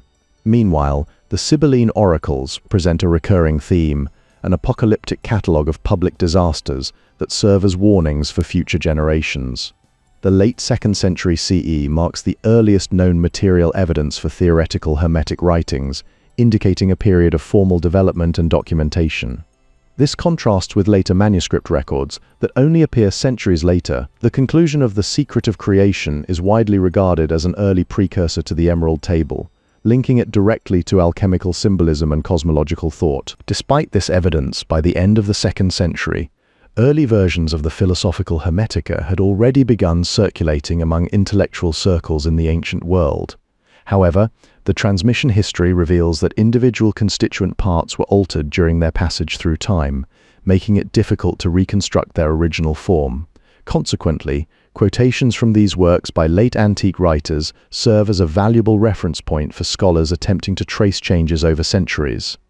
Despite its philosophical depth and influence on later traditions, the earliest surviving manuscripts of the Corpus Hermeticum appeared only in the 14th century, suggesting a period of obscurity or limited transmission before its revival during the Renaissance. The corpus itself gave considerable attention to occult themes that are often overlooked in theoretical treatises, especially within the first 14 texts. A Brontologian examined thunder's significance across different months, interpreting its timing as omens or divine messages. Bolos laid the groundwork for alchemical practice by detailing processes involving gold, silver, gems, dyes, and other substances that became essential components of later alchemical work. These materials were not merely practical, but carried symbolic weight in early Hermetic thought. Jean Dorès began publishing articles in 1956, that brought to light previously unknown Coptic Hermetica, expanding scholarly understanding of the tradition. At roughly the same time, Francis Yates positioned Hermes Trismegistus as a central figure in the intellectual developments leading up to the scientific revolution. Ratanzi demonstrated how Isaac Newton's physics were deeply intertwined with theological themes that had long been associated with Hermes. As interest in Hermeticism grew, Walter Scott produced a comprehensive 4-volume work on the subject which remains available to readers today. These scholarly efforts collectively ensured that the teachings of Hermes continued to influence both academic and popular discourse well into the modern era. Through their research, these scholars helped preserve and disseminate Hermetic thought, ensuring its relevance across centuries and disciplines.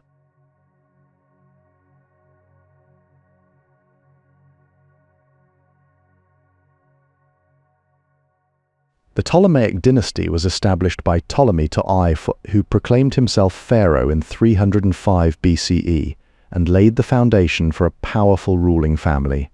Around the same time, some Stoics like Posidonius taught that all men should seek to contemplate the logos or daimon within themselves. In Poimandres chapters 9, 14 and 25, creation is described as having produced 7 rulers of fate who now govern the world. The subjects covered in the Hermetica are incredibly diverse, ranging from philosophy to astronomy. By the 1st century BCE, astrological texts within the Hermetica were already being read by scholars and practitioners alike. One such work is Panareto's, which Quispel dated back to the 2nd century before the Common Era. The core of the definitions was in existence as early as the 1st century AD, with its style and thought appearing clear and well developed. This suggests that it may have been composed even earlier than Poimandres. The content within the definitions could potentially predate Poimandres, indicating a complex timeline of Hermetic writings. In Hermeticism, the planetary rulers are portrayed with a more ambiguous relationship to humanity compared to other traditions. G.R.S. Mead explored this in his book Poimandres, the Shepherd of Men, offering insights into how these cosmic figures were perceived.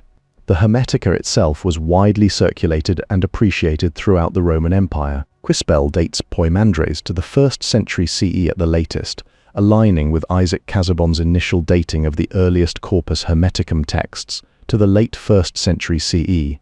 The earliest surviving Hermetic writings trace back no further than the 1st century CE, confirming that even in their current form they originate from this period. Poimandres itself is widely believed to have been composed during this same era. Hermetica such as Poimandres reflect the philosophical and religious concerns of individuals living within the Roman world in the 1st century CE, capturing a moment when Hermetic thought was deeply intertwined with broader intellectual currents. Some texts were designed for initiates new to the tradition, while others addressed those who had already advanced further into its teachings. The diversity of these writings indicates varying levels of expertise among readers within the Hermetic order, with some works requiring deeper knowledge and insight. Heinrich Dorey famously described the Hermetic literature as a thing without corners and edges, emphasizing its fluidity and complexity. To this view of creation as divine and ordered, Christian Gnostics held both creation and the Creator to be fundamentally flawed or even evil.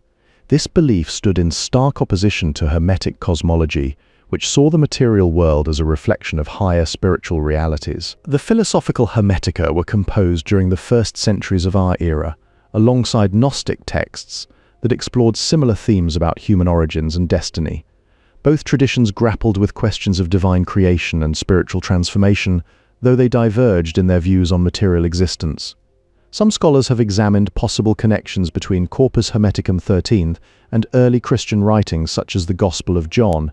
Hermes Trismegistus referred to God using paradoxical titles such as without father, apator, and without mother, aimtor, emphasizing divine transcendence.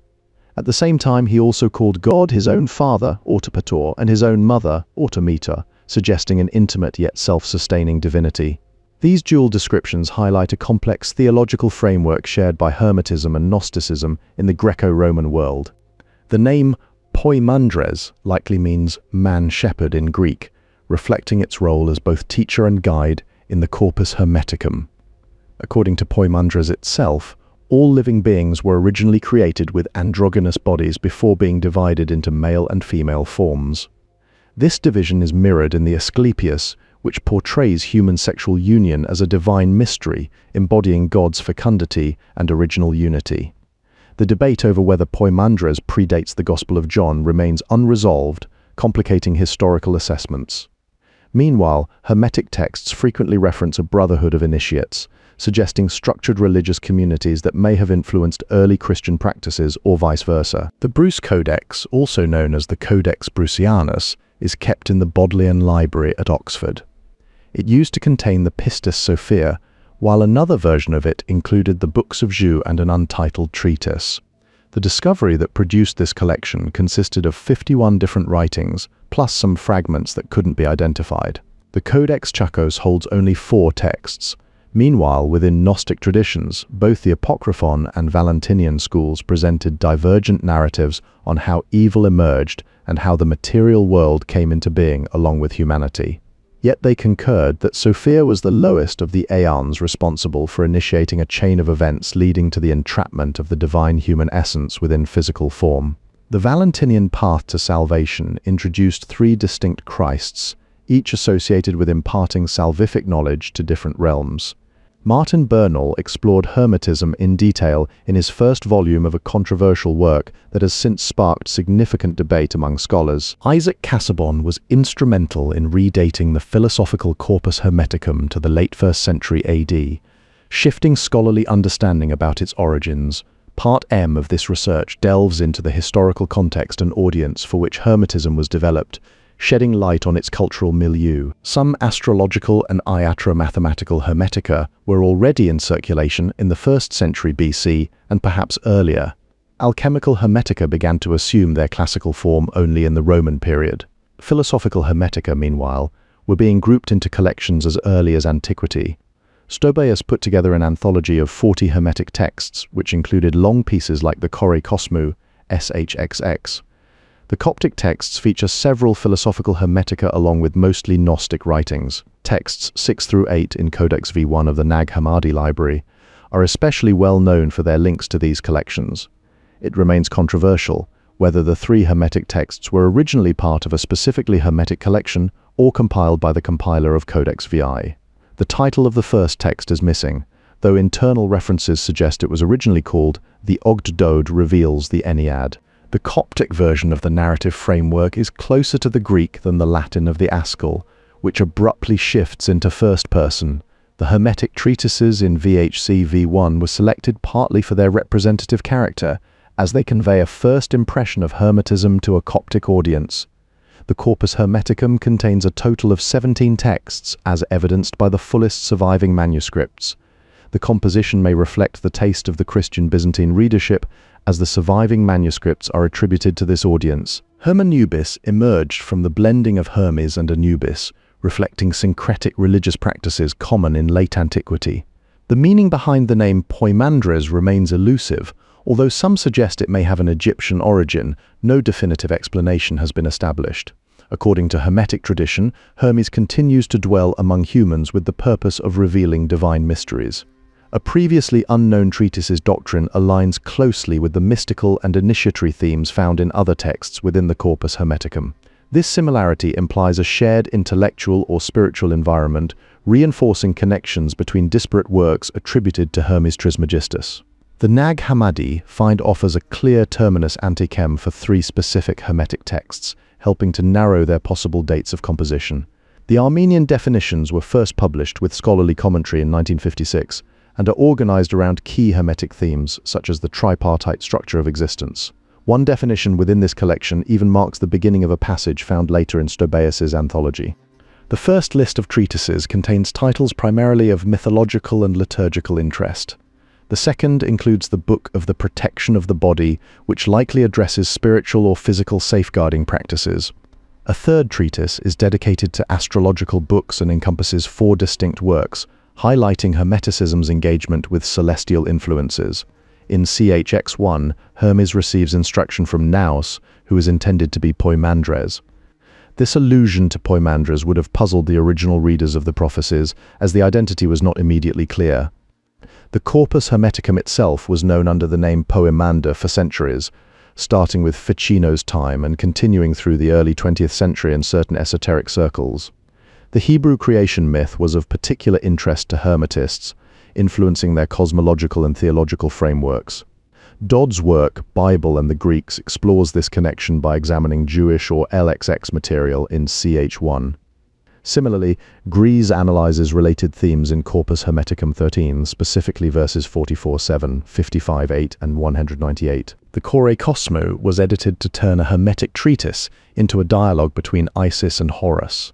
This change included the Isiaca Retalogy, which appears in the Hermetic Kore Cosmo as a first-person declaration. These kinds of revisions show how Hermetists adapted older texts for new theological or liturgical uses. A legendary text written by Thoth himself was sought by Setne in the Sea of Coptus. This book contained 2 mysterious formulae HP, which enabled him to enchant all creation and witness the gods directly. Meanwhile, Horapollo's treatise on hieroglyphs, known as Hieroglyphica, leaned heavily into elements that bordered on fantasy. The 4th treatise of the Corpus Hermeticum deals with hieroglyphic books, containing 10 volumes in total. Alongside these were hieratic texts that covered laws, deities, and priestly education across 10 distinct works.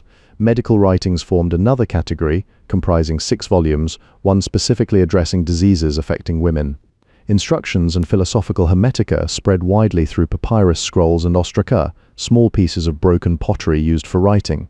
Each such text focused on a limited number of themes arranged in numbered chapters, making them accessible to readers across different levels of knowledge. Later translators often reorganized these texts by theme, rather than original structure. In the grand hierarchy of existence, the sensible world follows the intelligible one, a concept that reflects both Platonic and Hermetic thought. According to this worldview, man is considered a microcosm reflecting the entire creation. To further explore this, scholars have analyzed P Lide 1395 equals P Greek Mag XM, a papyrus fragment from the larger collection known as the Greek Magical Papyri, to explore its potential connections with the Corpus Hermeticum and possible influences from Hermetic teachings. This text provides a rare glimpse into how magical and philosophical traditions may have intersected during late antiquity. The original author of parts of the Cyrenides was Magnus. The Cyrenides and Harpocration's treatise are composites, suggesting a deliberate synthesis of multiple sources or traditions. Alchemy was a creation of the Hellenistic and Roman mind, emerging from intellectual currents that sought to bridge material and spiritual realms. Among the writings of Hermes, there are 1,000 volumes on their heavenly cousins, suggesting an extensive corpus that explored celestial beings and their relationship to earthly existence. The author suggests that much of Vice 7-8 in the text is Hermetic, pointing towards specific passages or themes that align with broader Hermetic principles. The term interior man is explicitly referred to in CHXM, highlighting an early conceptualization of inner spiritual dimensions within Hermetic thought. According to Hermes in CHG, the tent of the earthly body was formed by the circle of the zodiac, linking celestial movements with human physiology and cosmology. HHVT and XXIV are examples of treatises with extensive technical content in the philosophical Hermetica, indicating a sophisticated intellectual tradition within these texts. The Hermetica conventionally regarded as philosophical were used in the initial stages of the Hermetic Paideia, underscoring their foundational role in education and spiritual training. Zosimus faces the Hermetic literature as a conceptual unity, treating it not as fragmented writings but as an interconnected whole. The oracular Chaldaica deal, for the most part obscurely, with theological matters such as the structure of the divine hierarchy, reflecting complex and often veiled cosmological speculation. Chapter 4 examined monist and dualist strands in the philosophical Hermetica. The Hermetic Asclepius explicitly divides the terrestrial and celestial gods. This text also discusses the relationship between man and the terrestrial gods in 2 separate passages, highlighting a structured theological framework. The essential man was created by intellect in its own image to rule over all men and animals. Both Bitties and the Poimandres illustrate this myth, that man is unique among all earthly creatures because he is double mortal in his body, but immortal in his essential self. This duality reflects a fundamental Hermetic belief about human nature. CHXV and Askell, 23-4, 37-8 are discussed by Van Morsel in Mysteries, 72-6. According to the Pinax, the first man is called Thuthos in the original hieratic language. The Chaldeans, Parthians, Medes, and Hebrews call the first man Adam, revealing a convergence of cultural naming traditions. The Son of God will rescue Phos from the body called Adam. Only the Hebrews and the sacred books of Hermes say these things about the man of light and his guide, the Son of God, and about the Adam made of earth. This exclusivity underscores a unique theological perspective shared between Hermeticism and Hebrew traditions. Hermetists, Gnostics, Platonists, and Manichees all shared a common message of salvation for humanity. They viewed the world not as a place of harmony, but one often marked by indifference or even hostility toward human existence. This perspective influenced their theological frameworks and esoteric teachings. The general contents of the Nag Hammadi codices suggest that some Hermetic writers were addressing a circle of Christian Gnostics. Hermes himself proclaims to men the beauty of piety and knowledge, emphasizing spiritual enlightenment as central to his teachings. This theme is echoed in philosophical treatises where Hermes is identified with Nous, paralleling deeper initiatory traditions. The Hermetica constituted a well-known and growing body of literature, with many distinctive features still evident in the Saranides. These texts were increasingly disseminated across regions, as seen by their presence in various manuscript traditions. The Hermetic manuscripts often began abruptly, such as with the concluding passage of Thessalus' letter, without any contextual explanation. P. Lide 1-395 may also contain Hermetic material, further expanding the textual corpus attributed to Hermes Trismegistus. Arthur Darby Nock has written extensively on Porphyry's discussion of fortune according to the doctrines of Hermes, shedding light on how these ideas were interpreted and adapted by later philosophers. The Hermetic treatises were written centuries after Plato, placing them in a distinct intellectual tradition rather than as direct philosophical descendants. These texts are typically divided into two groups based on their content. The first group includes astrological, medico-botanical, alchemical, and magical works that focus on practical applications. This category is known as technical Hermetica, emphasizing its applied nature over purely theoretical speculation. The entire collection of Hermetic texts falls under the genre of pseudepigrapha, a classification highlighting their literary and theological significance rather than historical authenticity. Some treatises contain mythological narratives, as seen in references within CHI, IV 1-6, and SH3.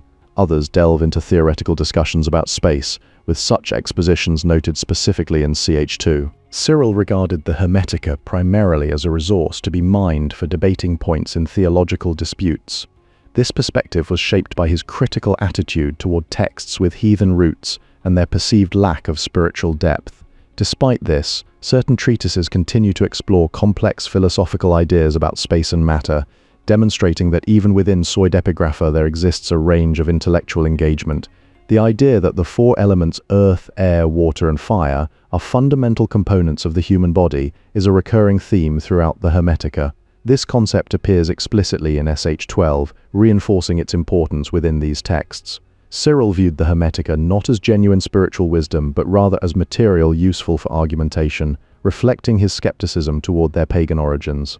Bruno H. Stricker authored an article titled The Corpus Hermeticum in Menephysine II, 1949, 79-80, offering insights into the historical and textual development of these works.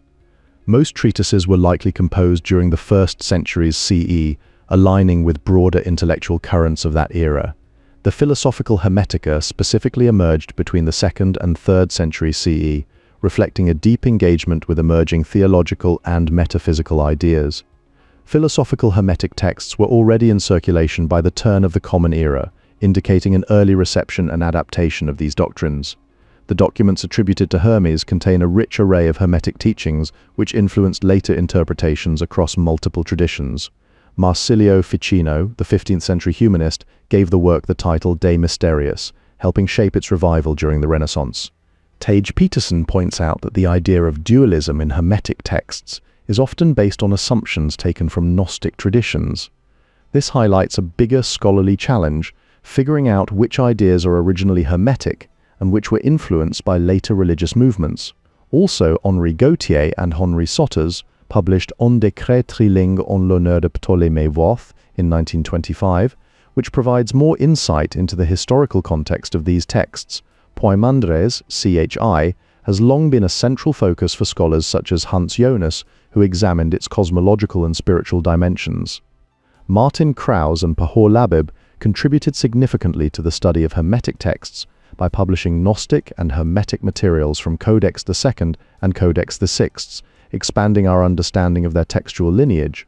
These codices reveal a complex interplay between Gnosticism and early Hermetism. According to Berossus, a Babylonian historian, the wise creature Oannes, half man and half fish, emerged twice from the sea to teach humanity. This mythological figure contrasts with the rational order attributed to Hermes in other texts. Meanwhile, Panodorus sets forth an elaborate chronology placing 1184 years between the Watchers and the Flood, spanning Anno Mundi 1058 to 2242. A passage from the Epinomis implies that Hermes was the first to observe the planets, though the author of this work contradicts itself by stating that the first person to make such observations was a foreigner. The Egyptians claim that Hermes discovered an important ratio through careful observation of planetary orbits, linking his wisdom directly to celestial mechanics. Plato elevates Hermes Thoth to the position of counselor of the divine king, portraying him as either a god or a divine human. This tale is preserved on unpublished papyri such as P428V and P. Lund 2058V, offering rare glimpses into ancient Hermetic traditions. Clygen briefly references these in his Appendix I, noting the existence of stelae dedicated to Hermes. The epitome of the Pinax of Thessalus in Sikag LN discusses how Hermes Trismegistus assigned names and values to each 12th part of the subject matter.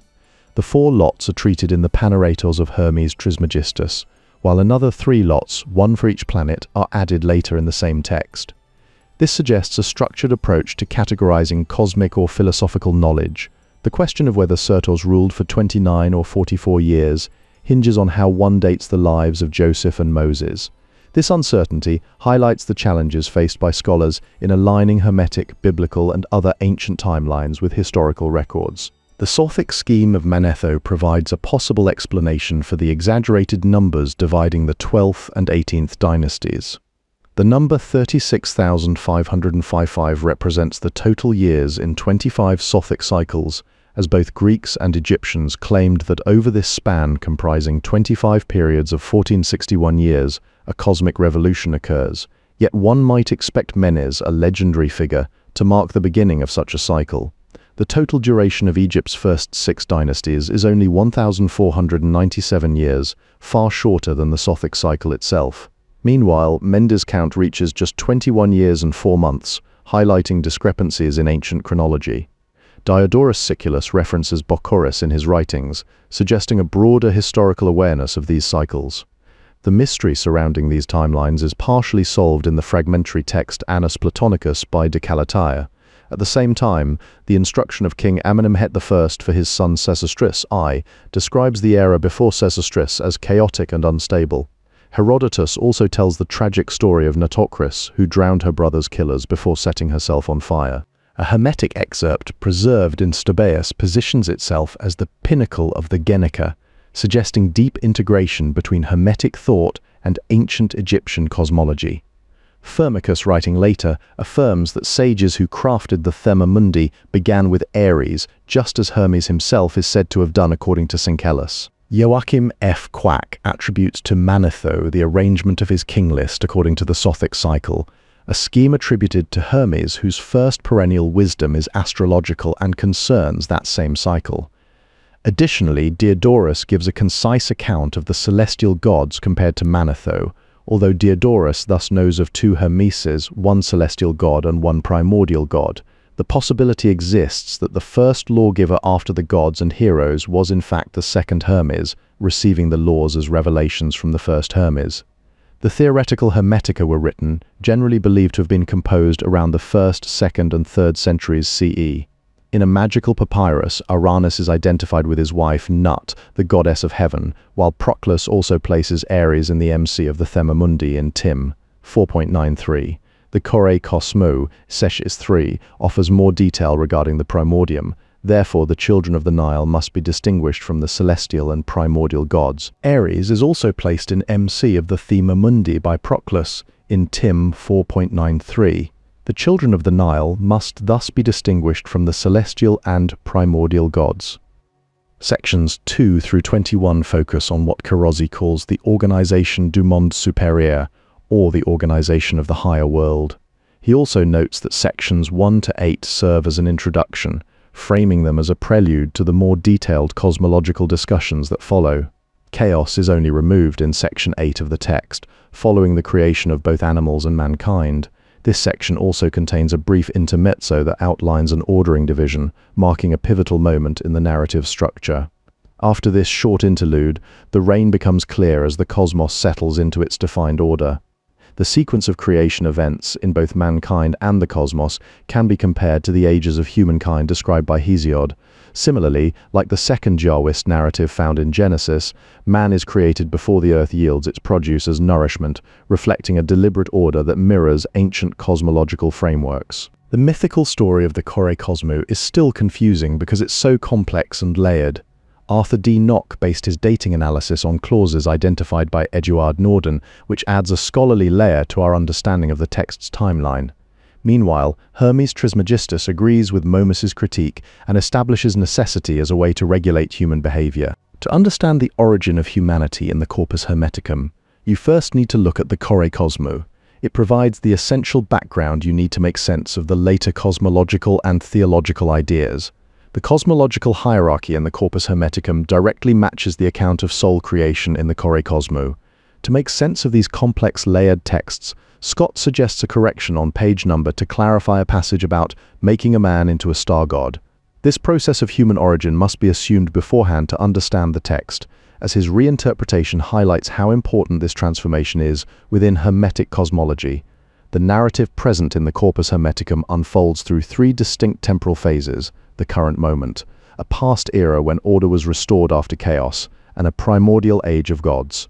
The dynasty of gods is placed within this earliest period, preceding the creation of souls. In alignment with this cosmological hierarchy, the first and primordial Osiris is also assigned to this same epoch. P.R. Hephaestus shows up as the first king in the Kore Cosmo, but historically Menes is the one recognized for starting the line of mortal kings. Seth Typhon only appears once in the Hermetic corpus, which suggests he has a pretty limited role in its cosmological framework. At page 3524, Scott further notes that the planet Mercury speaking in this section is distinct from the man Hermes mentioned in Fives Black Acres 3-8, and the great god Hermes referenced in Fives Lacus 26 and 30. Scholars have identified 2 schools of interpretation regarding the name Poimandres. A hero named Poimandros is recorded in Tanagra, Boeotia, offering a potential historical reference to this figure. This connection may illuminate the broader cultural and mythological context of Hermetic texts. The aratalogy of Poimandres is found in the 4th hymn of Isidorus, inscribed between 96 and 80 BCE. The 40 lines of the aratalogy identify Poimandres as the original founder of the temple. This ancient text provides one of the earliest known references to a figure linked closely with Poimandres, offering historical context for later Hermetic traditions. The last 2 Greek versions of the name are the closest to Poimandres. This form represents the final stage in the Hellenization of the name Pra-Mekt-Tr. The CHI also shows the correct Greek declension, demonstrating how deeply this transformation was integrated into classical linguistic structures. The other school of interpretation sees an Egyptian background to the name Poimandres. Griffith proposed the Coptic interpretation of Poimandres as the mind of Ra. Van den Kerkhoven, meanwhile, suggested a different meaning: this shepherd guards. These interpretations highlight competing views on how the name might have evolved from its original form. Inge Uytterhoven doubted the identification of Poimandres and Poimandres because of the relatively early disappearance of the Maras cult. The sacred scribes of old have written different things about the first principles. Other ancients have expounded on the principles of specific beings.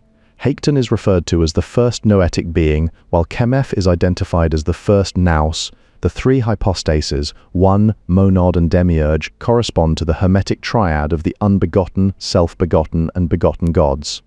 It is only when the unlimited and undifferentiated nature is divided into 4 elements that the first solid appears, and the sensible cosmos is created. The Hermetic protology is part of the Neo-Pythagorean protological speculations that started with the Pythagorean hypomnemata. A numerological scheme of creation was known to the author of the Refutation of All Heresies in early 3rd century Rome. The The poimandres contains another formulation of the same structure. The first four entities begotten by God in the Leiden Cosmopoia are reminiscent of the Hermetic numerological system. To some degree, the origin of the world serves as a reaction against the poimandres. André-Jean Festugière has shown that the pyramid in this text is the first solid, featuring 4 planes and 4 angles, representing both fire and the cosmos. 10 states that the monad is in everything and contains all numbers in itself. The demiurge fashioned the cosmos, making it androgynous. The monad is beneficent and ascending and male. In the poimandres, the primal human became soul and nous in the body. Prometheus is the inner human according to Zosimus of Panopolis. Nature begot the primal human and 7 other humans corresponding to the natures of the 7 planetary rulers. The celestial governors fell in love with primal man as he descended. She embraced her beloved, for they became lovers. The union of the primal human and female nature is not carnal. The primal human and the 7 other humans are immortal. The true fall begins when God divides the hermaphroditic humans into 2 sexes. Before hermaphroditic humankind was split into 2 genders, love is uniformly seen as something positive. The foundational myth describes the creation of the world, including the heavenly primal human, earthly semi-divine hermaphrodites, and their division into male and female. The procreation of these hermaphroditic children is described as wondrous, though it does not occur through the emission of male sperm into a female womb. The primal human, once whole and unified, is divided into male and female by divine will. This act introduces a new dynamic to procreation, as the union of sexes becomes central to creation's unfolding. Despite this division, love remains essential in both human and cosmic origins. Betts's analysis underlines that the interplay of affection between sexes is a key force behind creation's continuity. Hans D. Betts highlights love's central role in both human creation and the formation of the cosmos. This same emphasis on harmony is echoed by Providence, which through fate and balance orchestrated the unions and births that shaped existence. Procreation brings completeness to each sex, uniting them in a bond described as Cupid or Venus. The 7 primal humans are not subject to death, but instead live through an entire cycle of time, maintaining their existence beyond the limitations of mortal life. The 7 primal humans, immortal and eternal, serve as living testaments to this cosmic order. Their continued existence reflects the balance of fate and harmony that sustains creation's structure through time. Osiris and Nechepso are credited with transmitting the birth chart of the universe, a celestial map that outlines the origins and structure of all things. This knowledge was passed down as part of their legacy in Hermetic tradition.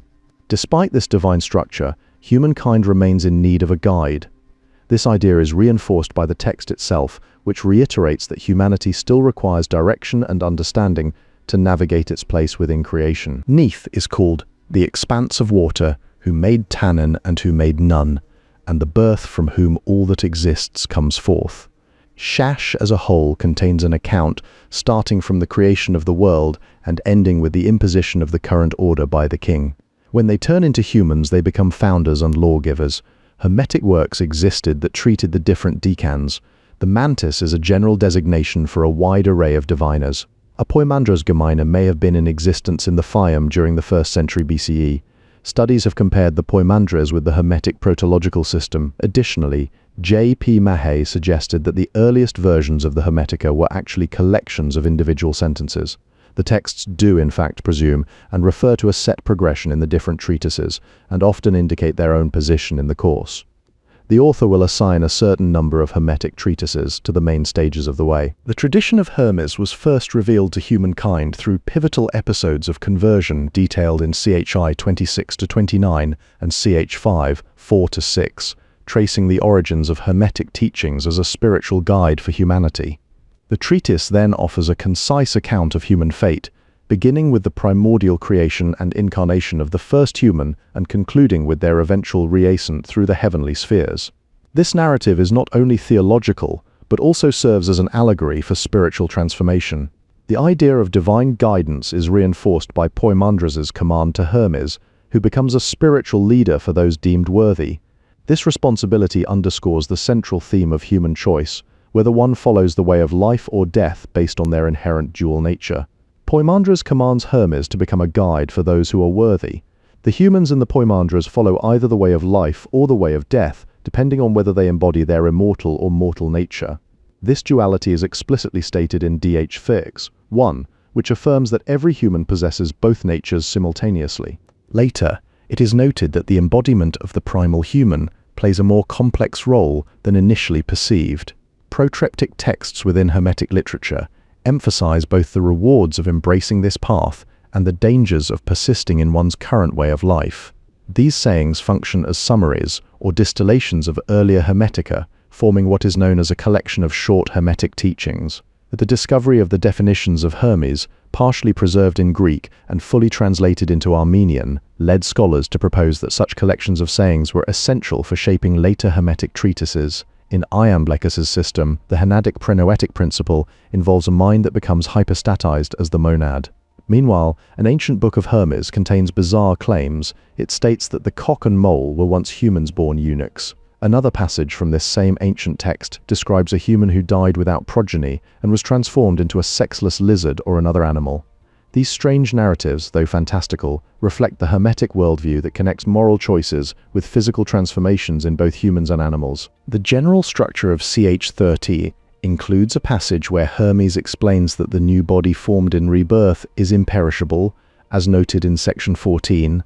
The Hermetic concept of rebirth, particularly as outlined in this treatise, stands apart from poimandres and has been a focal point for scholars throughout history. In this same text, Hermes plays an active role in the physical creation of mankind. A notable passage quotes the line, "I am ignorant, Trismegistus, as to which womb a human is born from and what kind of seed." This demonstrates the exploration of fundamental questions regarding human origin. Hermes employs the same hortatory formula found in CHX, reinforcing continuity within his teachings. Sayings 46 and 47 serve as concise summaries of SH, Zeph, and 8, reflecting earlier teachings in the Hermetic tradition. The Hermetic chain of being is often interpreted to mean that the world functions as the second god and humans occupy the position of the third god within this hierarchy. This concept builds upon an earlier teaching by Hermes concerning the arrangement of the zodiac and planetary orbits. Gries acknowledges the removal of from this text, citing a presumed significant distinction between it and CHI. This excision highlights how textual variations have been analyzed in relation to broader Hermetic works. The presence or absence of such phrases can influence interpretations across different treatises. The monad and the decad represent the beginning and end of numbers, linked by the Pythagorean tetractes, with the decad being considered an equivalent monad.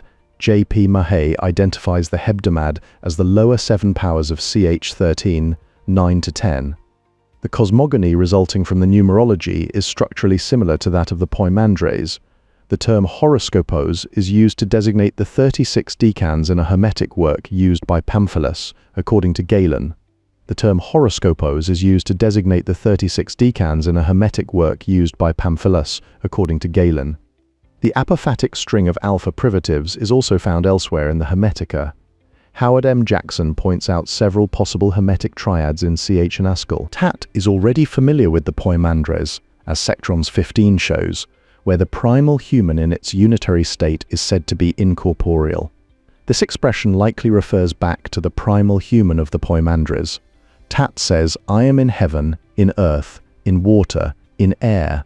I am in animals, in plants, in the womb, before the womb, after the womb, everywhere." The motif of an androgynous primal human is found in the Platonic tradition. The motif of an androgynous primal human is found in the jocular anthropogony of Aristophanes in the Symposium. Philo of Alexandria interpreted Genesis so that God first created a generic man containing male and female. The first Nous established the second demiurgic Nous, who according to the poimandres was born by means of Logos and is Lord of Fire and Spirit, CHI 9. Aristoteles reports that the Pythagoreans assert that and are concords. The Dioscoroi are said to be male and female, designated respectively as the monadic ion and the dyadic physis. The Pythagorean tetractys involves extension into 3 dimensions: point, line, plane, solid. The rebirth of the essential human is structurally inverted in relation to the cosmogonic birth of the poimandres. The Leiden Magical Papyrus, PGM 13, contains a passage that refers to the one and the all as encompassing the birth of spirit and fire and the darkness. The term logike thesia also appears in the Poimandres and the Discourse on the 8th and the 9th. There is a parallel to this passage in Asclepius 32, where Hermes discusses total nous, the nous of the cosmos and the human nous. Tat has now fulfilled the Creator's command, which was issued when he separated the primal human into male and female, thereby instituting death. The treatise of rebirth cannot be categorized simply as dualistic, monistic, or mixed. The rebirth is a regeneration of the primal human in the Poimandres. Poimandres has merged with the powers in Hermes, has already claimed that he himself conceived and gave birth to them, and should thus be considered their spiritual mother. Valentissus's basic premise is that the 3 Coptic treatises in Nag Hammadi Codex VI were intentionally chosen because they were related in a cultural matrix of meaning. The text from P. Vind Gr. 1200-563 was provided by Anna van den Kerkhove in a handout at the Hermeneutica Conference, Princeton, 2012, arranged by Christian Wildberg. Thessalus knew the Corpus Hermeticum and apparently also other Hermetica. Valentissus often makes assertions based on the internal arrangement of the treatises in the Codex. Thessalus knew the Corpus Hermeticum and apparently also other Hermetica. Valentissus often makes assertions based on the internal arrangement of the treatises in the Codex. The last page of the Coptic fragment contains a rather lengthy passage detailing the punishments in the hereafter. The double function of the omega can be elucidated with reference to Zosimus of Panopolis' treatise on the letter omega. Hermes has already claimed that he himself conceived and gave birth to them, and should thus be considered their spiritual mother. Zosimus identifies Omega as both Saturn and Ocean, a connection that aligns with astrological symbolism. SHV I-3 describes 36 decans arranged around the body's circle, distinguishing between universal and zodiacal circles. A similar reference appears in where a Coptic text discusses the decans and their relation to the stars. Plutarch identifies 36 with the Pythagorean Greater Tetractys, linking numerical symbolism to cosmic order. Van den Kerkhove opts for the first division of the final 22 omegas into lines as 6 + 7 + 9, suggesting a structured approach to textual arrangement. At the same time, he questions what happened to the ogdoad in this initial division, a mystery that remains unresolved. The 4th gem has on the obverse a pantheos with 4 wings, a bird tail, and 3 scepters. This artifact is catalogued as Walter Art Gallery 42.872, as documented by Bonner in Studies, pages 294-5N251. These details highlight the intricate interplay between religious iconography and ancient Hermetic symbolism. Élie Poiret gives a detailed analysis of how the 7 vowels are used in his work Chant des Sept Voyelles Analyse Musicale. At the same time, SH 24 and 25 describe the division of the cosmos into 4 realms: earth, air, ether, and heaven. These texts offer a structured view of creation that fits right in with broader Hermetic cosmology, PGM A8 46F. Explicitly states that the name Abrasax applies to Hermes, reinforcing his significance in both magical and theological contexts. The 8 guardian statues, known as the Hermopolitan Ogdoad, consist of 4 male-female syzygies, representing a central concept in Hermetic thought. According to Iamblichus's Hermetic system, the Hermopolitan Ogdoad rule over generation and are associated with the sun. This connection underscores their role as divine entities governing creation and cosmic order in early Hermetica. The stela is to be consecrated at a precise moment. When I am in the Virgin, and the sun is in the middle of the bark at daytime, and 15 degrees have passed me by. This ritual timing reflects deep integration between astronomical observation and sacred practice. A number of Hermetic treatises are assigned to initial stages of spiritual ascent. More could likely be added as scholars continue exploring the corpus, revealing a structured path that mirrors broader mystical traditions. Terms related to magic and traditional cult practices appear throughout the Hermetica, illustrating its dual nature as both philosophical and ritualistic. This synthesis highlights the text's role in bridging esoteric knowledge with religious practice. Arithmetic, music, and geometry form 3/4 of the later medieval quadrivium, a curriculum outlined by Plato as early as Book 7 of the Republic. This emphasis on mathematical disciplines reveals their foundational role in Hermetic education. The alpha and etas, placed at the top corners, should have been positioned within the rectangle, according to traditional design principles.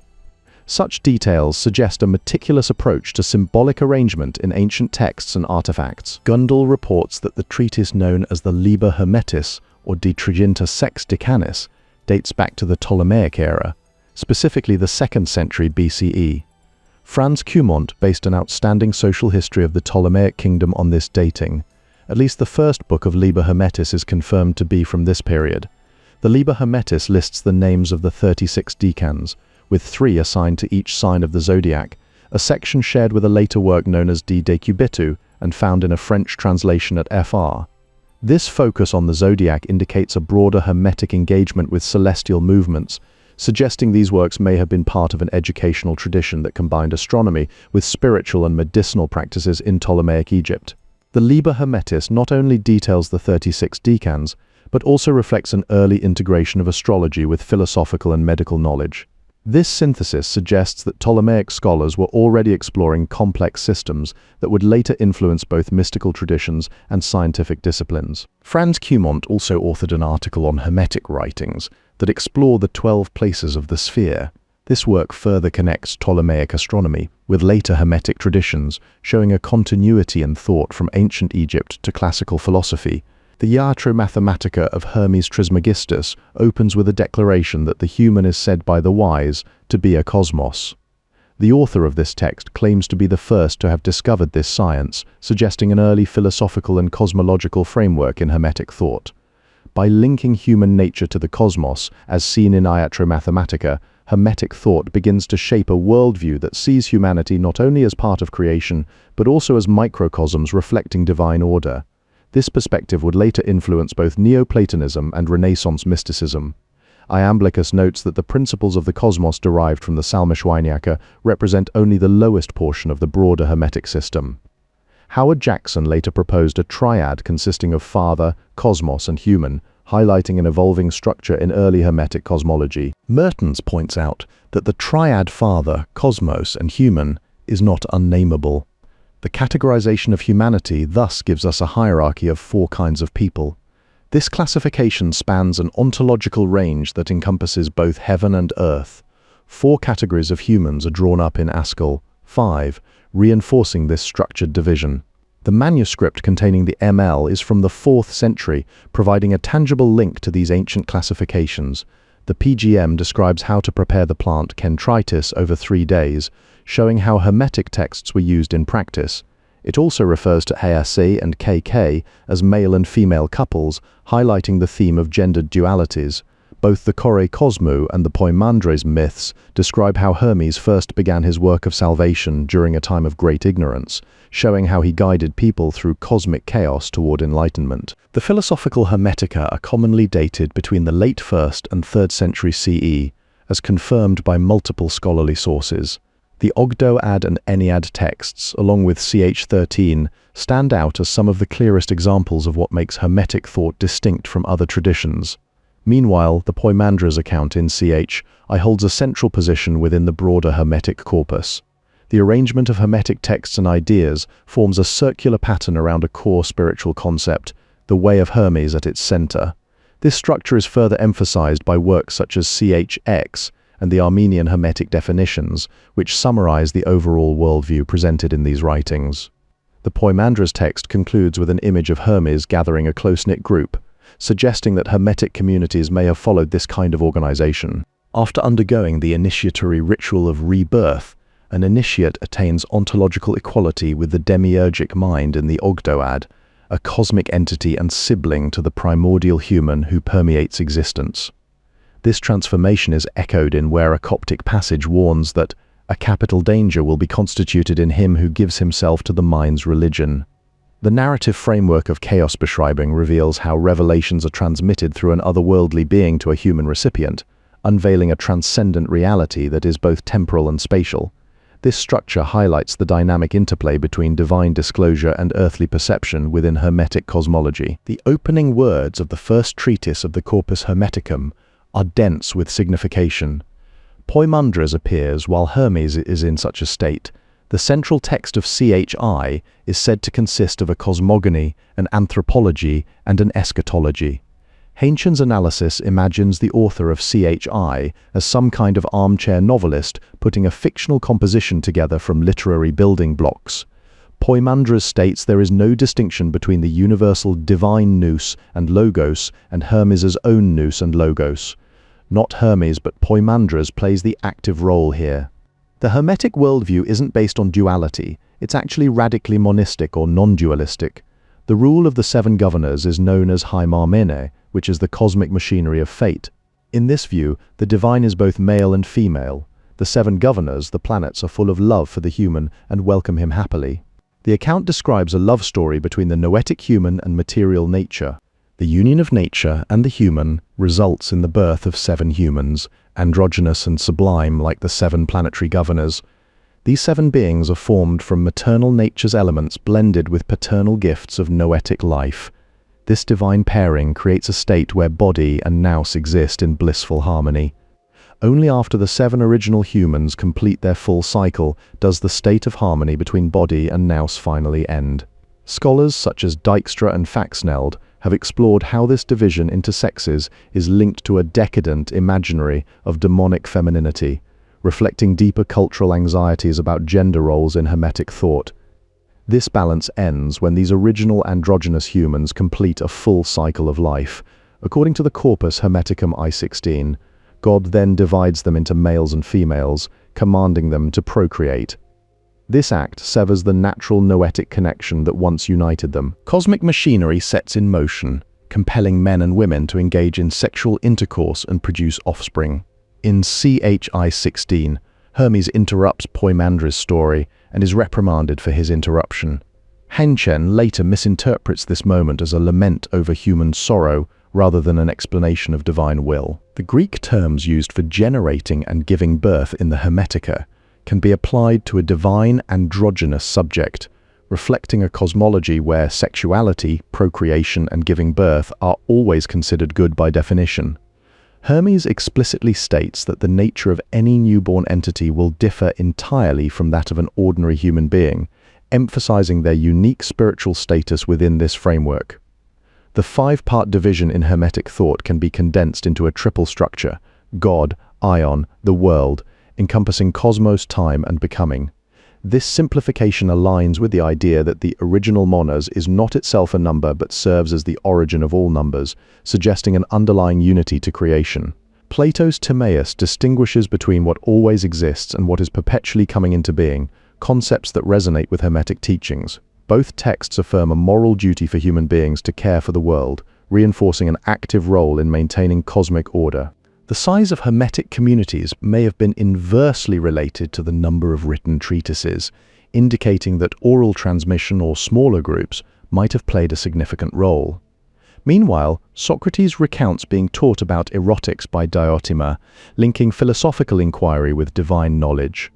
The questions concerning where and when are designed to clarify the initial question of how, reflecting a structured approach to understanding creation. Poimandres emphasizes that human beings bear full responsibility for their actions, with consequences directly tied to their choices. In Mantinea, religious practices were marked by the predominance of women, suggesting a unique social and spiritual dynamic. This contrasts with broader Hermetic teachings on human responsibility, but highlights regional variations in how these ideas were interpreted or practiced. The pharaoh Poimandres is referred to by his throne name. The name Poimandres may originate from the throne name Poimandres. The Hermetica describes the supracosmic triad using Egyptian and Platonic Neo-Pythagorean terminology. The first 7 pairs of divine energies and tormentors are easy to understand, of course. Scott prints the list of 12 torments and 10 positive energies in small type because he considers them a later addition. Poimandres, the nous of the sovereign power, told me no more than what has been written down. The columns on the right in Table 9.1 refer to 2 parallel systems explained by Hermes in his 20,033 books. In CHI, as the 7 primal humans were born, life became soul and light became nous.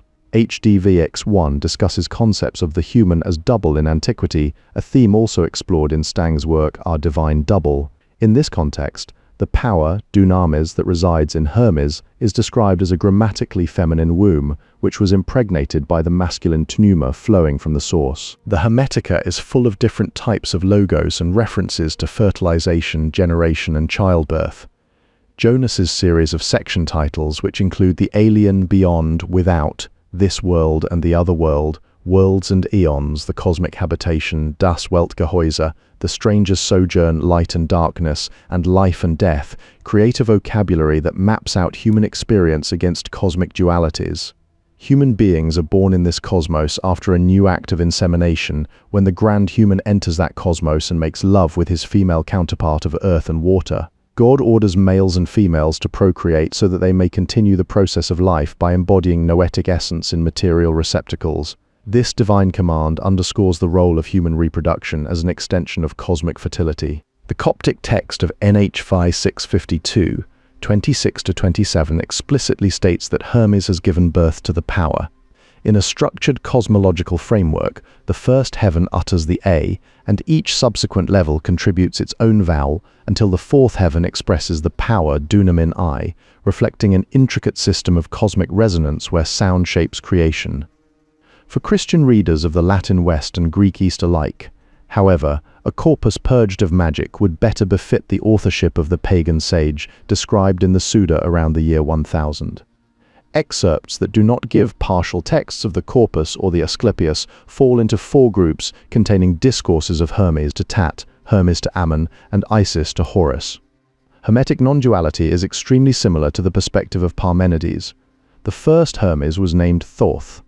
These two claims reveal a philosophical continuity that links Hermetic thought with pre-Socratic traditions, emphasizing unity and the dissolution of boundaries between self and cosmos. Hanegraaff notes that Yeats's interpretation of Hermeticism in terms of astral magic reflects an extreme focus on Askell 2324, 3738, at the expense of the general readers of the Hermetica are offered a choice between two dominant hermeneutical frames that reflect radically opposed attitudes or ways of being in the world.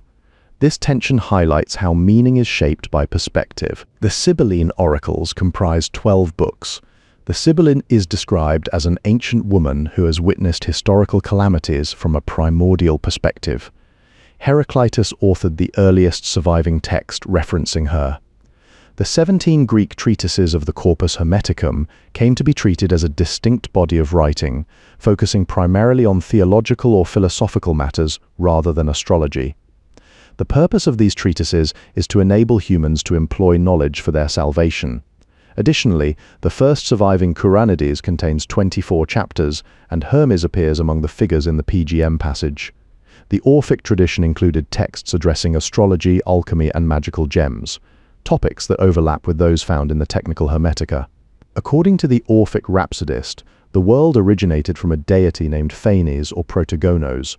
Zeus swallowed Phanes and subsequently generated the world recognizable to humanity. The Vienna fragments refer to otherwise lost treatises by the numbers 9 and 10, thus locating them in some larger set. The Corpus Hermeticum does not contain a theory of magic, similar to what Proclus wrote on the hieratic art according to the Greeks. A.D. Nock edited the corpus using 28 manuscripts dating from the 14th through the 17th centuries.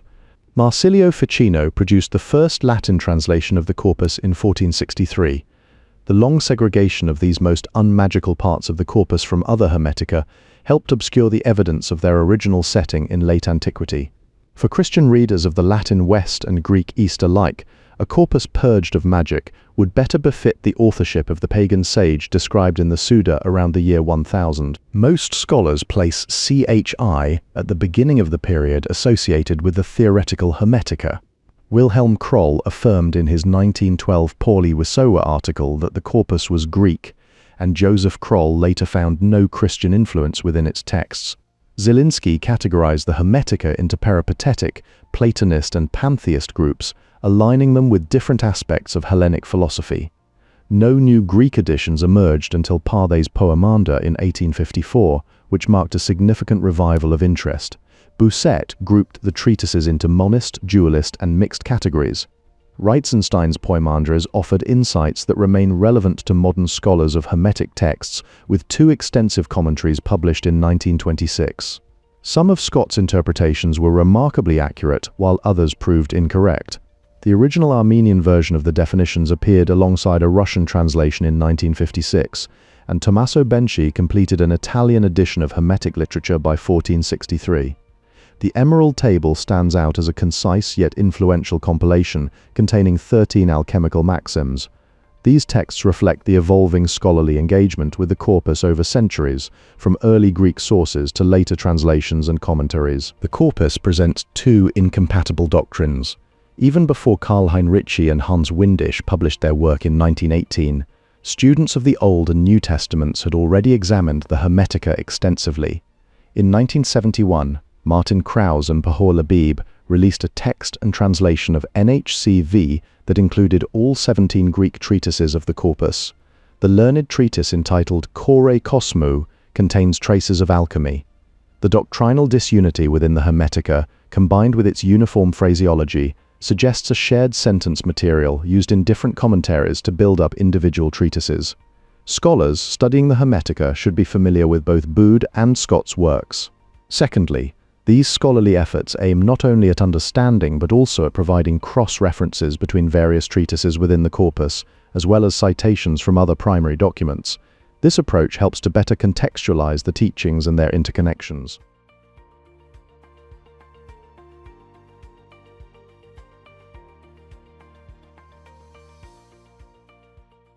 Rooted in the Greco-Roman world and shaped by Greek philosophical thought, both Hermeticism and Gnosticism emphasize salvific spiritual knowledge known as gnosis, a truth reserved for an elite group of initiates. These traditions share esoteric features, holding that individuals can attain personal knowledge of God and their own divine nature. However, they differ significantly in how this wisdom is transmitted through their respective central figures. Hermeticists receive it from Hermes Trismegistus, while Christian Gnostics believe it is revealed through Jesus Christ. Furthermore, the 2 traditions diverge sharply in their philosophical tone and views on creation. Hermeticism presents a more positive view of the world, whereas Christian Gnosticism adopts a mythological approach that often portrays creation as flawed or as the product of an evil creator. Hermeticism is generally seen as more philosophical than Christian Gnosticism, which tends to be more radically dualist and mythologized. In contrast to the Gnostic view that creation and the creator are often evil, Hermetic texts portray them in a positive light. This divergence highlights differing theological perspectives on the nature of existence. Scholars continue to debate whether Hermetic texts contain elements of Gnostic dualism, a question that remains unresolved. Some argue that this assumption is influenced by pre-existing biases and preconceived Gnostic ideas rather than direct evidence from the sources themselves, highlighting the complexity and ongoing scholarly discussion involved in interpreting these ancient religious traditions.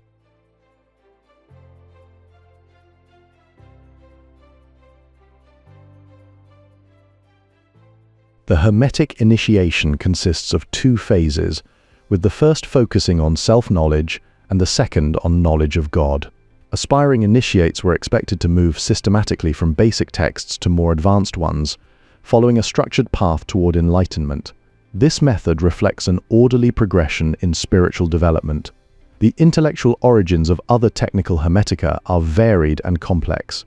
The Hermetists held that all forces and energies involved in sublunary creation came directly from the heavenly bodies, which governed both animate and inanimate existence alike. These same energies acted upon mortal and immortal beings without distinction. Hermes defines rebirth as a transformation in perception, wherein individuals no longer see the world through 3-dimensional forms. Devotees of Hermetic astrology would have found it unthinkable for humans to transcend planetary boundaries and become lost forever while contemplating divine realities. Demons are described as emanations that lack physical form or a soul. Theosebia seeks to reach the noetic realm, where she conveys visions of higher truths only to those deemed worthy by her insights.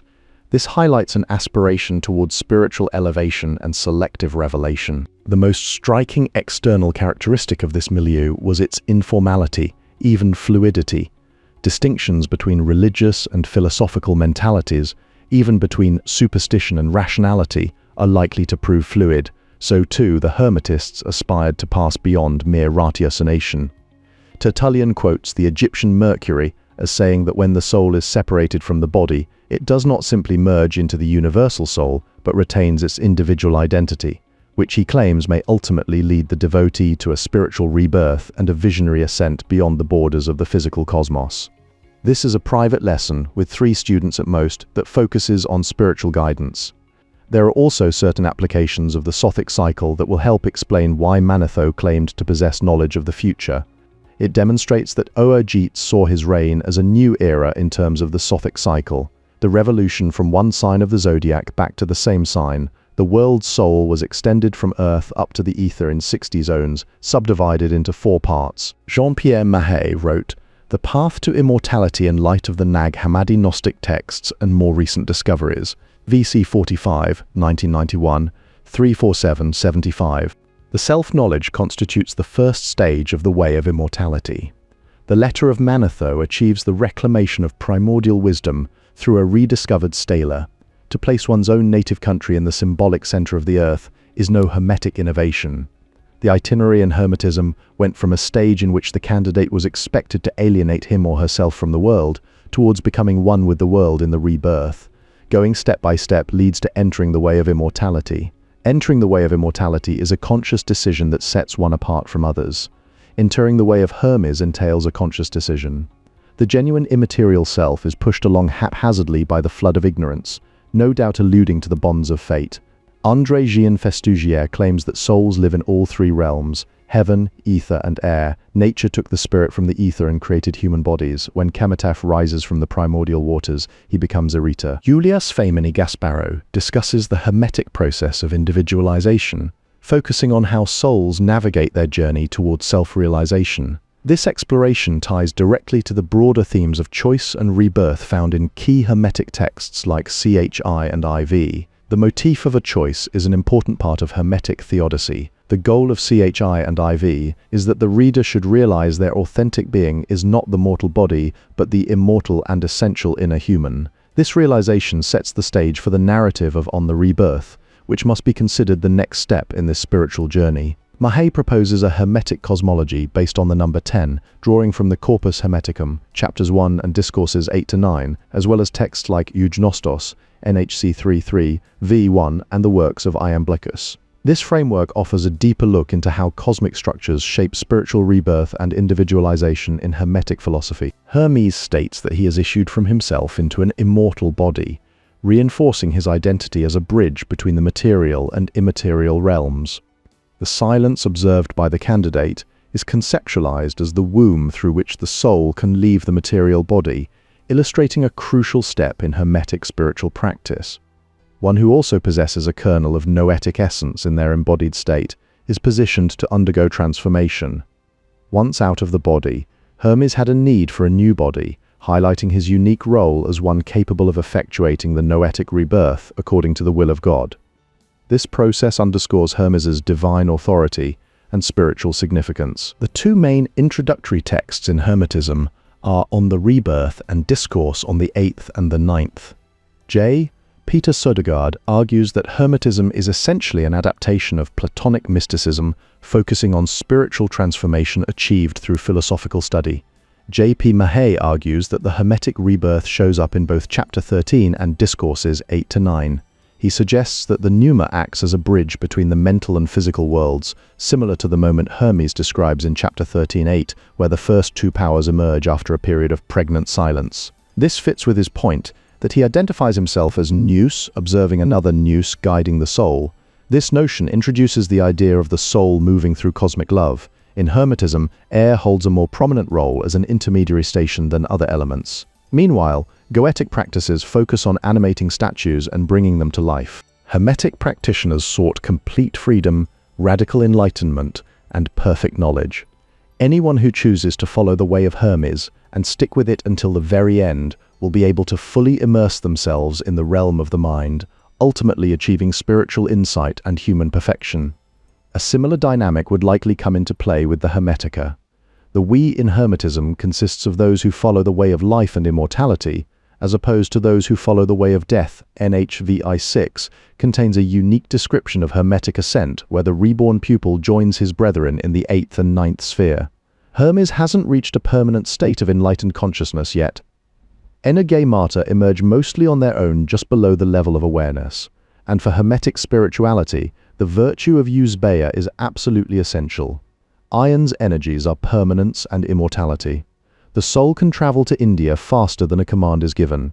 The soul can travel to the ocean as quickly as it travels to India. The soul isn't held back by the sun's fire, the ether, or the movement of the stars.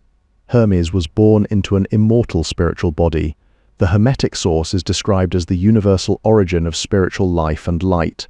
The Hermetic pagae is the source of infinite fertility and self-fertilization, a fountain bubbling with life. The 7 energies ranging from Nous to truth can be viewed as an autonomous series. The process where the 10 noetic energies arrive and drive out the 12 tormenting energies is described as happening automatically. The real difference between being embodied and disembodied is about how we experience consciousness.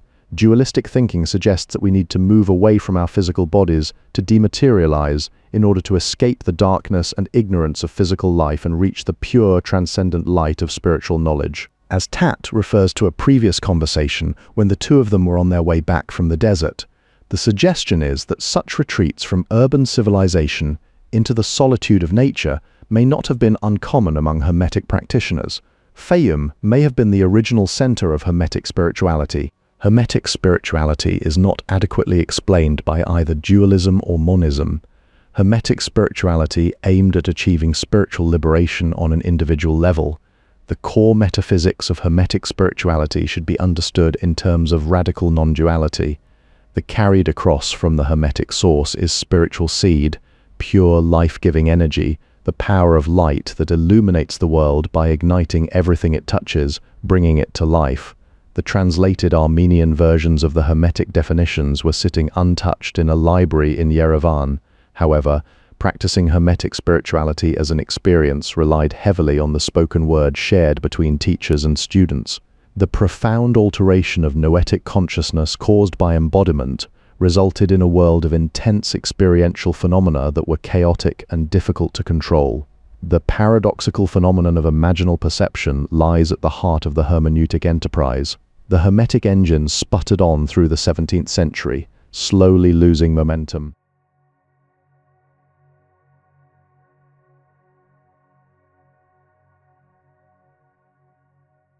The chief aim of Hermeticism, as stated in multiple sources, was the acquisition of salvific gnosis of both God and the self. This pursuit of spiritual knowledge was closely tied to the Hermeticist belief in ascending through the planetary spheres back to God the Father, mirroring the biblical destiny of Adam's progeny. Learning the stages of creation was framed as a necessary step for returning to the source of existence, emphasizing the Hermeticist view of the cosmos as a structured path to divine reunion. The human being also has a divine and immortal nature due to his possession of a rational soul or mind. Scholars have a predictable reaction to the use of nilotic color in Hermetic texts, yet they must acknowledge that this dual nature is realized through initiation into the divine mysteries, a process that could be completed during one's lifetime as described in NHC Vars. This specific passage details a Hermetic pupil undergoing this transformation, reflecting both the mortal journey of Hermes and the broader theological framework that extended into the 3rd century. Hermes is a mortal who receives revelations from the divine world and eventually achieves immortality through self-purification. Fowden states that the philosophical Hermetica stretch into the 3rd century. To this subdivision of the technical Hermetica belong also a number of books on astrological medicine, iatromathematics, and astrological botany. The Aztecs saw their defeat as the dethronement and death of their previously all-powerful national gods. In a similar vein, the Mayas viewed their own downfall in much the same light, perceiving it as the fall from grace of deities who had once ruled unchallenged. Meanwhile, during this time when these civilizations were experiencing such upheaval, the native tradition of sacred learning was already showing signs of long drawn-out decline. The Hermetica may have been modeled on this waning intellectual heritage. Understanding the difference between translation and interpretation becomes crucial in grasping how these texts relate to earlier traditions of sacred knowledge. This distinction helps illuminate the complex interplay between Hermetic genres and the native philosophical frameworks that preceded them. The objective is to paint a portrait of the Hermetic mind as it emerges from these texts. The technical Hermetica introduce new ideas such as belief in universal forces, forces not easily studied through empirical methods, but which can be harnessed for human benefit once one gains access to hidden knowledge. Their doctrine of sympathy extends beyond physical existence to encompass both body and spirit. The spiritual dimension of technical Hermetism holds particular significance for historians seeking to understand the depth and complexity of this ancient tradition. The Hermetists' understanding of cosmic sympathy is deeply tied to their views on demons and the stars. This same concept forms the foundation of later philosophical spirituality within Hermeticism, demonstrating how interconnected these ideas were in shaping a broader worldview. The grand theme of late Greek philosophy is the ensnarement of the soul in the bonds of fate, its liberation, and its return to its creator. This concept echoes throughout Hermetic texts as a central motif linking human existence with divine destiny. When the soul escapes from the mortal body, it will behold God ruling in the air and the clouds. A question is asked to the master. Tell me first of all, is the soul immortal or mortal? The master replies that the soul is its own master. The last section of the initiation combines the actual giving of the oracle with mystery language and references to an immortalization. The crucial process of rebirth begins at this point. Human souls acquire immortality by changing into demons. Human souls pass into the choir of the gods after changing into demons. The notion of immortalization and the allusion to the initiate's finding himself on the edge of bodily extinction remind one of the rituals of death and rebirth in mystery religions. The rituals of death and rebirth are part of an evolution towards more spiritual conceptions. Nielsen states in Geschichte 2.687 that es ist eine zauberische Vergöttlichung, nicht ein Unsterblichkeitsmysterium. The inscription contains an address to the soul. Astrology was believed to generate energies affecting every body, immortal or mortal, animate or inanimate. This belief shaped the spiritual and religious dimensions of Hermetism, which became increasingly prominent in philosophical writings during this period. The soul contemplates what is happening in other regions. It often feels affection for the body it inhabits and can foretell good or ill years before such events occur, a phenomenon we recognize as dreaming. When the soul returns to its own place, this movement mirrors broader philosophical inquiries into how souls return to their divine origins. The study of natural sympathies was extended beyond physical phenomena to consider the return of the soul to its divine source. This belief in spiritual reconnection influenced early alchemical thought, as some believed it was possible to transmute base metals into gold by manipulating what they called the concept that bridged material and metaphysical realms. The distinction between the body and soul of metals inspired alchemists to use symbolic imagery in describing the purification of the human soul. However, pseudo-Democritean Physica et Mystica criticized those who sought a remedy for suffering or release from all pain, suggesting that such pursuits might be misguided. The philosophical Hermetica not only reveal how these texts relate to each other, but also provide insight into their connections with lost works. They further explain the purpose and function of Hermetic writings, showing that different texts were tailored for readers at various stages of enlightenment.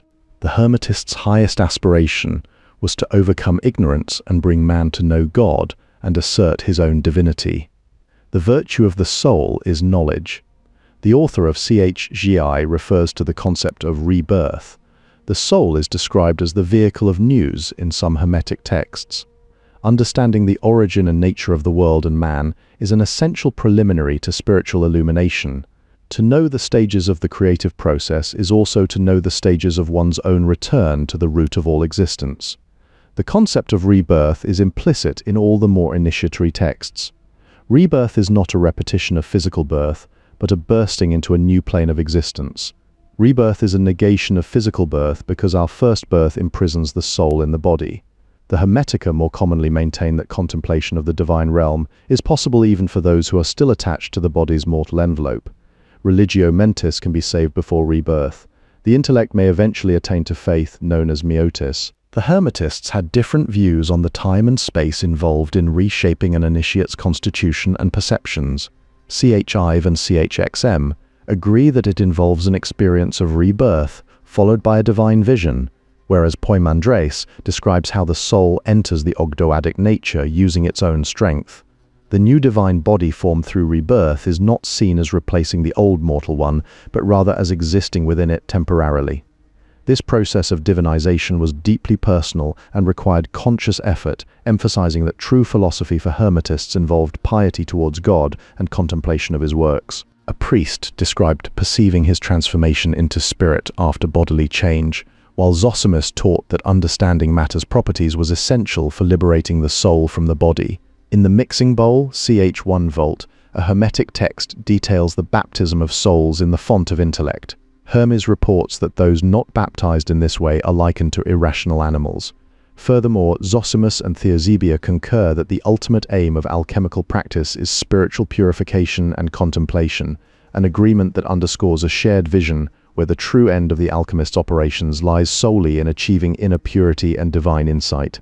The creation of souls and zodiacal signs from subtle matter is likened to an alchemical process with parallels in technical literature. However, the philosophical Hermetica's account of the soul's journey through material and spiritual realms conflicts with doctrines found in Hermetic astrology. The De Mystertis offers evidence for a specific method aimed at achieving salvation for souls bound by material existence.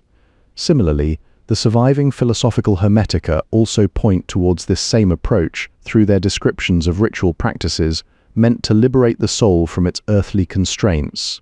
Informal elements within these texts hint at possible connections with traditional religious ceremonies, although such links remain speculative.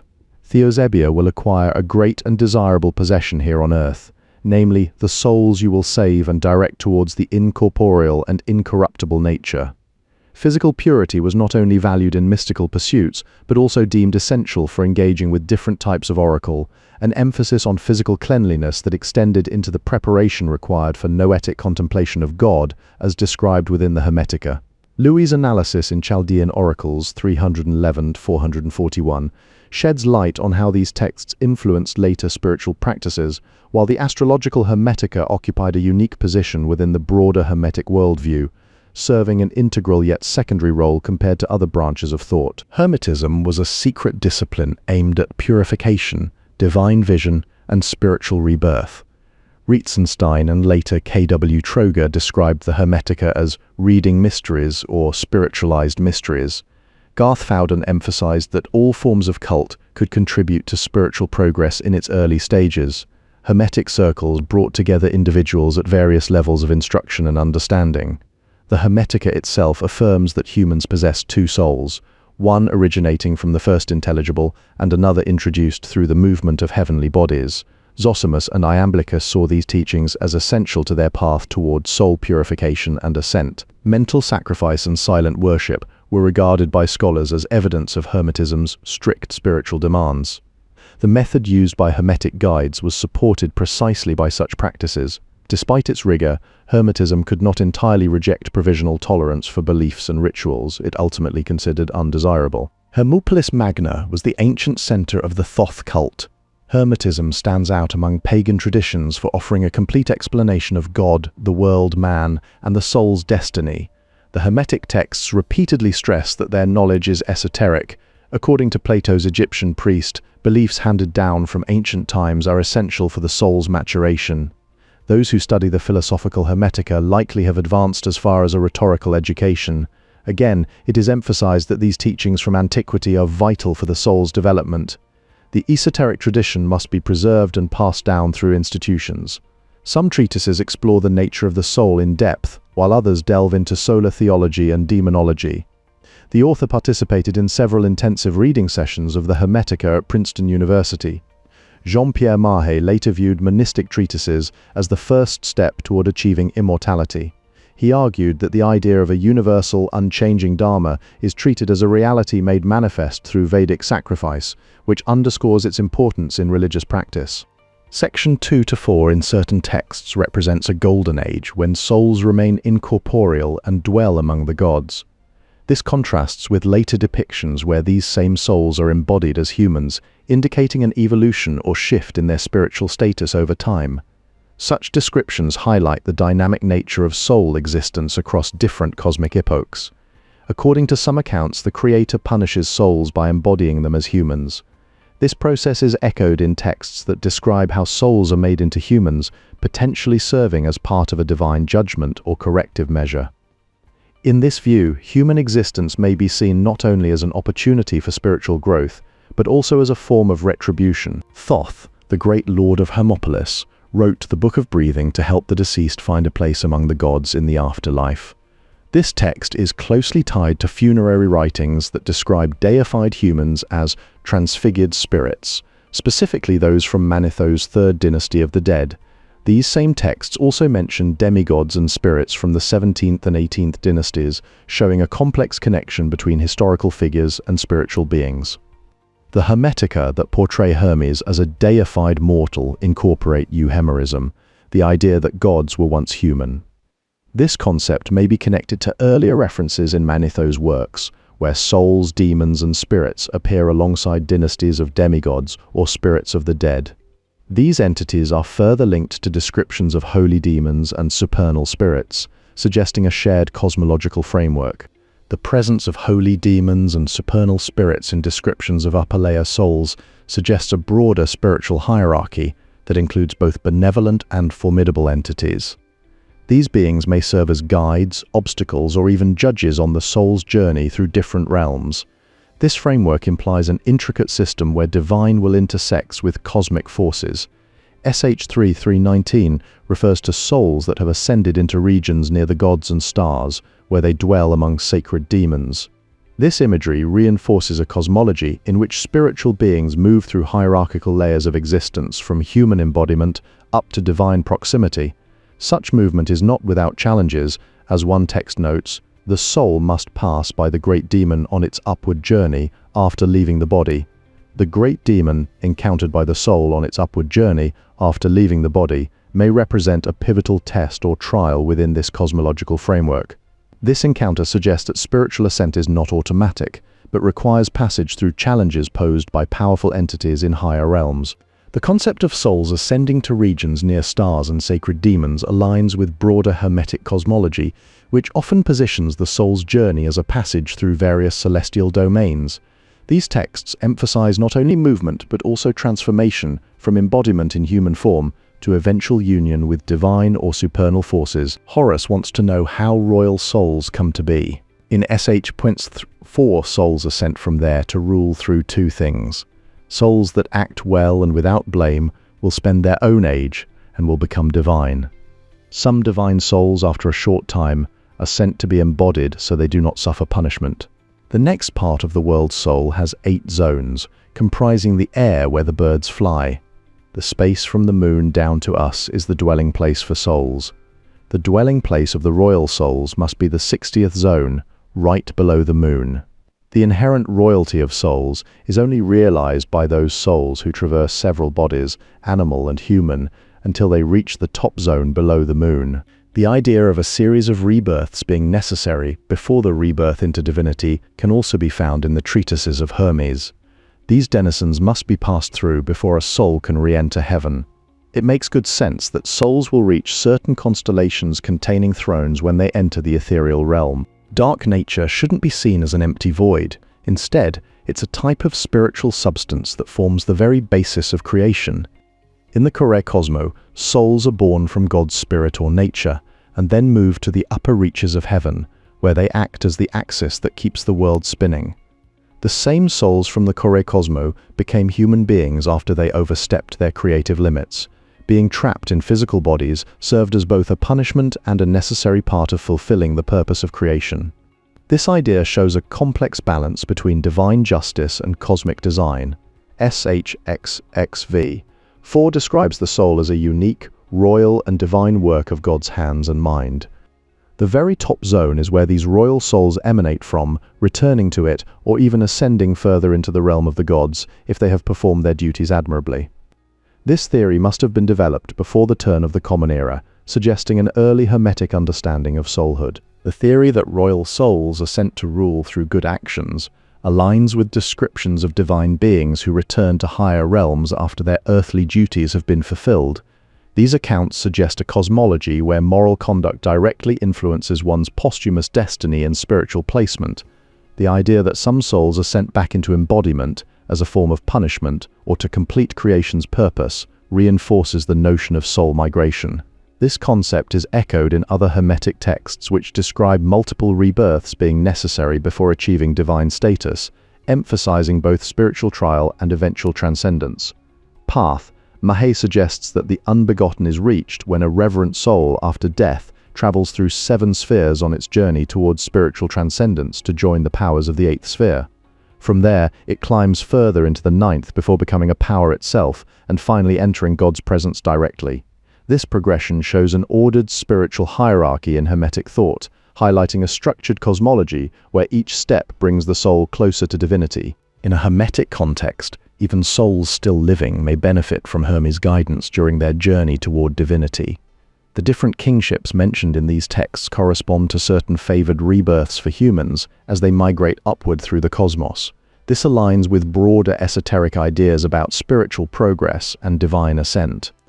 The exposition in CHX and SH3 asserts that all individual souls originate from the world soul, a concept drawn from Plato's Timaeus, but enriched by Stoic teachings.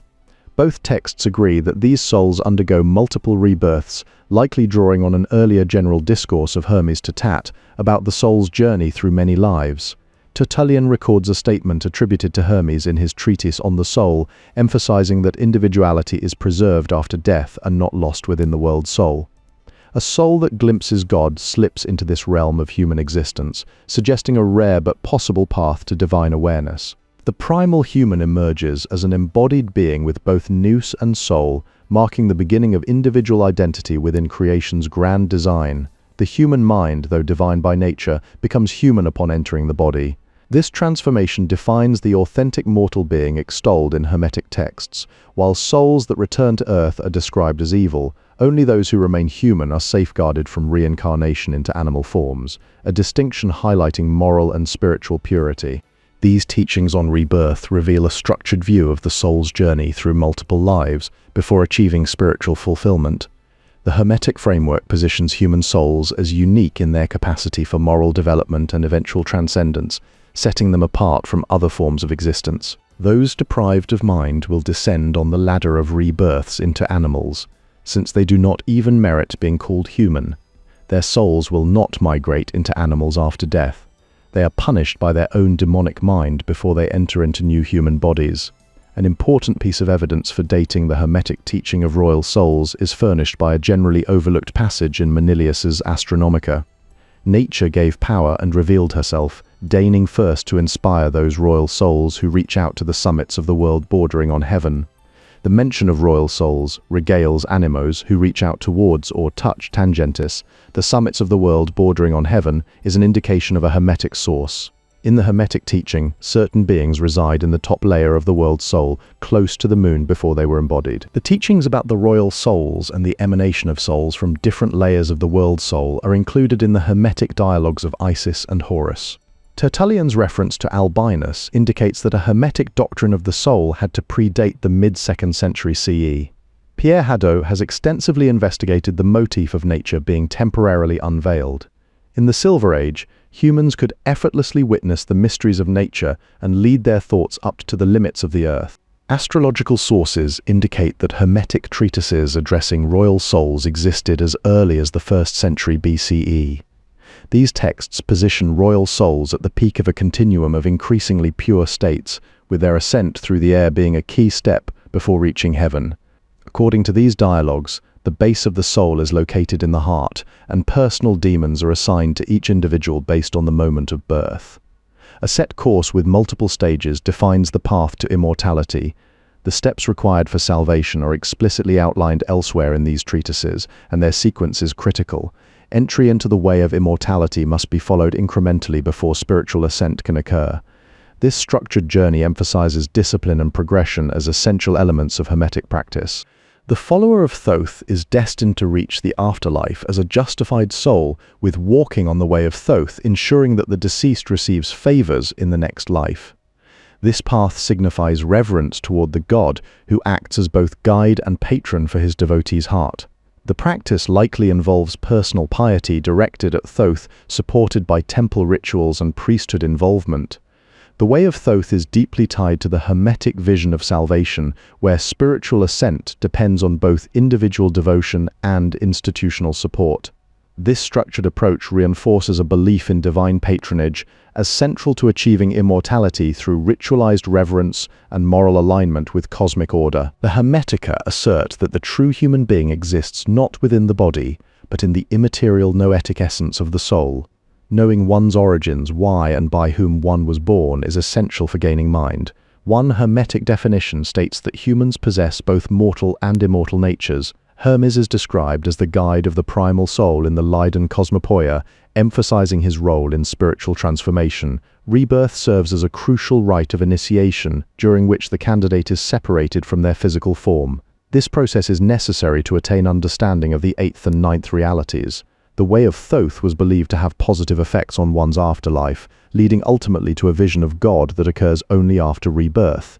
In contrast, those with animal-like senses believe humanity exists for such earthly purposes. A similar narrative of transformation is found in the mixing bowl.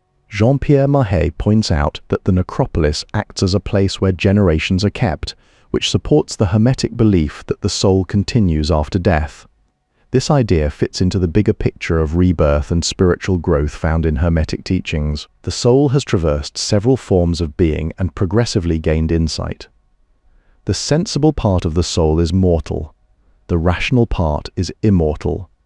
This present treatise highlights the soteriological potential of that immortal rational aspect. In SH2b 3-4, the goal of the reverent soul is to make itself light while still in the body. At the same time, this text states that the soul must leave the body temporarily while still alive.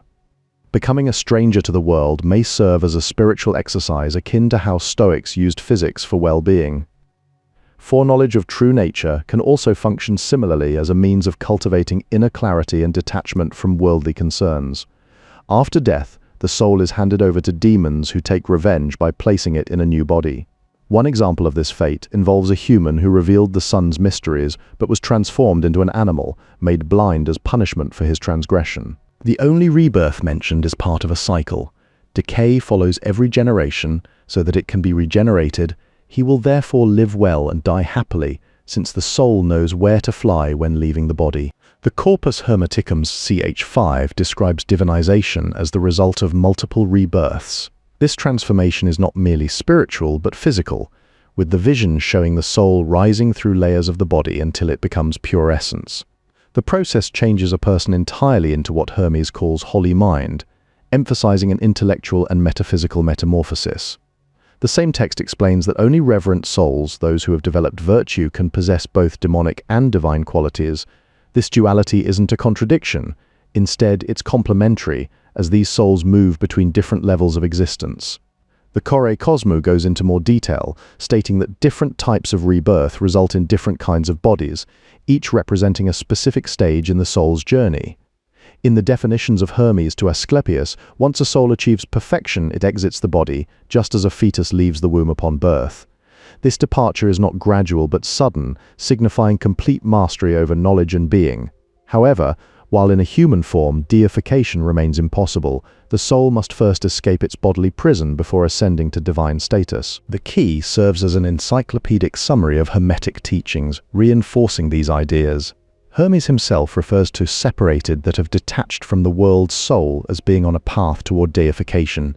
This ultimate transformation occurs when the soul ascends sufficiently high on the scale of existence, reaching a state where it is no longer bound by material constraints. The bibliography on Hermetic rebirth has grown vast, with much interest stemming from its similarity to Christian ideas of rebirth. The system proposed by Iamblichus describes how the hypercosmic soul enters the lower incosmic soul, marking a profound transformation in the individual undergoing rebirth. This process is considered the liminal phase within Hermetic spiritual evolution. The structure of this rebirth itself is tripartite, as noted by Gries, who situates it within Hapstagogue 7:13 of relevant texts. However, no formal ritual for rebirth has been identified in the surviving Hermetic literature. Several treatises instead emphasize alienation from worldly concerns and fortification against deception. Fasting is likely a component of the purificatory regimen associated with this process, as suggested by indications of food taboos found elsewhere in Hermetic writings. In Sh the 18th 1-2, it is stated that opinion and sensation incline towards the thinking of the soul, an essential step before rebirth can occur. Rebirth occurs when the essential self becomes filled by divine power, resulting in a complete transformation. This moment underscores the Hermetic belief that spiritual evolution is not merely an abstract concept, but a tangible and profound change within the individual's essence. Scholarly literature has tended to view the Hermetic rebirth as a form of advanced or high religion. The Hermetic rebirth and Egyptian gods' arrival and vessel inquiry spells both invoke gods for divinatory answers. Notably, both divinatory rites and Hermetic rebirth emphasize the visionary experience of an epiphany.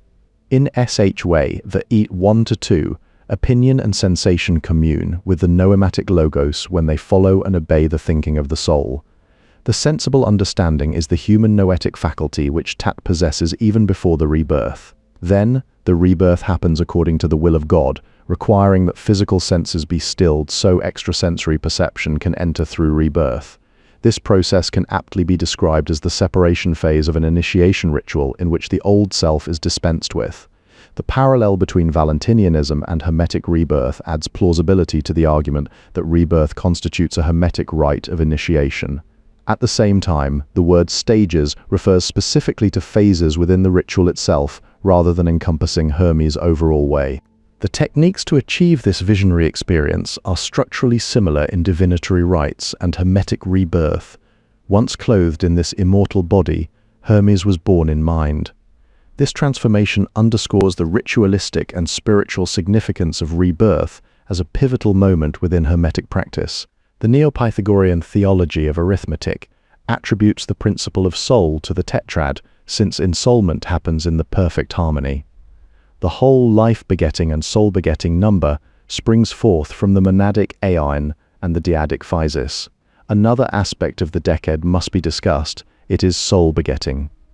Later authors refer to the Psychogony of the Timaeus, seen as a Pythagorean treatise, when they use the term soul-begetting. Thus, 3 times 2 equals 6, giving us a soul-generating hexad. Gries believes that the term means that Tat is changed into Psyche in the rebirth.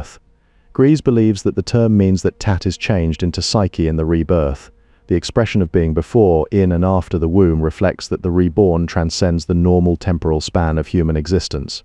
Experiencing the world in its entirety entails becoming iron. The year god who changes forms yet stays the same. The decade gives birth to the soul, and the union of life and light causes oneness, the Hainad to be begotten by the spirit. Macrobius states that the soul moves from a monad into a dyad, which constitutes its first protraction. While many scholars have attributed the doctrine of the monadic soul descending through the planetary spheres to Numenius, some sources suggest this specific ascent may actually originate from Hermetic traditions. The death of the body will merely entail the release of the inner human, who can return reconstituted to his place of origin above. Furthermore, the reborn human is also able to visit these upper regions temporarily. In the Greek text of Ch 13, Hermes answers that this is the rebirth. Consequently, the rebirth must take place in the Ogdoad. Rebirth is described as an inversion of creation, a movement away from multiplicity back toward unity. In this process, the reborn individual is ritually transformed into Logos, which then remerges with the demiurgic Nous. The deity accepts the sacrifice of logic, transforming it through light, life, and spirit. This union of life and light through the spirit restores the original divine state of those who are reborn. The Hermetica raises the question of whether every soul is strictly speaking immortal. However, there remains an essential unity between the reborn and the demiurgic Nous. J. by Mayhay raises a critical question about where rebirth happens if it doesn't take place within the Ogdoad or the Aeneid. This points towards specific passages that describe the actual process of rebirth, where 10 distinct powers are said to generate souls. Alexandrian Aphrodite describes the functions of the vegetative and first soul as nourishing, increasing, and generating. These specific actions underpin a Hermetic notion of soul-generating water which is rooted in an underlying ablution ritual. Ambrosial water serves as the primary nourishment for these souls. This concept is linked to a motif of souls acting like plants with roots in heaven, an idea apparently deriving from Timaeus 90 Alpha, but appropriated into Hermetic thought. The powers that cause rebirth go directly to the person being reborn. According to Mayhay, the ritual embrace described in 5726 represents this very rebirth. The promise of these outcomes is either a piece of literary fiction or was contained in an alternative version of On the Rebirth. Meanwhile, Hermetic and Platonic demonology identifies the sublunary atmosphere as the dwelling place for demons and disembodied souls. In a different tradition, the Book of the Dead of Nefer Ubenef describes how the deceased is granted limitless eternity. In this context, the individual is specifically described as the heir of eternity. Yvonne Vernier describes the moon as a reservoir for souls, specifically noting that royal souls reside in this celestial sphere. According to the process of Hermetic rebirth, it is believed that the soul ascends to reach this lunar level. Tat expresses a yearning to immerse his soul into the Hermetic mixing bowl filled with Nous. This spiritual objective connects to broader religious practices in the Hermetic Lodge, which Roelof van den Broek notes are discussed within the context of Nag Hammadi. Nature is responsible for distributing souls among the specific bodies she allows to be born. However, purifying demons cast these souls into both icy and fiery regions of the sky, while spirit remains the fundamental instrument of God's creation in Hermetism. In On the Rebirth, silent contemplation is seen as a representation of the womb of rebirth.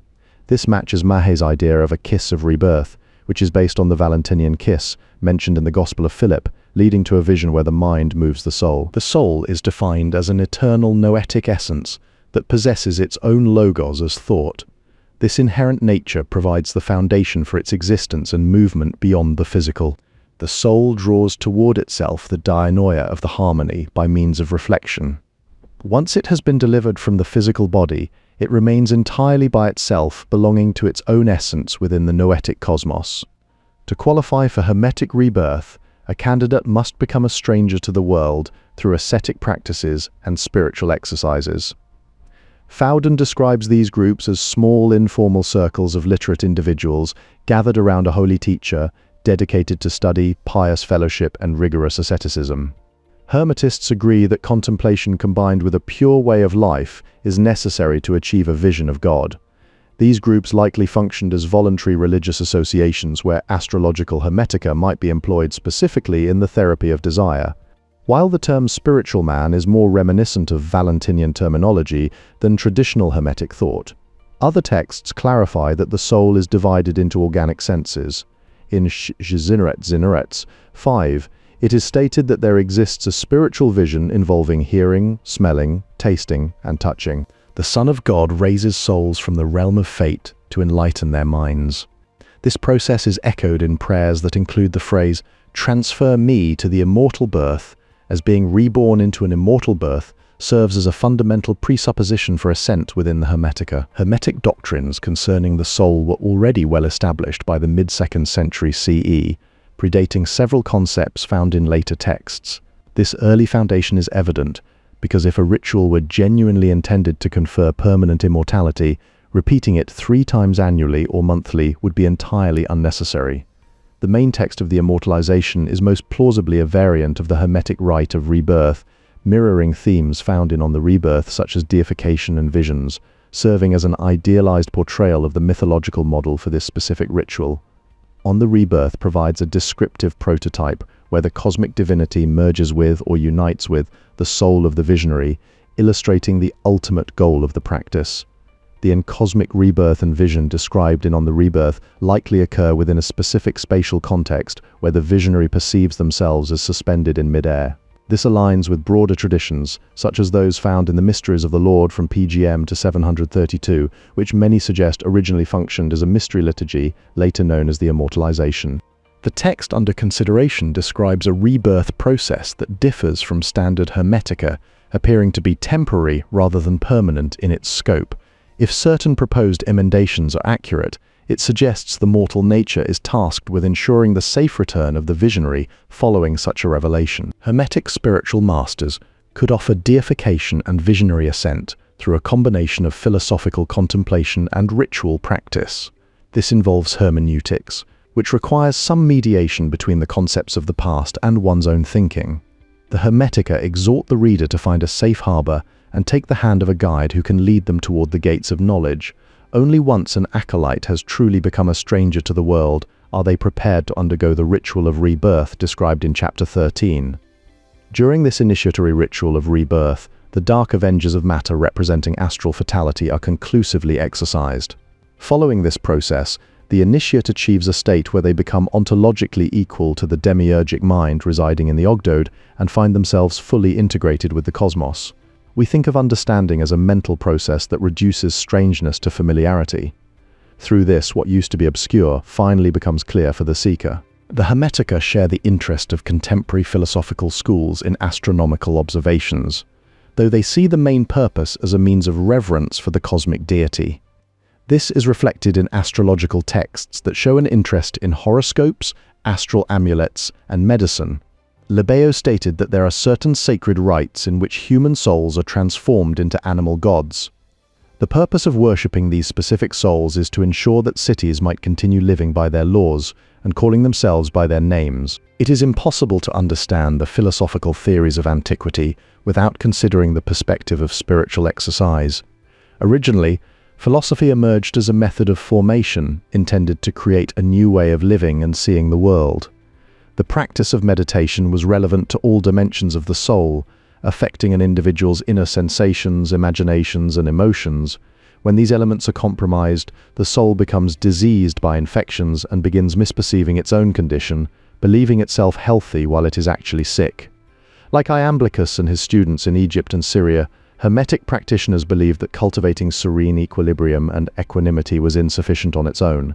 Instead, they sought a more profound intervention to liberate the spirit from destructive affects.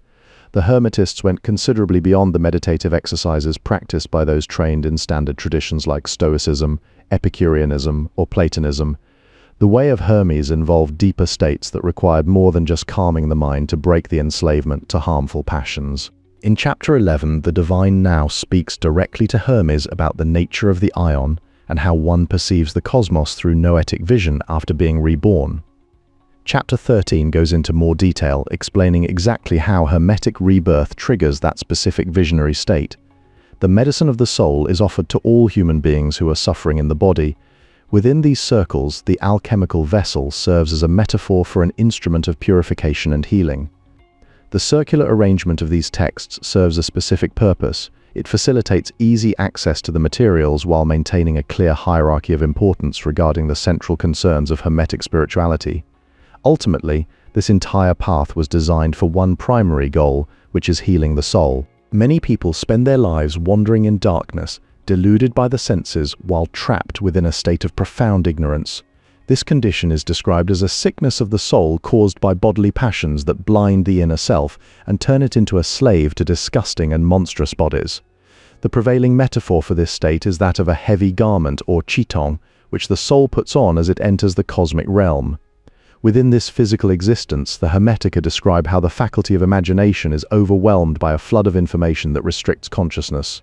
Zosimos provided specific advice to Theosbea, which included driving away any demonic entities until her soul was healed from its afflictions and reached completion. This reflects the Hermetica's claim that as embodied human beings, we are living our lives in a dreamlike state of hallucination. Hermetic spiritual practice was ultimately all about healing the soul rather than discarding the body, because the sickness of the soul is an unavoidable effect of embodiment as such. That condition obviously cannot be cured while remaining in a state of embodiment. To behold noetic realities, one needs to use internal senses rather than relying on the external world. The divine mystery at the heart of all manifestation reveals itself as a reality of universal light to the noetic light that it is itself and through which it is being perceived. The noetic logos returns in the person of the beautiful child of the divine Nous. This signifies the ultimate restoration and recognition of the soul's true nature. Hermes assumed that all humans are naturally endowed with Nous because the original human and the 7 humans born from his marriage with nature retained their noetic consciousness.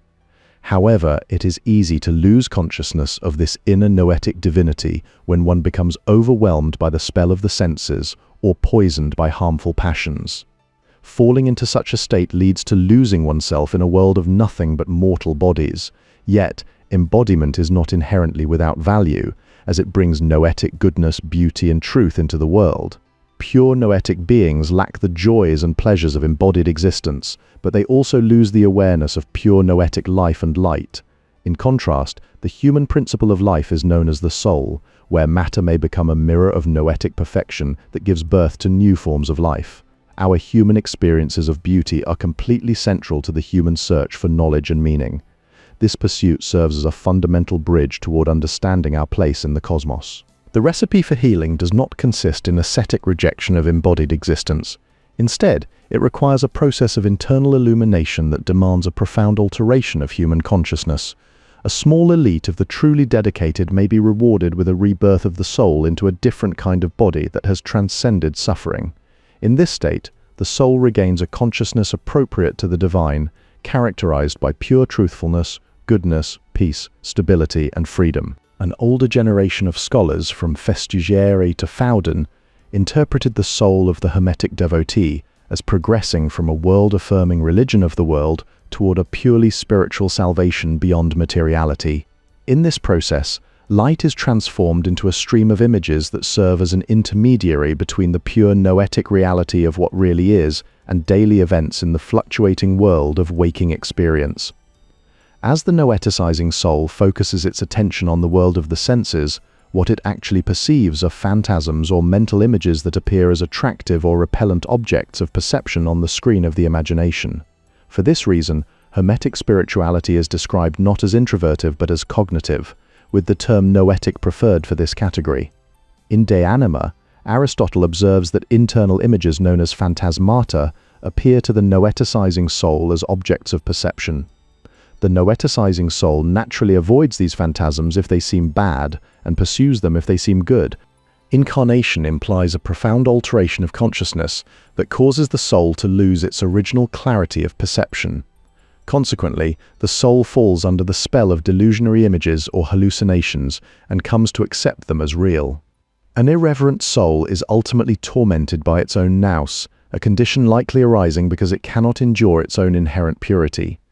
This internal struggle exists because the living human soul receives noetic and material input simultaneously. The soul possesses the capacity to break through the outer rim of the cosmos to see what lies beyond it. When this occurs, the soul can perceive all things simultaneously, including times, places, actions, qualities, and quantities. Macrobius describes a specific geometric shift where souls assume dimensionality as their spherical shape becomes conical. He argues that being born in late antiquity meant losing one's true life and clarity of consciousness, resulting in a loss of spiritual freedom as the individual becomes lost in a maze of illusions. Demons try to mold the soul into their own strange astral energies, while at the same time souls are influenced by the machinery of fate known as Haimamini. In this state, the soul effectively dies because it leaves its original unified source and becomes scattered within a mortal body. The task of the soul is to enter the darkness of matter so as to bring it to life and fill it with light. Because of this, the central goal of Hermetic spirituality was to clear up human consciousness and get the soul back on track.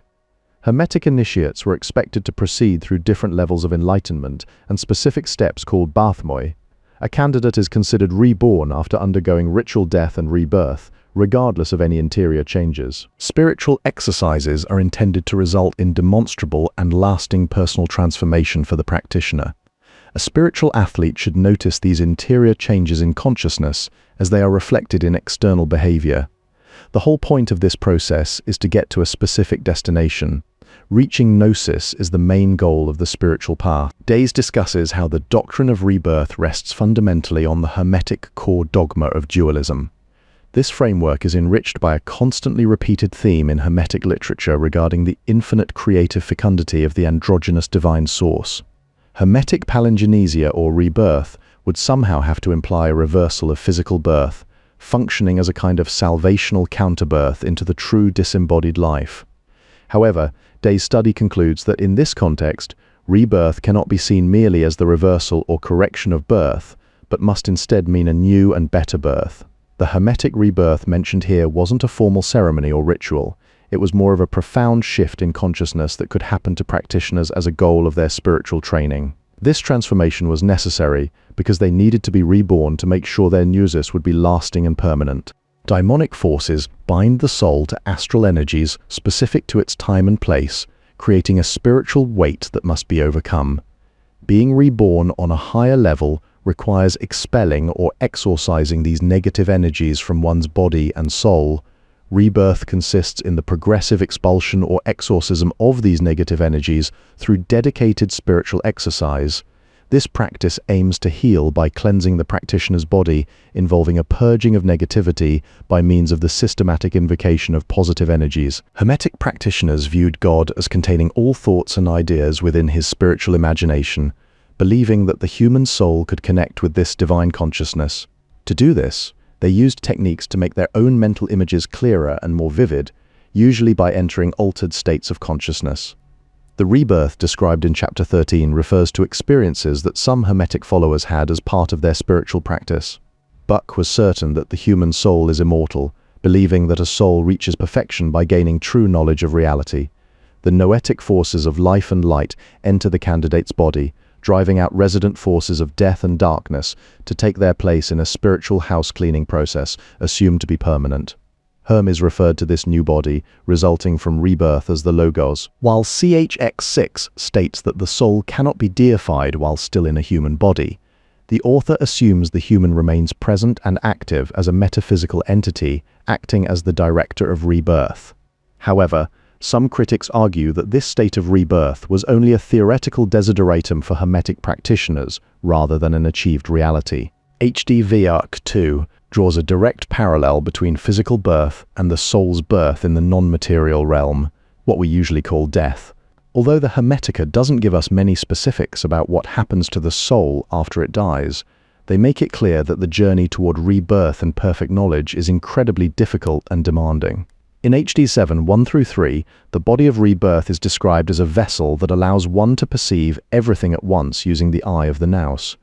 In this state, regular physical death isn't seen as an end.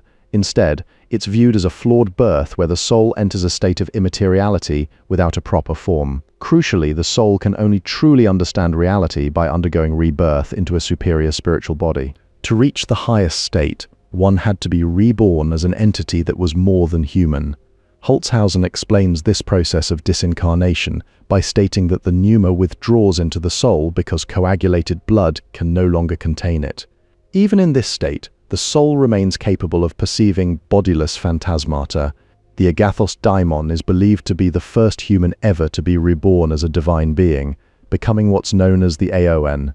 This transformation into a theos, a divine state of existence, is required to reach cosmic consciousness. Once this rebirth happens, it creates a permanent state where cycles are seen as mere returns and dissolutions represent renewal. According to CHX7, all souls whirling around in the cosmos originated from a single soul of the All.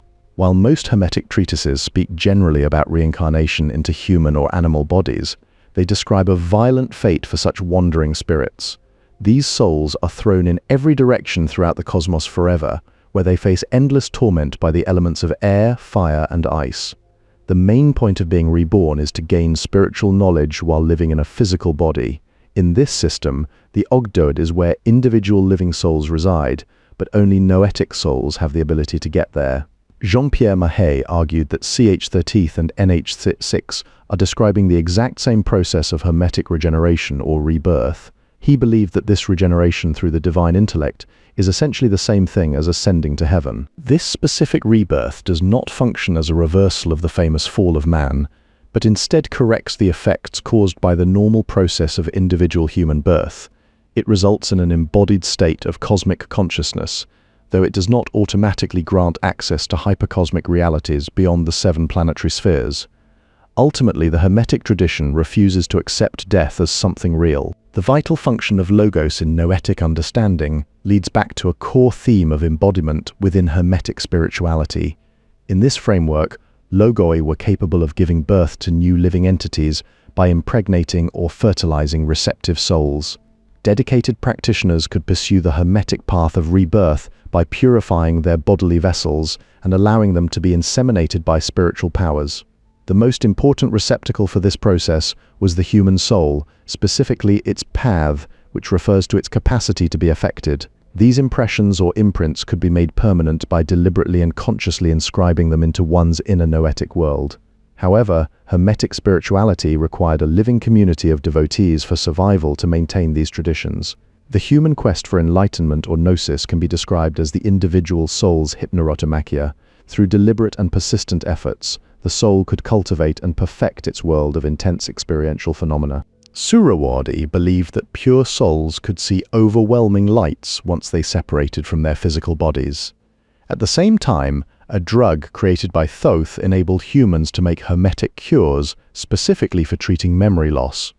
The dissemination of spiritual hermetica through Arabic manuscripts began in the 8th century CE. All these scattered seeds eventually returned to the light of day in the 20th century. Both theoretical and technical hermetica share a fundamental concern for salvation as the resolution of human fate across all contexts. This enduring influence is reflected in 9th century works by Al-Kindi, who engaged with Hermetic theology while integrating traces of astrology into broader cosmological frameworks. In regions like Thrace and Scythia, shamans practiced an ecstatic religion of soul travel, where they engaged in rituals linking their doctrines to mythic figures such as Orpheus. While these shamanic practices focused on specific local traditions, the theoretical Hermetica offered a grander view of salvation through knowledge of God, the other, and the self. The Chaldean oracles describe theurgic rites as a specific means to liberate the human soul from its bodily confinement and elevate it toward divinity. These practices involve invoking a deity into a statue or a human medium, an intentional act aimed at transcending the material realm entirely. Among the highest entities referenced in these oracles is Hecate, a female power associated with the production or embodiment of the world's soul. For the higher human soul to ascend from this state, it must shed its okyma or chiton, which are terms denoting a vehicle or garment acquired during its descent through celestial spheres. According to some texts, the ultimate goal of these spiritual practices is to reach a permanent state of gnosis, a condition of being fully alive and conscious.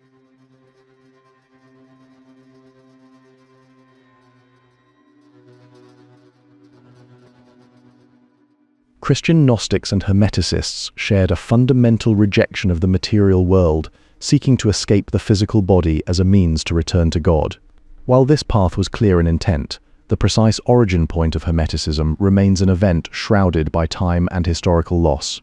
The Hermetica are presented as revelations of divine truth, rather than products of human reason, yet they still manifest the deep-seated cultural tensions that molded their patron.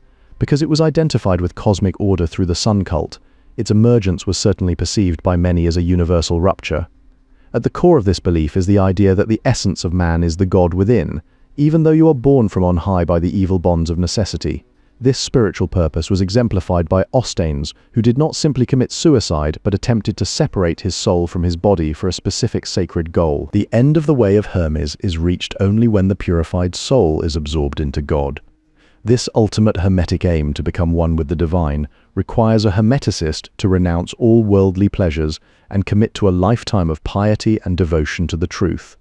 Modern interpretations like Black Athena offer a highly political view of these beliefs, specifically regarding how Hermetism is framed.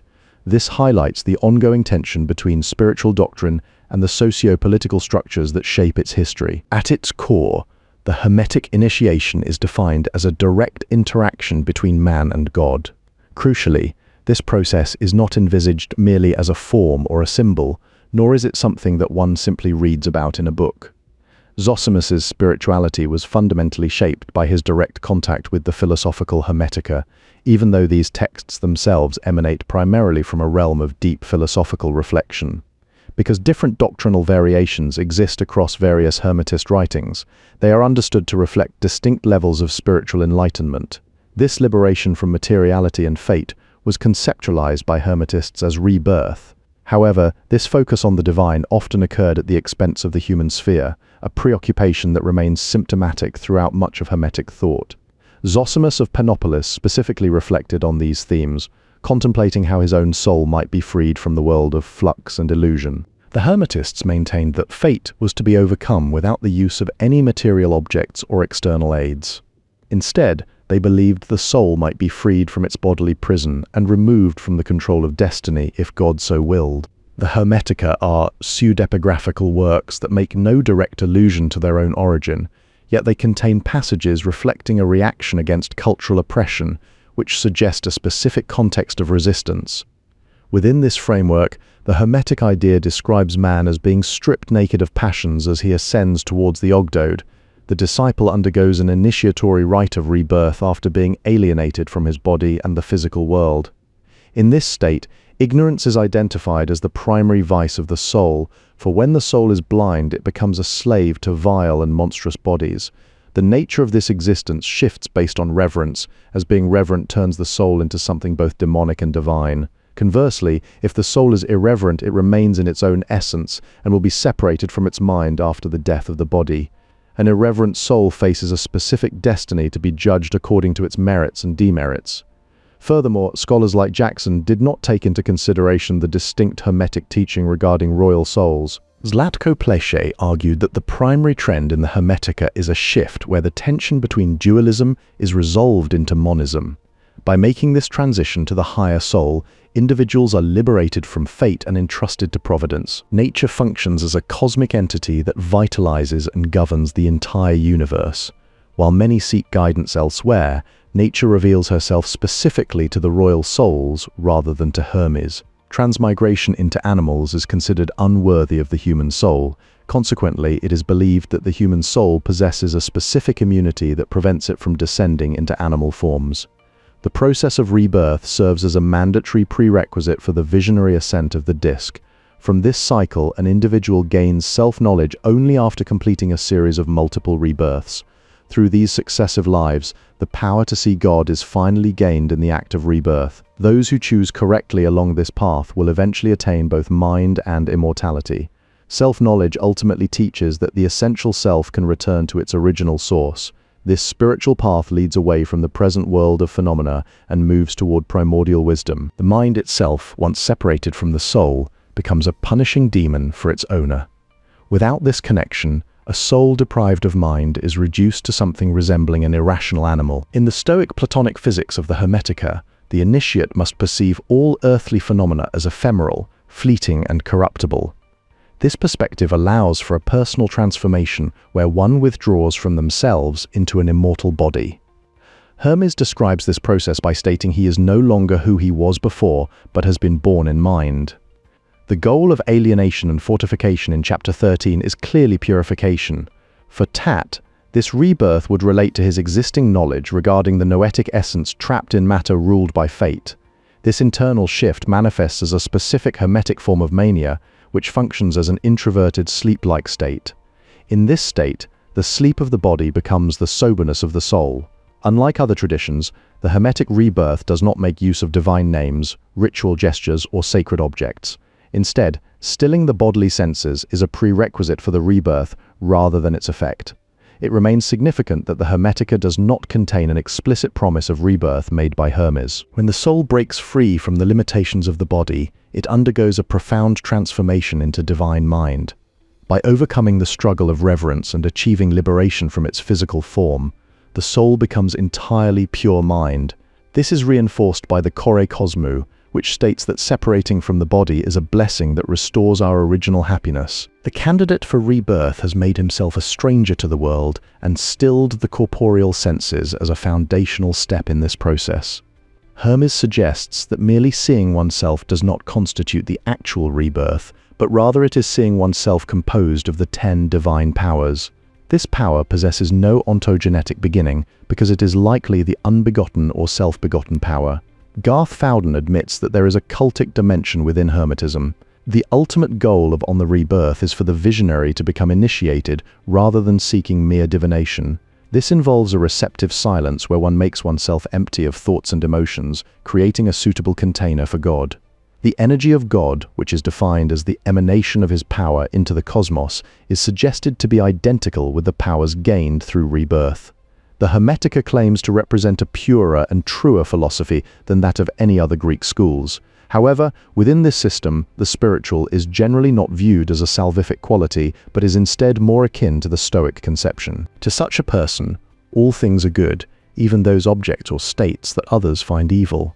This perspective is supported by an Hermetic community that emphasizes absolute commitment rather than casual allegiance. Even the transition into becoming demonic is presented as a step on the way to eventually becoming divine. Spiritual practices aimed at liberation from these destructive passions were central to what the way of Hermes was all about. The soul finds itself helplessly exposed to overpowering corrupting influences, which cause its organs of spiritual perception to become blunted and rendered insensitive to reality as it really is. The soul needs active care to protect it against these corrupting influences, requiring specific measures to be taken on a daily basis. Living in a state of ignorance means being dominated by these passions and demonic energies that bind the individual to the body while simultaneously blinding them to what really is. Bull argues that there is no end to sacrifice in Hermetism, where the texts describe a specific psychology of addiction defined as a strong mental dependency or enslavement to anything harmful to the soul. Because of this deep-seated bondage, practitioners believe that simply calming the mind or cultivating states of serene equilibrium and equanimity was insufficient to truly break the condition of enslavement to harmful passions. Meditation in this context was not limited to techniques for disciplining one's thinking alone. Furthermore, there is nothing in the lore of this cult association that indicates members had any interest in philosophy or rites of initiatory rebirth and ascent. The noetic logos had withdrawn from nature after inseminating the material elements, leaving behind a world where only one reality truly exists. By understanding this lack of alternative realities, humans can realize that self-knowledge is actually knowledge of all that is. From the perspective of the Hermetica, attaining this profound awareness serves as the key to living life to its fullest potential. After being split into male and female, humans no longer wish to bring forth pure noetic entities out of themselves. Consequently, it is most economic to speak of the soul and its progressive liberation from harmful passions as a path toward restoration. In terms of a Hermetic psychology of addiction, the soul is being healed and liberated from its enslavement to negative passions. Hermes' sleep of the body became sobriety of the soul in this process. The nature of hallucinatory experiences per se does not determine whether people become psychotic, but rather it is the manner in which individuals react to their experiences that matters. This distinction is vital because the Hermetic diagnosis of human suffering identifies passions and seductive delusions as the true cause. As the soul transcends the dominion of the lunar sphere, it is no longer afflicted by restless change and moves into a state of peaceful stability. In the same vein, as the soul finally leaves Saturn behind too, it turns its back on deceit and embraces truth. Humans surrender their earthly personalities as their passions and desires return to unreasoning nature. This final release marks the completion of the soul's journey away from its former bondage. The Hermetica are explicit in rejecting that logic, asserting instead that the soul becomes separated from herself and gives birth to forgetfulness. In this state of amnesia, the soul forgets where it even came from. The body confines the soul, causing it to lose the freedom of its true spiritual life. If the human soul could participate in universal consciousness, it would be freed from enslavement to the bodily senses. The soul must be liberated from enslavement by opening its eyes to the beauty and goodness of divinity that surrounds it on all sides. This noetic vision is entirely independent of perception by the normal external senses. Hermetic spirituality was about waking up from the dreamlike spell of delusionary images to the truth of what really is. Approaching these texts from a dualistic perspective implies that this awakening means leaving the body and the spell of the senses behind. In this altered state of knowledge, the soul is not blind but perceives the only reality that truly is. Consequently, noetic humans are responsible for their own fate because they know better than to act the way they often do. The radical non-duality of Hermetic spirituality undermines the possibility for humans to interact with God. This suggests a reality where the distinction between the observer and the divine is dissolved. Hermetic literature emphasizes that its spiritual exercises aim to transform individuals into active agents in the world rather than passive subjects controlled by their passions. This perspective aligns with a broader, strongly world-affirming spirituality that values deep engagement with material existence.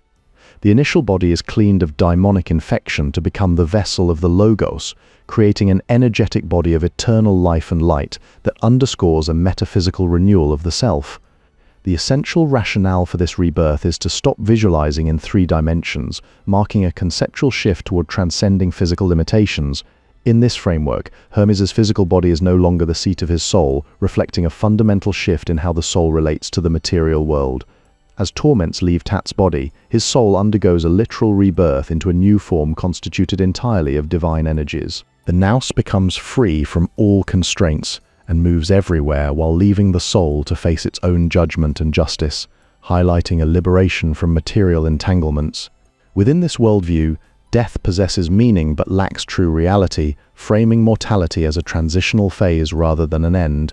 Because death does not exist in this sense, the condition of the soul will never end, reinforcing the idea of an eternal and unbroken spiritual journey. Conversely, the irreverent soul mutilates itself, just as a savage animal might mutilate a body. This metaphor equates spiritual negligence with physical self-destruction, showing how the irreverent soul is consumed by the very evils that possess it. Such a reading suggests that practitioners did not necessarily need to experience altered states, as these teachings can be interpreted without requiring direct mystical experiences. Hermetic spirituality is fundamentally all about life. This metaphysics does not pit spirit against matter. Instead, it centers on the opposition between the non-duality of ultimate reality and the dualism inherent in human consciousness. According to the central Hermetic perspective, Logos is a powerful and ultimately erotic energy. To become truly alive requires letting go of anything that limits our ability to perceive and experience this reality, which is the only one that truly exists. Embodiment causes us to forget who we really are. In the narrative of Tat, the absence of Nomina Barbara is explained by his soul being finally and irreversibly restored to the true noetic life. The irreverent soul can no longer see or hear. However, one could not initiate oneself or achieve rebirth simply by reading about these concepts. Thoth's strategy specifically aims to erase the source of life and light from living memory. The drama of deconstruction belongs in the intellectual lineage of Nietzsche and the death of God. In contrast, hermeneutics is based on radical openness and human finitude. Because it focuses on finitude, hermeneutics precisely prevents totalization, blocks perfection, forbids the completion of becoming, and denies both the absolute and absolutism. Ultimately, choosing between deconstruction or hermeneutics is not a matter of logic but of personal preferences, prior intuitions, political ideologies, and ethical choices. Hermetic practitioners were not concerned with operating on the world by manipulating its powers along Yeatsian lines. Instead, spiritual liberation in Hermetic spirituality did not imply an escape from the body and materiality. The sense of alienation found in the Hermetica is best understood psychologically as a state of mind. A key theme throughout this spirituality is the soul's loss of its ability to perceive reality as it really is. The positive challenge of incarnation was actually an opportunity for the soul to achieve spiritual liberation while in a fully embodied state. This process required healing the soul from negative passions so that it could finally open itself.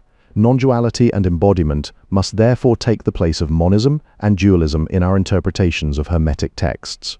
Aristotle supported a similar framework, referring to the imagination as nothing less than the condition for thought, insofar as it alone can present to thought the object as sensible without matter. The pharmacon to which you have been exposed, dear reader, was designed to change your consciousness and stimulate your imagination. It sought to broaden your horizon and even open doors to noetic insight.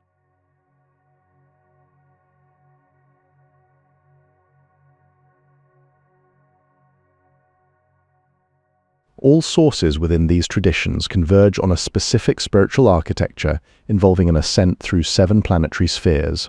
This progression is not merely symbolic, but serves as a structured path toward the ultimate goal of union with the divine. The moon stands out as a consistently significant celestial body throughout these texts. It is frequently associated with nature and the sublunary atmosphere, serving as a primary site for the distribution of souls into various bodily forms. The concept of fate is present across all sources as a governing force. However, Hermeticism emphasizes that this destiny can be overcome through spiritual insight and by observing the appropriate moment, known as kypts. Interpretations of the Hermetic ascent diverge when examining specific initiation types. Roelof Broek describes 2 distinct forms, including post-mortem and in-life initiations, whereas Wouter J. Hanegraaff focuses on a more gradual liberation, where the soul sheds its vices as it climbs through the planetary spheres. Variations also appear in how different texts characterize the moon. While some sources emphasize its function as an instrument of nature and a distributor of souls, others focus on its specific placement.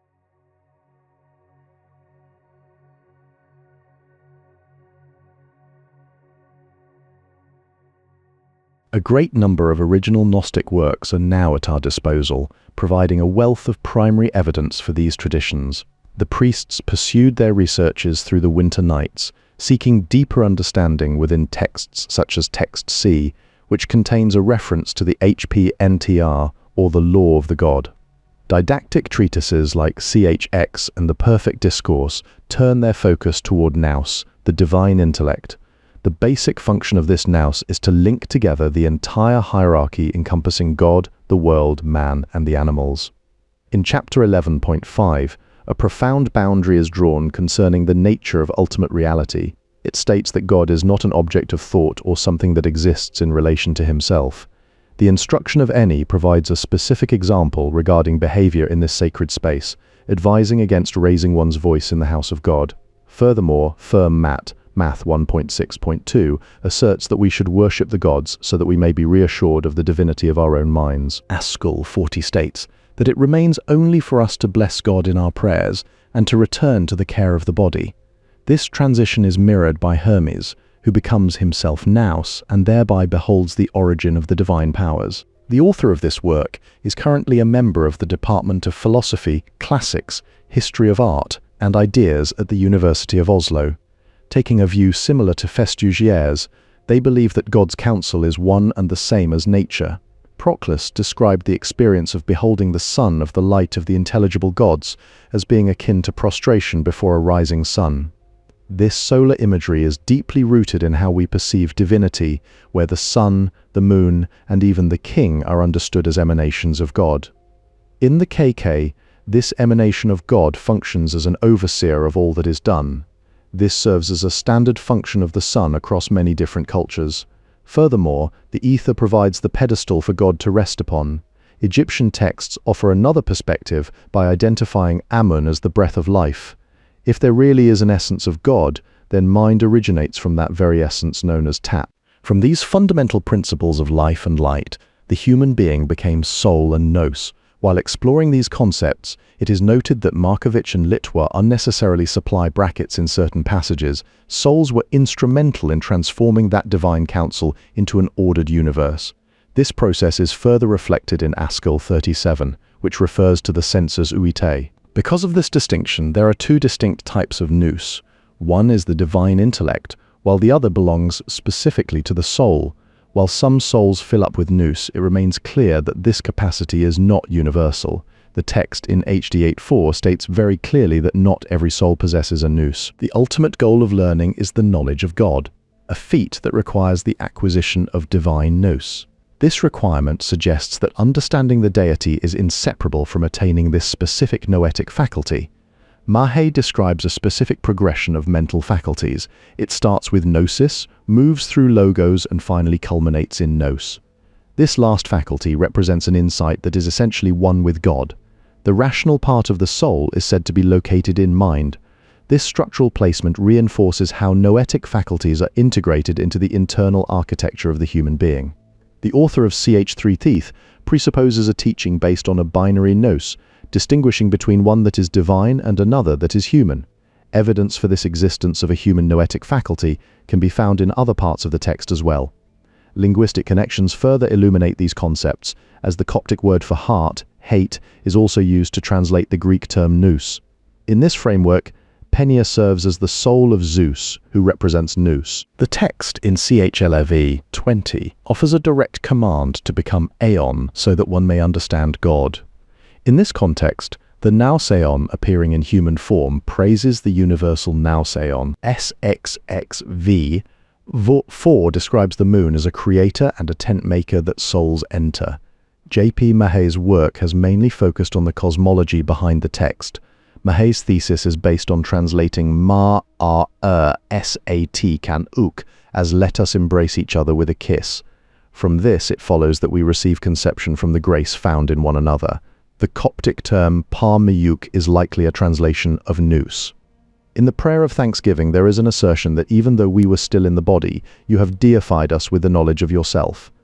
The term nous corresponds to the monad, while the dark descending nature is associated with the dyad. Within this framework, the demiurgic Nous is identified as the god of fire and spirit, serving as the great power that encompasses fire. The totality of the 10 powers can be expressed by the term Nous, or life and light. This is captured in a specific exhortation: save the all which is in us as life, enlighten it as light, shine as spirit. In the early 2nd century CE, Justin testifies that the Platonic school would hold out for its students a promise of being able to see God. This vision was offered to potential adherents through the practice of philosophical contemplation, where pure philosophy serves to commend, worship, and wonder at the skill and mind of God. Nous imitates the creative activity of God by understanding, while the soul mimics it through moving. Within this framework, God exists as the invisible true reality that can nonetheless be perceived through our nous. In chapter 1, verses 5 and 6, it is stated that the one in you sees and hears. Furthermore, the word of the Lord is described as the Father of the mind, which is God. The essential human is a brother of the heavenly gods because both are born by God. This power for humans to achieve such status stems from their kinship with these heavenly deities who provide divine gifts like the Muses. Finally, the light-bringing spell serves as a means to make the god enter into this fire. Nous must be understood simultaneously on 2 different levels that may strike us as incommensurable or even contradictory, yet they are considered to be one. Ontologically, it represents an ultimate reality, while epistemologically it functions as the capacity to access or comprehend that very same reality.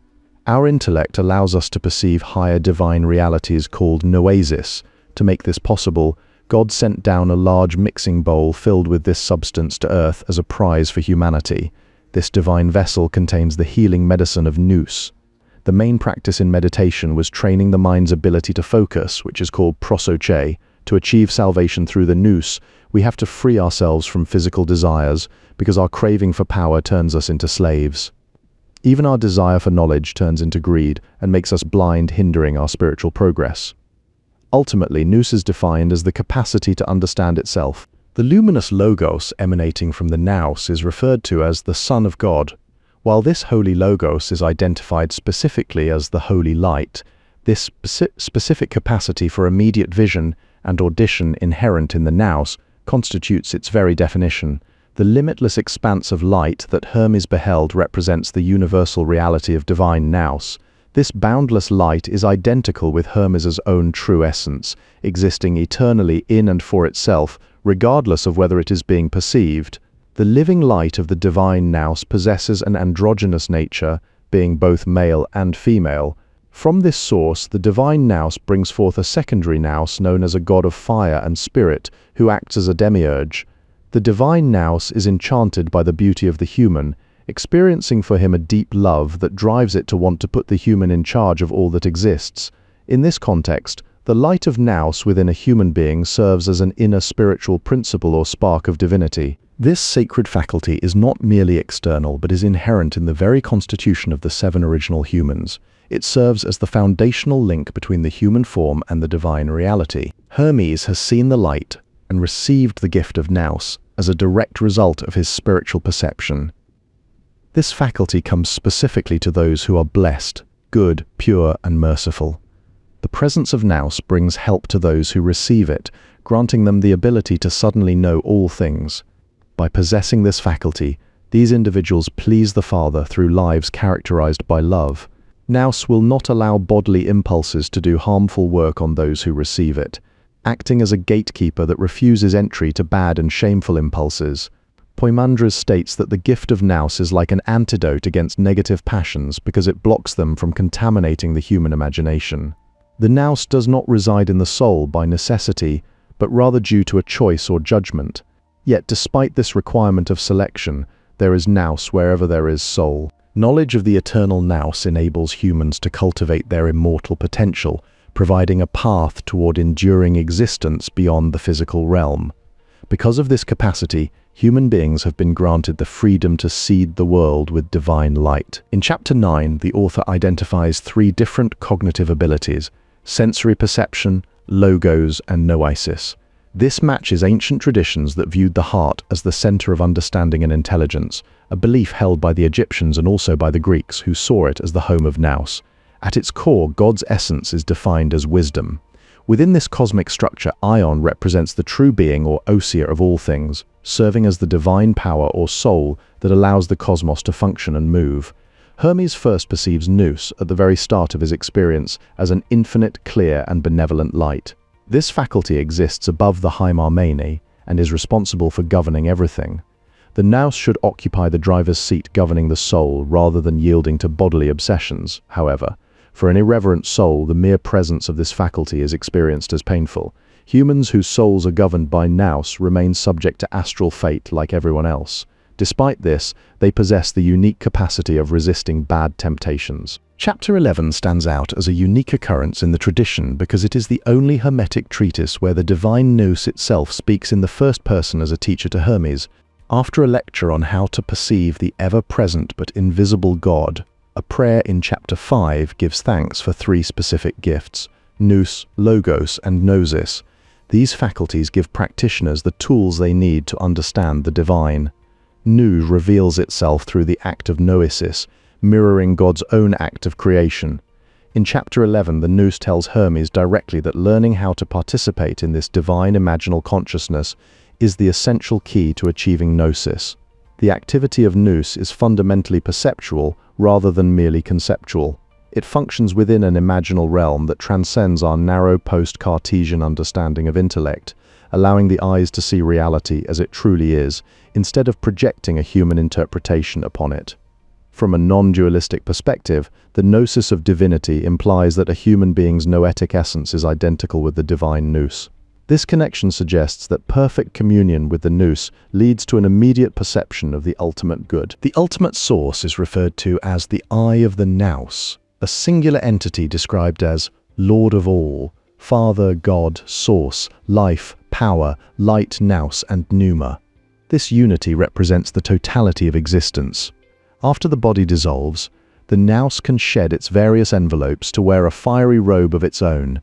In this state of liberation, it stands as the primary faculty through which reality is perceived. Askell 24-25 describes true life as the full utilization of all sensory faculties, mirroring the manner in which God himself perceives.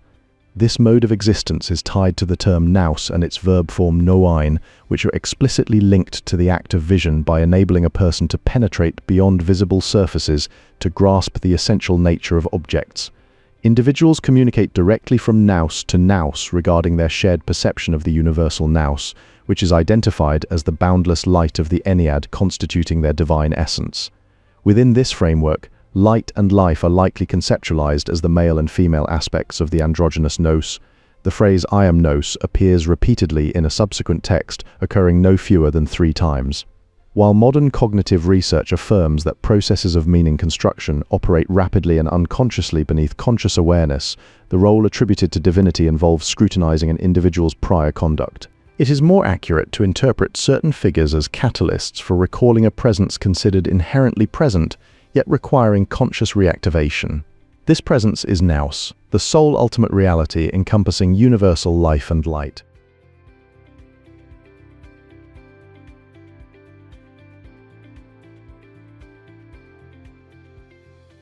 The sun reigns as the king of the heavenly gods, a motif clearly attested in Chapter 5, Section 3465.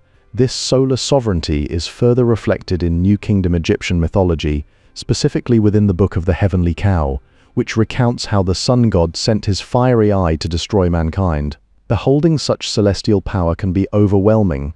Proclus described the experience of looking upon the sun as forcing one to shut their eyes against its unbearable glory.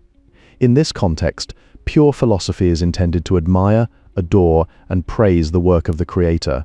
Only a few individuals of exceptional intellect have ever managed to cut themselves off from nature to lead a purely intellectual life. Fowden notes in Egyptian Hermes that our only unambiguous testimony comes from the 1st century BCE, during an era where it was almost inconceivable that anyone might come to philosophy except through a teacher. True knowledge of God remains possible only through divine illumination, a process where initiations to deeper levels of understanding require being led by a spiritual guide. John reinforces this theme by speaking of light 23 times throughout his writings. While fields like mathematics, astronomy, music, and the natural sciences are significant, they were considered merely auxiliary in the pursuit of pura sanctae philosophia. The only truly useful knowledge is that which reveals the way of immortality. One is only able to see God by becoming like God, yet it is clarified that God is not mind, nor spirit, or light. Instead, God serves as the reason for the very existence of mind, spirit, and light. Mind has not been separated from the essentiality of God, but functions as if it were extended from him in a manner similar to how light extends from the sun. Within this specific text, however, the term nous is mentioned only twice. The source material identifies both the sun and the moon as reflections of the Creator God. Specifically in chapter 16, it describes how the sun receives an outpouring of good from God, which then allows its light to contain a noetic essence that is poured out upon the earth. In chapter 10, sections 2 and 3, the sun is described as a conduit through which fathers on earth receive the urge to procreate from God's example. Löhr suggests that this passage might have Jewish origins, possibly coming from the Mishnah, which mentions that some people are born eunuchs from the sun. While such instances occur, the sun remains an exception to these rules. Similarly, the eternal bodies of the wandering planets possess something of the true nature within them. The idea that individual souls come from the world soul is only found in the Chore Cosmo of chapter 23, sections 14 through 16. This doctrine was revealed beneath a field of heavenly stars during a dark night. Chapter 18, section 11 describes how sunlight first strips away the most delicious parts of plants. In this celestial process, the intellect or nous rises toward the sun. Meanwhile, Festugière suggests that the moon determines which specific bodies souls are born into.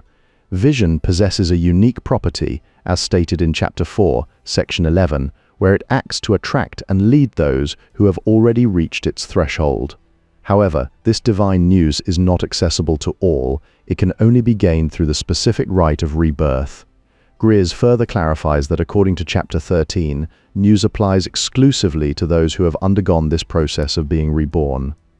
In the opening chapter, sections 22 and 23, the nous proclaims that it will only provide guardianship over those who maintain a state of purity and reverence.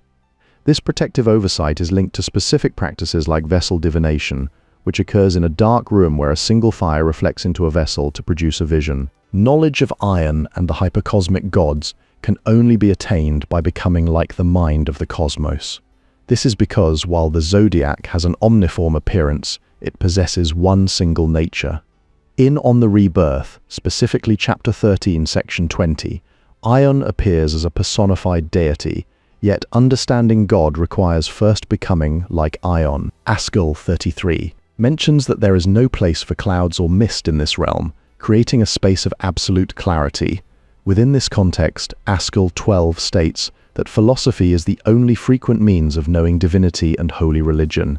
One specific kind of philosophy is described as a pure philosophy, characterized by a profound simplicity of mind. This perspective aligns with the contents of C.H. Sexine, which stands as a strong candidate for the treatise dealing specifically with the sun. The supreme reality of true beauty, wisdom, and goodness can only be perceived by the nous, which serves as the pilot of the soul. Because of this, a very small number of humans endowed with pure mind have been allotted the honored duty of looking up to heaven. In this framework, God is established as the ultimate source, appearing here with the sun, acting as the creator of the cosmos. However, standard translations often obscure the centrality of nous by reducing it to common cognitive faculties like reasonable judgment. Humans experience negative consequences due to an exclusive focus on bodies at the expense of nous. To rectify this, what is needed is a revelation. For this process, you have to provide a glazed lamp and place it on a wormwood mat. These specific requirements are typical of Mahé's approach, which is seen as a kind of exceptionalism. The true nature of ultimate reality remains beyond the reach of human intellect, as our sensory organs offer only phantom images and illusions. In contrast, it is the Nous that reveals the sole truth of divine beauty and goodness. Because truth appears exclusively in immediate experience, it resides solely within this noetic faculty. The sun serves as the most obvious visible reflection of the divine source of life and light. However, to know true reality, one must understand it in terms of its own essential force and energy. The image of the divine monas possesses a unique power to take possession of anyone who perceives it. This aligns with the perspective discussed by Wolfson in Speculum, where he notes that the soul is capable of perceiving only that which truly exists. All reality exists only in Nous. There existed one single noetic light prior to the noetic light, a singular radiance that remains forever as the Nous of the luminous Nous. This one single noetic light is nothing else than its own unity. It eternally contains everything through its own Nous, light and pneuma. The source is the sole sovereign force that everything else depends on. It is the unique origin of all existence. It is from this one and only source that the Nous derives its power to function. For salvation to work, the Logos has to be grasped in silence by the mind Nous and come straight from the source. This matches Shia 18, which says that only true reality, or aletheia, actually exists because it transcends human speech. The Nous is beyond language and can only be experienced through direct noetic perception. Only a few individuals who achieve cosmic consciousness are capable of establishing perfect conscious communion with this faculty. People with pure souls have often seen overwhelming lights, which led Suhrawadi to say that the creator of everything is a light. He argued that most of the references made by both the prophets and the great philosophers point toward this idea. In the context of cuneiform script, Labat interprets the sun as a symbol of eternity and universal knowledge. This connection to light mirrors the teachings of Shihab al-Din Abu al-Futuh ibn Habash ibn Amirak al-Suhrawadi, who was born around 1154 CE near Zanjan in northwestern Iran. Building on his philosophy, Suhrawadi argued that you can only understand spiritual essence through direct experience and a personal connection with reality. He believed that true knowledge comes from what he called knowledge by presence. In his philosophy, the self and light are one and the same, and he maintained that this kind of experience has to happen directly within the specific context of spiritual practice. The concept of the light of lights cannot be understood in modern linguistic terms as a transcendental signified. Instead, it must be conceived of as the only active signifier immanent in reality. Bottici argues that our current understanding of imagination as a creative faculty appears very late and quite rarely. This contrasts with other historical perspectives, such as Castoriadis's note in his article Discovery, that the term sensible potentially refers to all the senses rather than just visuality. In a different vein of historical observation, Festugière suggests that the corpus was permeated by the smell of the classroom rather than any odor of sanctity. This grounds our understanding in physical reality while navigating these complex metaphysical claims.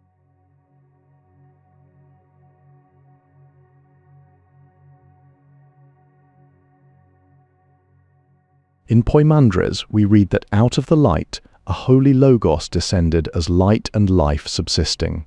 This indicates that the human mind or rational soul originally belonged to a divine world of light. The creative and beneficent powers of God flow through both the intelligible and sensible realms until they reach the sun. One practitioner describes how their mind was utterly absorbed from their tenderest years in this ethereal light. The idea of God as an eternally creating androgynous being is closely connected with the view that God had been born out of himself. Regarding the path to divinity, NF 1.23 N47 collects the main passages on self-knowledge leading to knowledge of God. Van Morsel emphasizes in Mysteries chapters 39 and 40 that God is entirely self-sufficient. Because of this independence, the guidance of a spiritual teacher was considered indispensable for the seeker. The author cites Mahe 10323 concerning the doctrine of the two souls, which can be found in Mysteries, Volume 6, Section 6.269. More details on this specific doctrine are covered later on pages 152 and 3. The History of Religions school sought to illuminate the origins of Christianity by examining its relationship with contemporary and prior religious phenomena. Within this context, scholars have emphasized how Ionic natural philosophy relied heavily on Near Eastern priestly teachings. Light has been appropriated to the monad, while darkness is assigned to the dyad. Similarly, life belongs to light according to nature and death to the duad.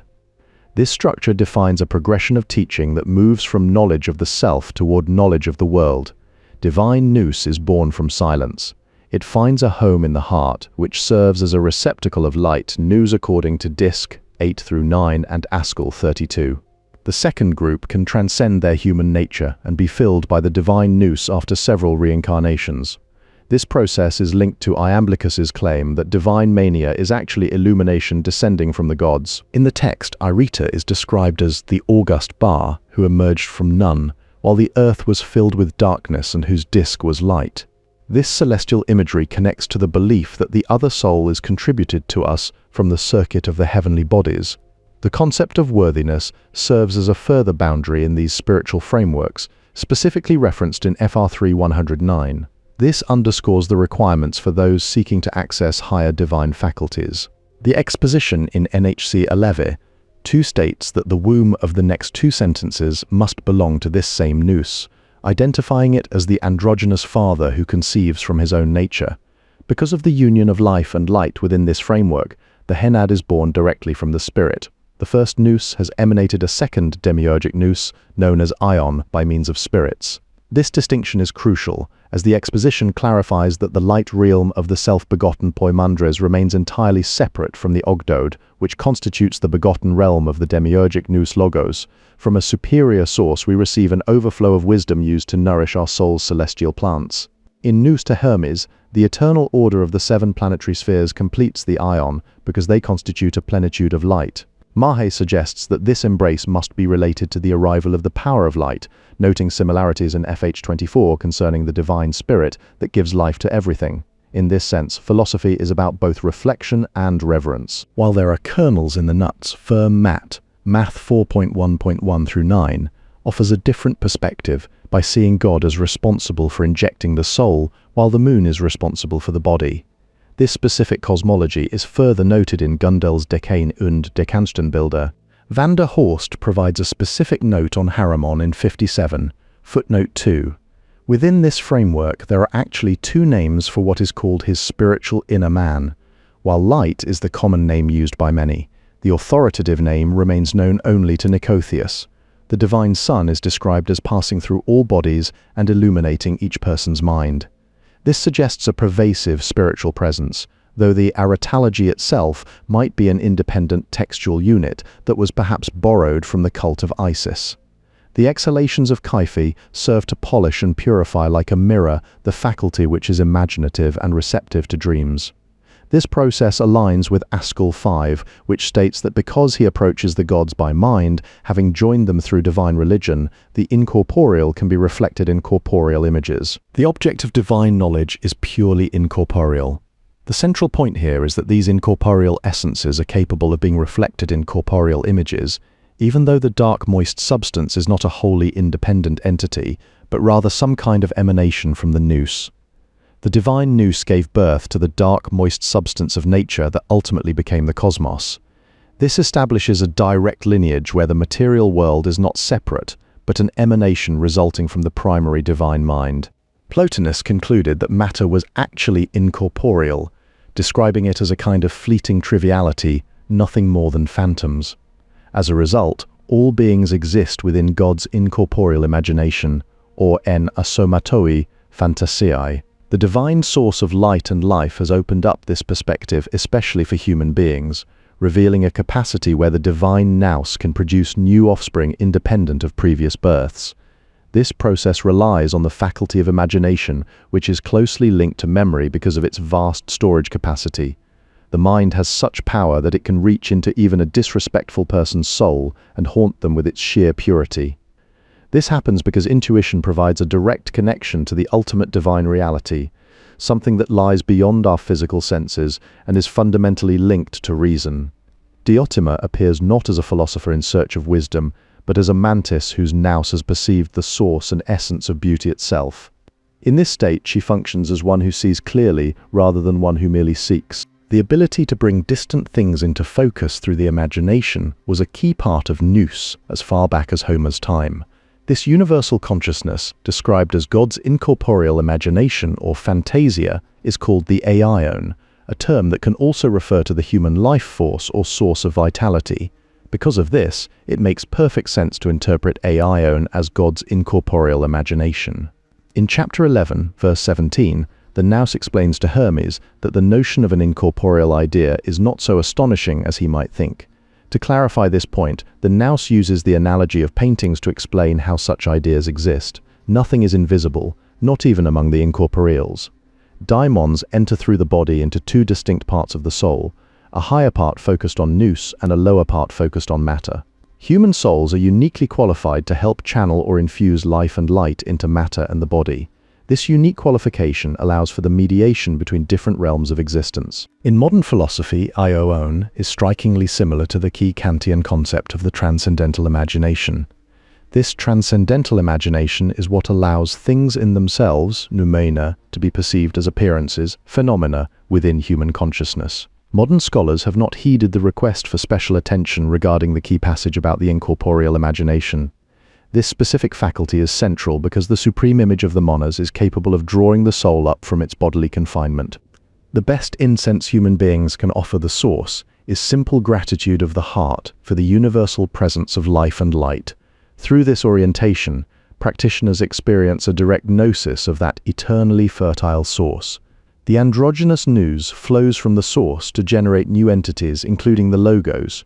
This logos is described as a luminous seed coming directly from the Father. There are 10 divine powers that come from the Father, and all of them are feminine. Within this framework, visual perception is achieved through the imaginal eye of the Nous. An internal hearing sense must exist in addition to incorporeal imagination. This refers specifically to the inner world contained within that same incorporeal imagination. We need protective layers during incarnation because the physical body can't handle direct contact with the higher energy of the Nous. To manage this, the aesthetic spirit is spread out through the 5 senses so it can evaluate our everyday experiences. The spiritual energy that powers vision originates in the intellect, Nous, and is passed down through Hermes to his student. This link between intellectual light and human perception is mentioned several times in the Kitab fi Zagra and Nafs. Suhrawardi's philosophy makes a major contribution to Islamic thought by arguing that knowledge and existence are essentially the same thing. This view is based on the guiding virtue of Yuzbeya, which describes a deep sense of reverence for the source of all light and life. Suhrawardi argued that archetypes are among the dominant lights, claiming that most people with true insight and detachment see the creator of all as a light. He maintained that his own insights within Hikmat al-Ishraq came from direct vision rather than just abstract thought. The ultimate goal is that the world of appearances should become a perfect mirror of its ideal noetic origin and ground. By reflecting this source, the material realm aligns with its true spiritual foundation.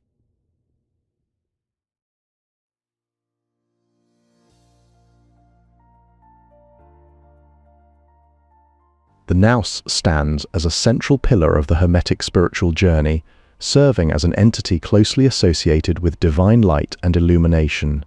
Within this framework, initiation is fundamentally transformative in nature, guiding the practitioner toward a profound realization of their own inherent divinity.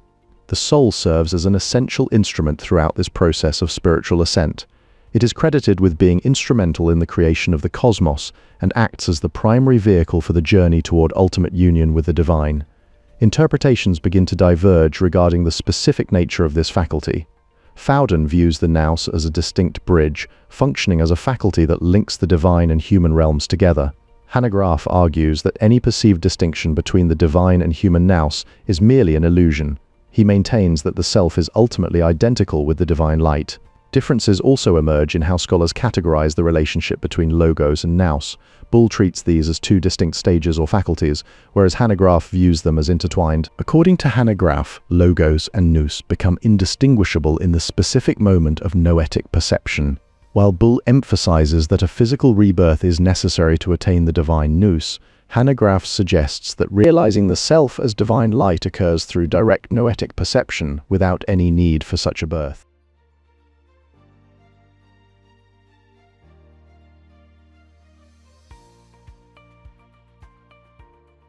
Heraclitus first envisioned the logos as the rational blueprint holding creation together, establishing it as a foundational concept for understanding order.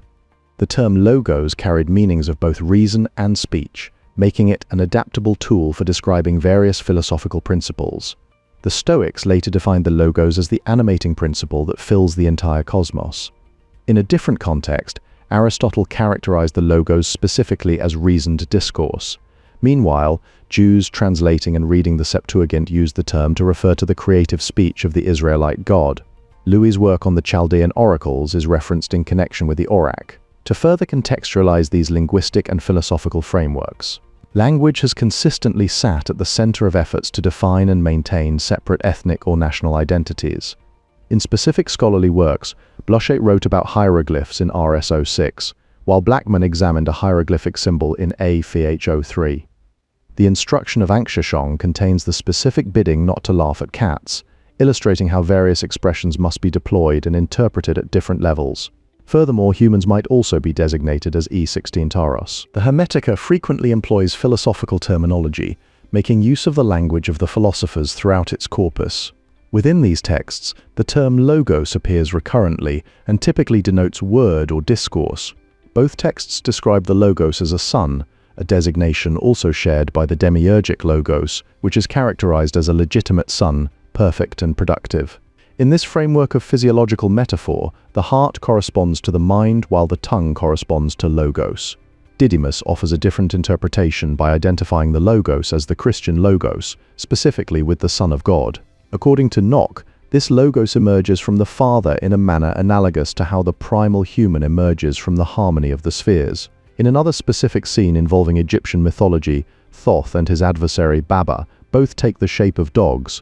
They engage in a debate before Re, further illustrating these complex interactions between speech and divine identity. The human soul is defined as the median kind between gods and animals, positioning it as an intermediary state in the cosmic hierarchy. Those who miss this point include people of reason who failed to receive mind, leaving them ignorant of their origin or agency. In contrast, others remain closer to unreasoning animals whose sensations mirror those of the beast. Logos is identified as the rational and discursive capacity, serving specifically as a function of higher reasoning, because discourse relies on the senses, namely speaking and listening. There is a foundational link established between communication and perception. The union of logos and nous is life itself, as stated in chapter I, 6, which emphasizes their inseparable nature in generating existence. This offspring remains connected to the divine logos, suggesting a hereditary or metaphysical link to this principle. The result of rebirth is to make the reborn equal to the demiurge. This figure is variously characterized as nous, logos, ion, and son of God, indicating a transformative equivalence with divine attributes. Chapter X, the key, presents itself as an epitome of these concepts. Within this framework, Penia finds the abundant Poros, who represents Logos and wishes to conceive from him, illustrating a symbolic union between desire and rationality. An association existed involving mutual bonds of loyalty, pointing toward relational dynamics within spiritual or philosophical contexts. Furthermore, Copenhaver's translation identifies the logikoi with the allegoi, revealing a terminological equivalence in classical texts.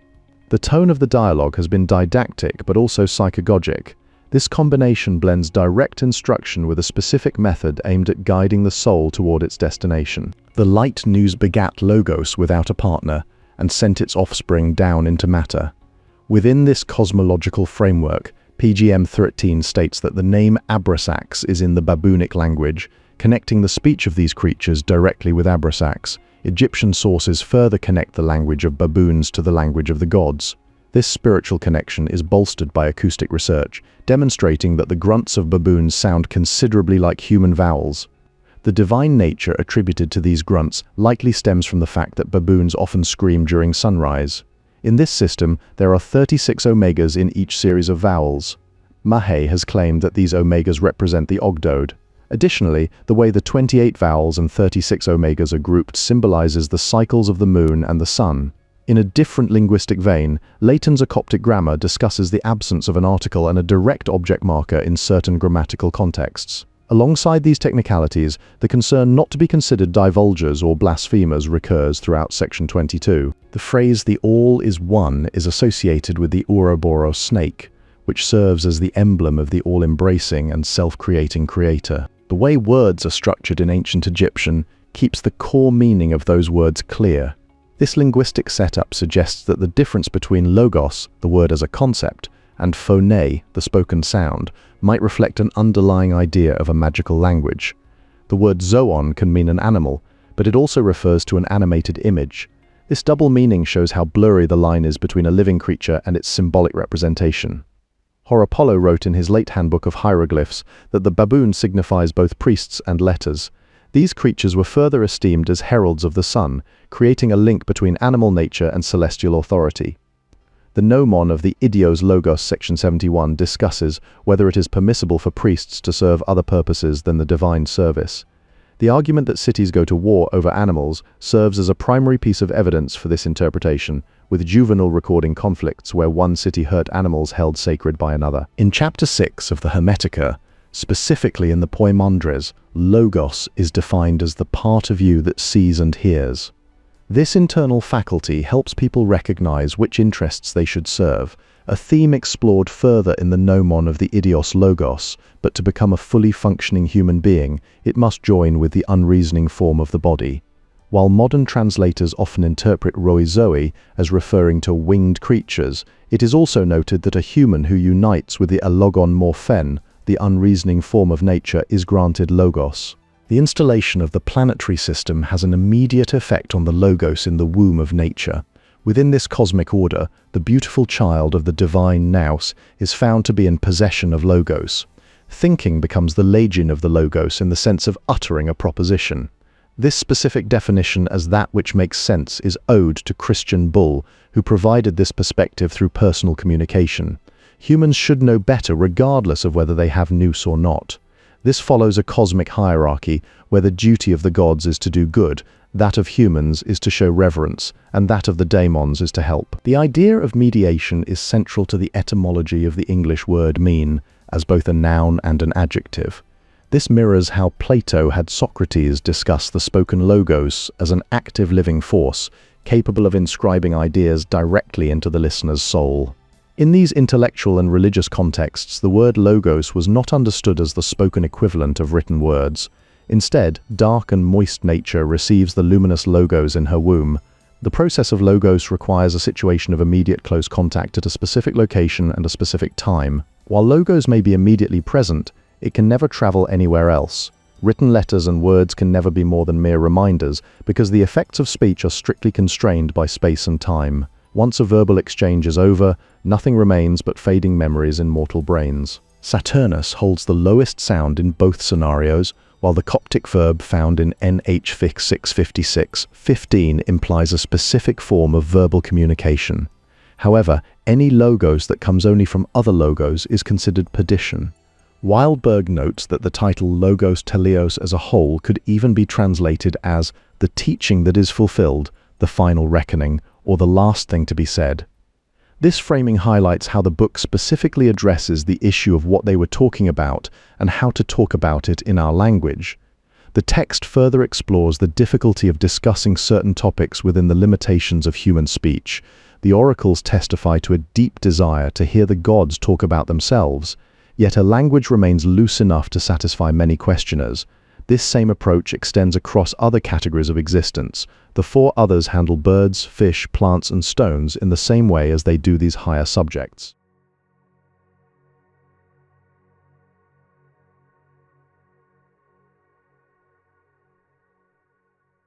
According to Chapter 1, Section 5, the Logos of the Ogdoad was born of light. In a similar vein, the hypercosmic light Nous of the Poimandres begets the Logos specifically in response to the descending darkness. Because Nous conceives Logos in silence, only that specific Logos which comes from silence, and Nous is considered salvation. This stands in contrast to the mode of revelatory dialogues, when compared with Socratic dialogues. CHRX concludes, by indicating that the Logos guides the intellect only up to a certain point, before it immediately reascended and merged with the demiurgic Nous. This movement leaves irrational matter behind, as the articulate nature of the Logos is revealed in chapter 13, section 8. The knowledgeable person spends his time on discussions and listening to speeches while fighting with shadows, yet Askel 33 states that there is no disturbance from the agitation of any signs in that realm. The hymn is directed at the originator of the Logos, rather than toward the Logos itself. From this point, the Logos leaps upwards to reach the pure craftwork of the planets, and unites with the demiurgic Nous. The Logos and the demiurge share the same noetic substance. This connection exists because the darkly chaotic nature of the dark and moist substance had to be tamed and brought into order by the luminous Logos that descended from the Nous. Logos serves as a mediator between human consciousness and the two most fundamental polar opposites in Hermetic metaphysics, which are matter and Nous. In Greek terminology, words or discourse pertain specifically to Logos rather than images. The dualism presented in chapter 6 is actually an attempt to refute dualism. This is further evidenced by the presence of 7 omegas on top of the rectangle, not 8. We tend to use interpretation so as to make these texts fit our own agendas. This habit often prevents us from allowing those very agendas to be challenged by the texts themselves. Brute matter possesses no logos, rendering it incapable of speech or persuasion. It affects us mutely, performing its functions without any capacity to engage in conversation. Logos is not primarily something discursive similar to writing. Rather, it operates on a deeper plane. Nothing remains incomprehensible for Nous, and consequently nothing is inexpressible for Logos. The noetic Logos drove away the torments and assumed their place within the structure of reality. As an advocate of meaning and dialogue, the older man was bound to be perceived as what Derrida calls the father of the Logos. Because of this role, he found himself confronted by the mythical son who sets out to break his power and take his place. This narrative dynamic mirrors historical shifts, such as when Marcus Aurelius began his meditations in the 8th year of the wars between the Danube tribes and the Stoic emperor.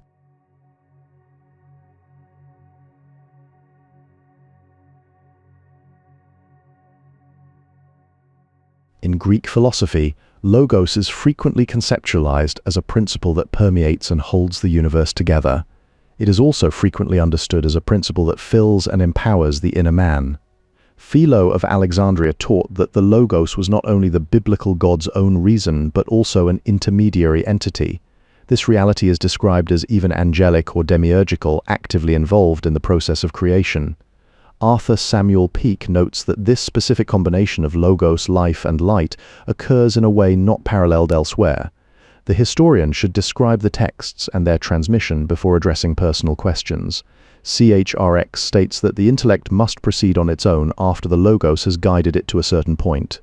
The discourse in CHXVI claims to explain and refute other discourses. There need be no very precise correspondence between those who read a book and those for whom its author intended it, as the texts can, by implication, tell us something of the more general cultural level of their authors and audience. Michel Foucault observes that the fact several texts have been placed under the same name indicates a relationship of homogeneity, filiation, authentication, reciprocal explication, or concomitant utilization among them.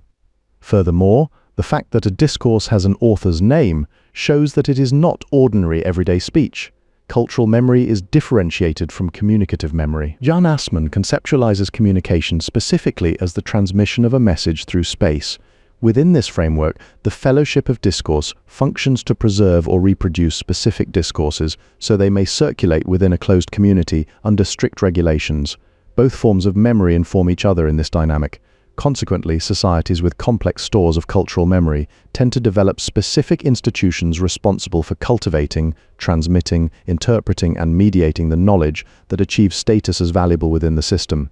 Apostasy presupposes a corporate identity built upon mutual bonds of loyalty. In this context, Bruce Lincoln emphasizes that myths are not only narratives meant to explain and extol, but also serve as vehicles of authority. Ugo Bianchi further observes that the search for dualism can be viewed as a dogma-finding device. The Logos hidden within the first Nous is brought to light by the demiurgic Nous. This distinction between the first and second mind creates a structure parallel to the Stoic concepts of immanent and uttered Logos, identifying the demiurge as both the second Nous and the Logos. When Logos descended into matter, the light Nous gave birth to a second demiurgic Nous, identified as the god of fire and spirit who created the 7 planets. This second series also features 36 omegas, though the specific division into lines remains unclear. In CH 13:8, Tat is purified by the powers for the articulation or joining together of the logos. This process corresponds to the rebirth, which signifies the reascent of logos in the second phase of the cosmogony. The spirit is for the body as the logos is for the soul, acting essentially as the organs of sense. Meanwhile, the decans mediate between the realm of ideas above and the changing world below. The mixing bowl does not operate with a neat dichotomy between those who accept the message and those who do not. Instead, the rational soul serves as the intermediary between the dichotomies set up in most of these sentences. Silvia Montiglio's book, Silence in the Land of Logos, discusses silence as a key component of this framework. Within this context, you must now explain them to me, and their influence as well. Texts have agency in the practice of conversation. Visual or auditory hallucinations remain typically underreported in modern society because of deep-seated fears regarding social stigma. This silence stands in contrast to a specific academic approach known as just let the text talk, which reflects a quasi-positivist descriptivism. This descriptive stance allows scholars to repeat, translate, paraphrase, or summarize the exact statements of their sources while dismissing any interpretive move as mere speculation. However, Martin Heidegger's philosophical argument highlights how the meanings of logos and nous were significantly transformed throughout Western intellectual history. In this historical shift, ratio became reason, establishing it as the primary domain of logic. Medieval and early modern philosophy further explained the Greek essence of legein and noein, along with logos and nous, in terms of their own concept of ratio. Despite these historical shifts into logic, the logos and the nous remain inseparable in their true essence. In Chapter 1, logos appears as the faculty or reality that mediates between nous and the cosmos. The fundamental work of logos is to express ineffable noetic realities in language, effectively speaking about what ultimately cannot be spoken. This necessitates a more specific focus on nous and logos, particularly regarding the extent to which they are subject to fate, depending on how one prefers to resolve various textual dilemmas within these frameworks. In the end, one is forced to choose between two different scenarios. The world does not speak to us directly. Instead, it reaches our consciousness only through what it causes us to see and hear. Because of this mediation, the realm of the senses can connect with our internal awareness solely by way of our logos. This faculty allows us to actually speak about our perceptions, providing a way to make sense of the external world. Knowledge mediated by logos possesses a unique quality where it can be retained, transmitted, and discussed by different individuals even in the absence of direct experience. In this capacity, logos acts as the essential mediator for preserving and passing on information. Noesis remains intimately linked with logos because only through speech can sensory input be translated into communicable data. Human consciousness is further defined by the imagination's ability to store and manipulate images. Both imagination and logos work together to make it possible for us to transcend the immediacy of experiential knowledge. Hermes explains this dynamic to his pupil, stating that while logos does not reach the truth itself, nous is powerful enough to reach it when guided by logos. Despite its utility, spoken language can never be more than a secondary reflection of reality. Heidegger observes that investigating the true meanings of logos and nous requires questioning the very foundations of Western thought. To unreasoning nature, which is a logos, our calculative rationality appears only as an echo or like sunlight reflected by the moon. In Chapter 11, Ioan acts as a third category that isn't just being or becoming. Instead, it bridges the gap between the divine world of intellect and the physical world of our senses. This is mentioned in the exposition regarding NHC Ev 2. In this system, the role of logos is specifically to lead our nous to the point where it can take that final step toward reaching the truth. While guidance is important, Chapter 9 makes it clear that words can't actually reach the truth itself. Instead, written letters and words are just copies of copies, like echoes of echoes or reflections of reflections. Since logoi were much more than just simple signs, if they even counted as signs at all, Hermes says that practitioners have to use words to speak for the divine when communicating with others. However, authors often find it hard to pass on perfect knowledge through such a flawed medium.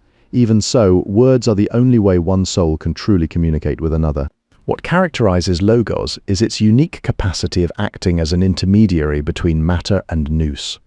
During incarnation, the Nous had been safely enveloped all around by its logos. This logos in turn by the soul, and finally the soul by the pneuma. The term alogon carries additional cultural baggage in post-Enlightenment contexts. Furthermore, it remains unclear whether a deliberate distinction is implied between the first two powers and the next five. In terms of human perception, phantasia enables consciousness to store images and remember them. The motionless source of motion is described as both the invisible source of the visual and the silent source of logos. This underlying principle provides the foundation for how these faculties manifest in our experience. Even spoken logos is seen as a substitute, or what Derrida calls a supplément. Socrates described this lived word as the living, soulful speech of one who sees, yet it stays secondary to the hidden source that both provides light and causes blindness. In line 4 at 55.30, the word for logos has the term for will written directly above it. This positioning suggests a profound relationship between intent and expression, yet writing itself functions as a surrogate that usurps the place of legitimate speech. Spoken words leave an imprint in the soul of the listener. Though this mark is already an imitation or simulacrum, it serves as a secondary echo of the speaker's own noesis rather than a direct transmission of essence. This assertion by Hermes reinforces the idea that language is inherently limited. Consequently, this entire argument fundamentally affects and redefines our very understanding of what meaning actually signifies. Logos acts as a direct flow of non-verbal creative power, an active mental energy coming from the hidden source. It leaves its own signatures on anything in our physical world that is open enough to receive it. This logos wells up directly from noetic silence, rather than consisting of words referring to other words. For this reason, the living and ensouled logos must be written as graphitae in the pupil's soul, a process that requires receiving its impact and integrating its energies into phantasia. These inscribed signatures should not be confused with conventional signs that require decoding for interpretation. Instead, logos depends on physical and temporal immediacy, meaning it can only be transmitted through a living tradition. Because this power carries salvational weight, it must be channeled and maintained through an intimate connection between teacher and pupil. The term genikoi logoi likely referred to these oral teachings, which were far more than the mere passing of information in a school setting. When asked if Dulun was an alchemist, Abu Abdullah b. al-Jiyallah gave a qualified yes, but, despite the limitations of tradition, he remains sincerely convinced that the gift of writing will allow people to communicate better across the boundaries of time and space. The meaning of written texts does not depend on signification alone. We overlook something essential if we see nothing in them but intermediaries that can be dismissed after the message has been received. Thoth's secret is that texts, in addition to their function as media for communication, can also be potent signifiers in their own right.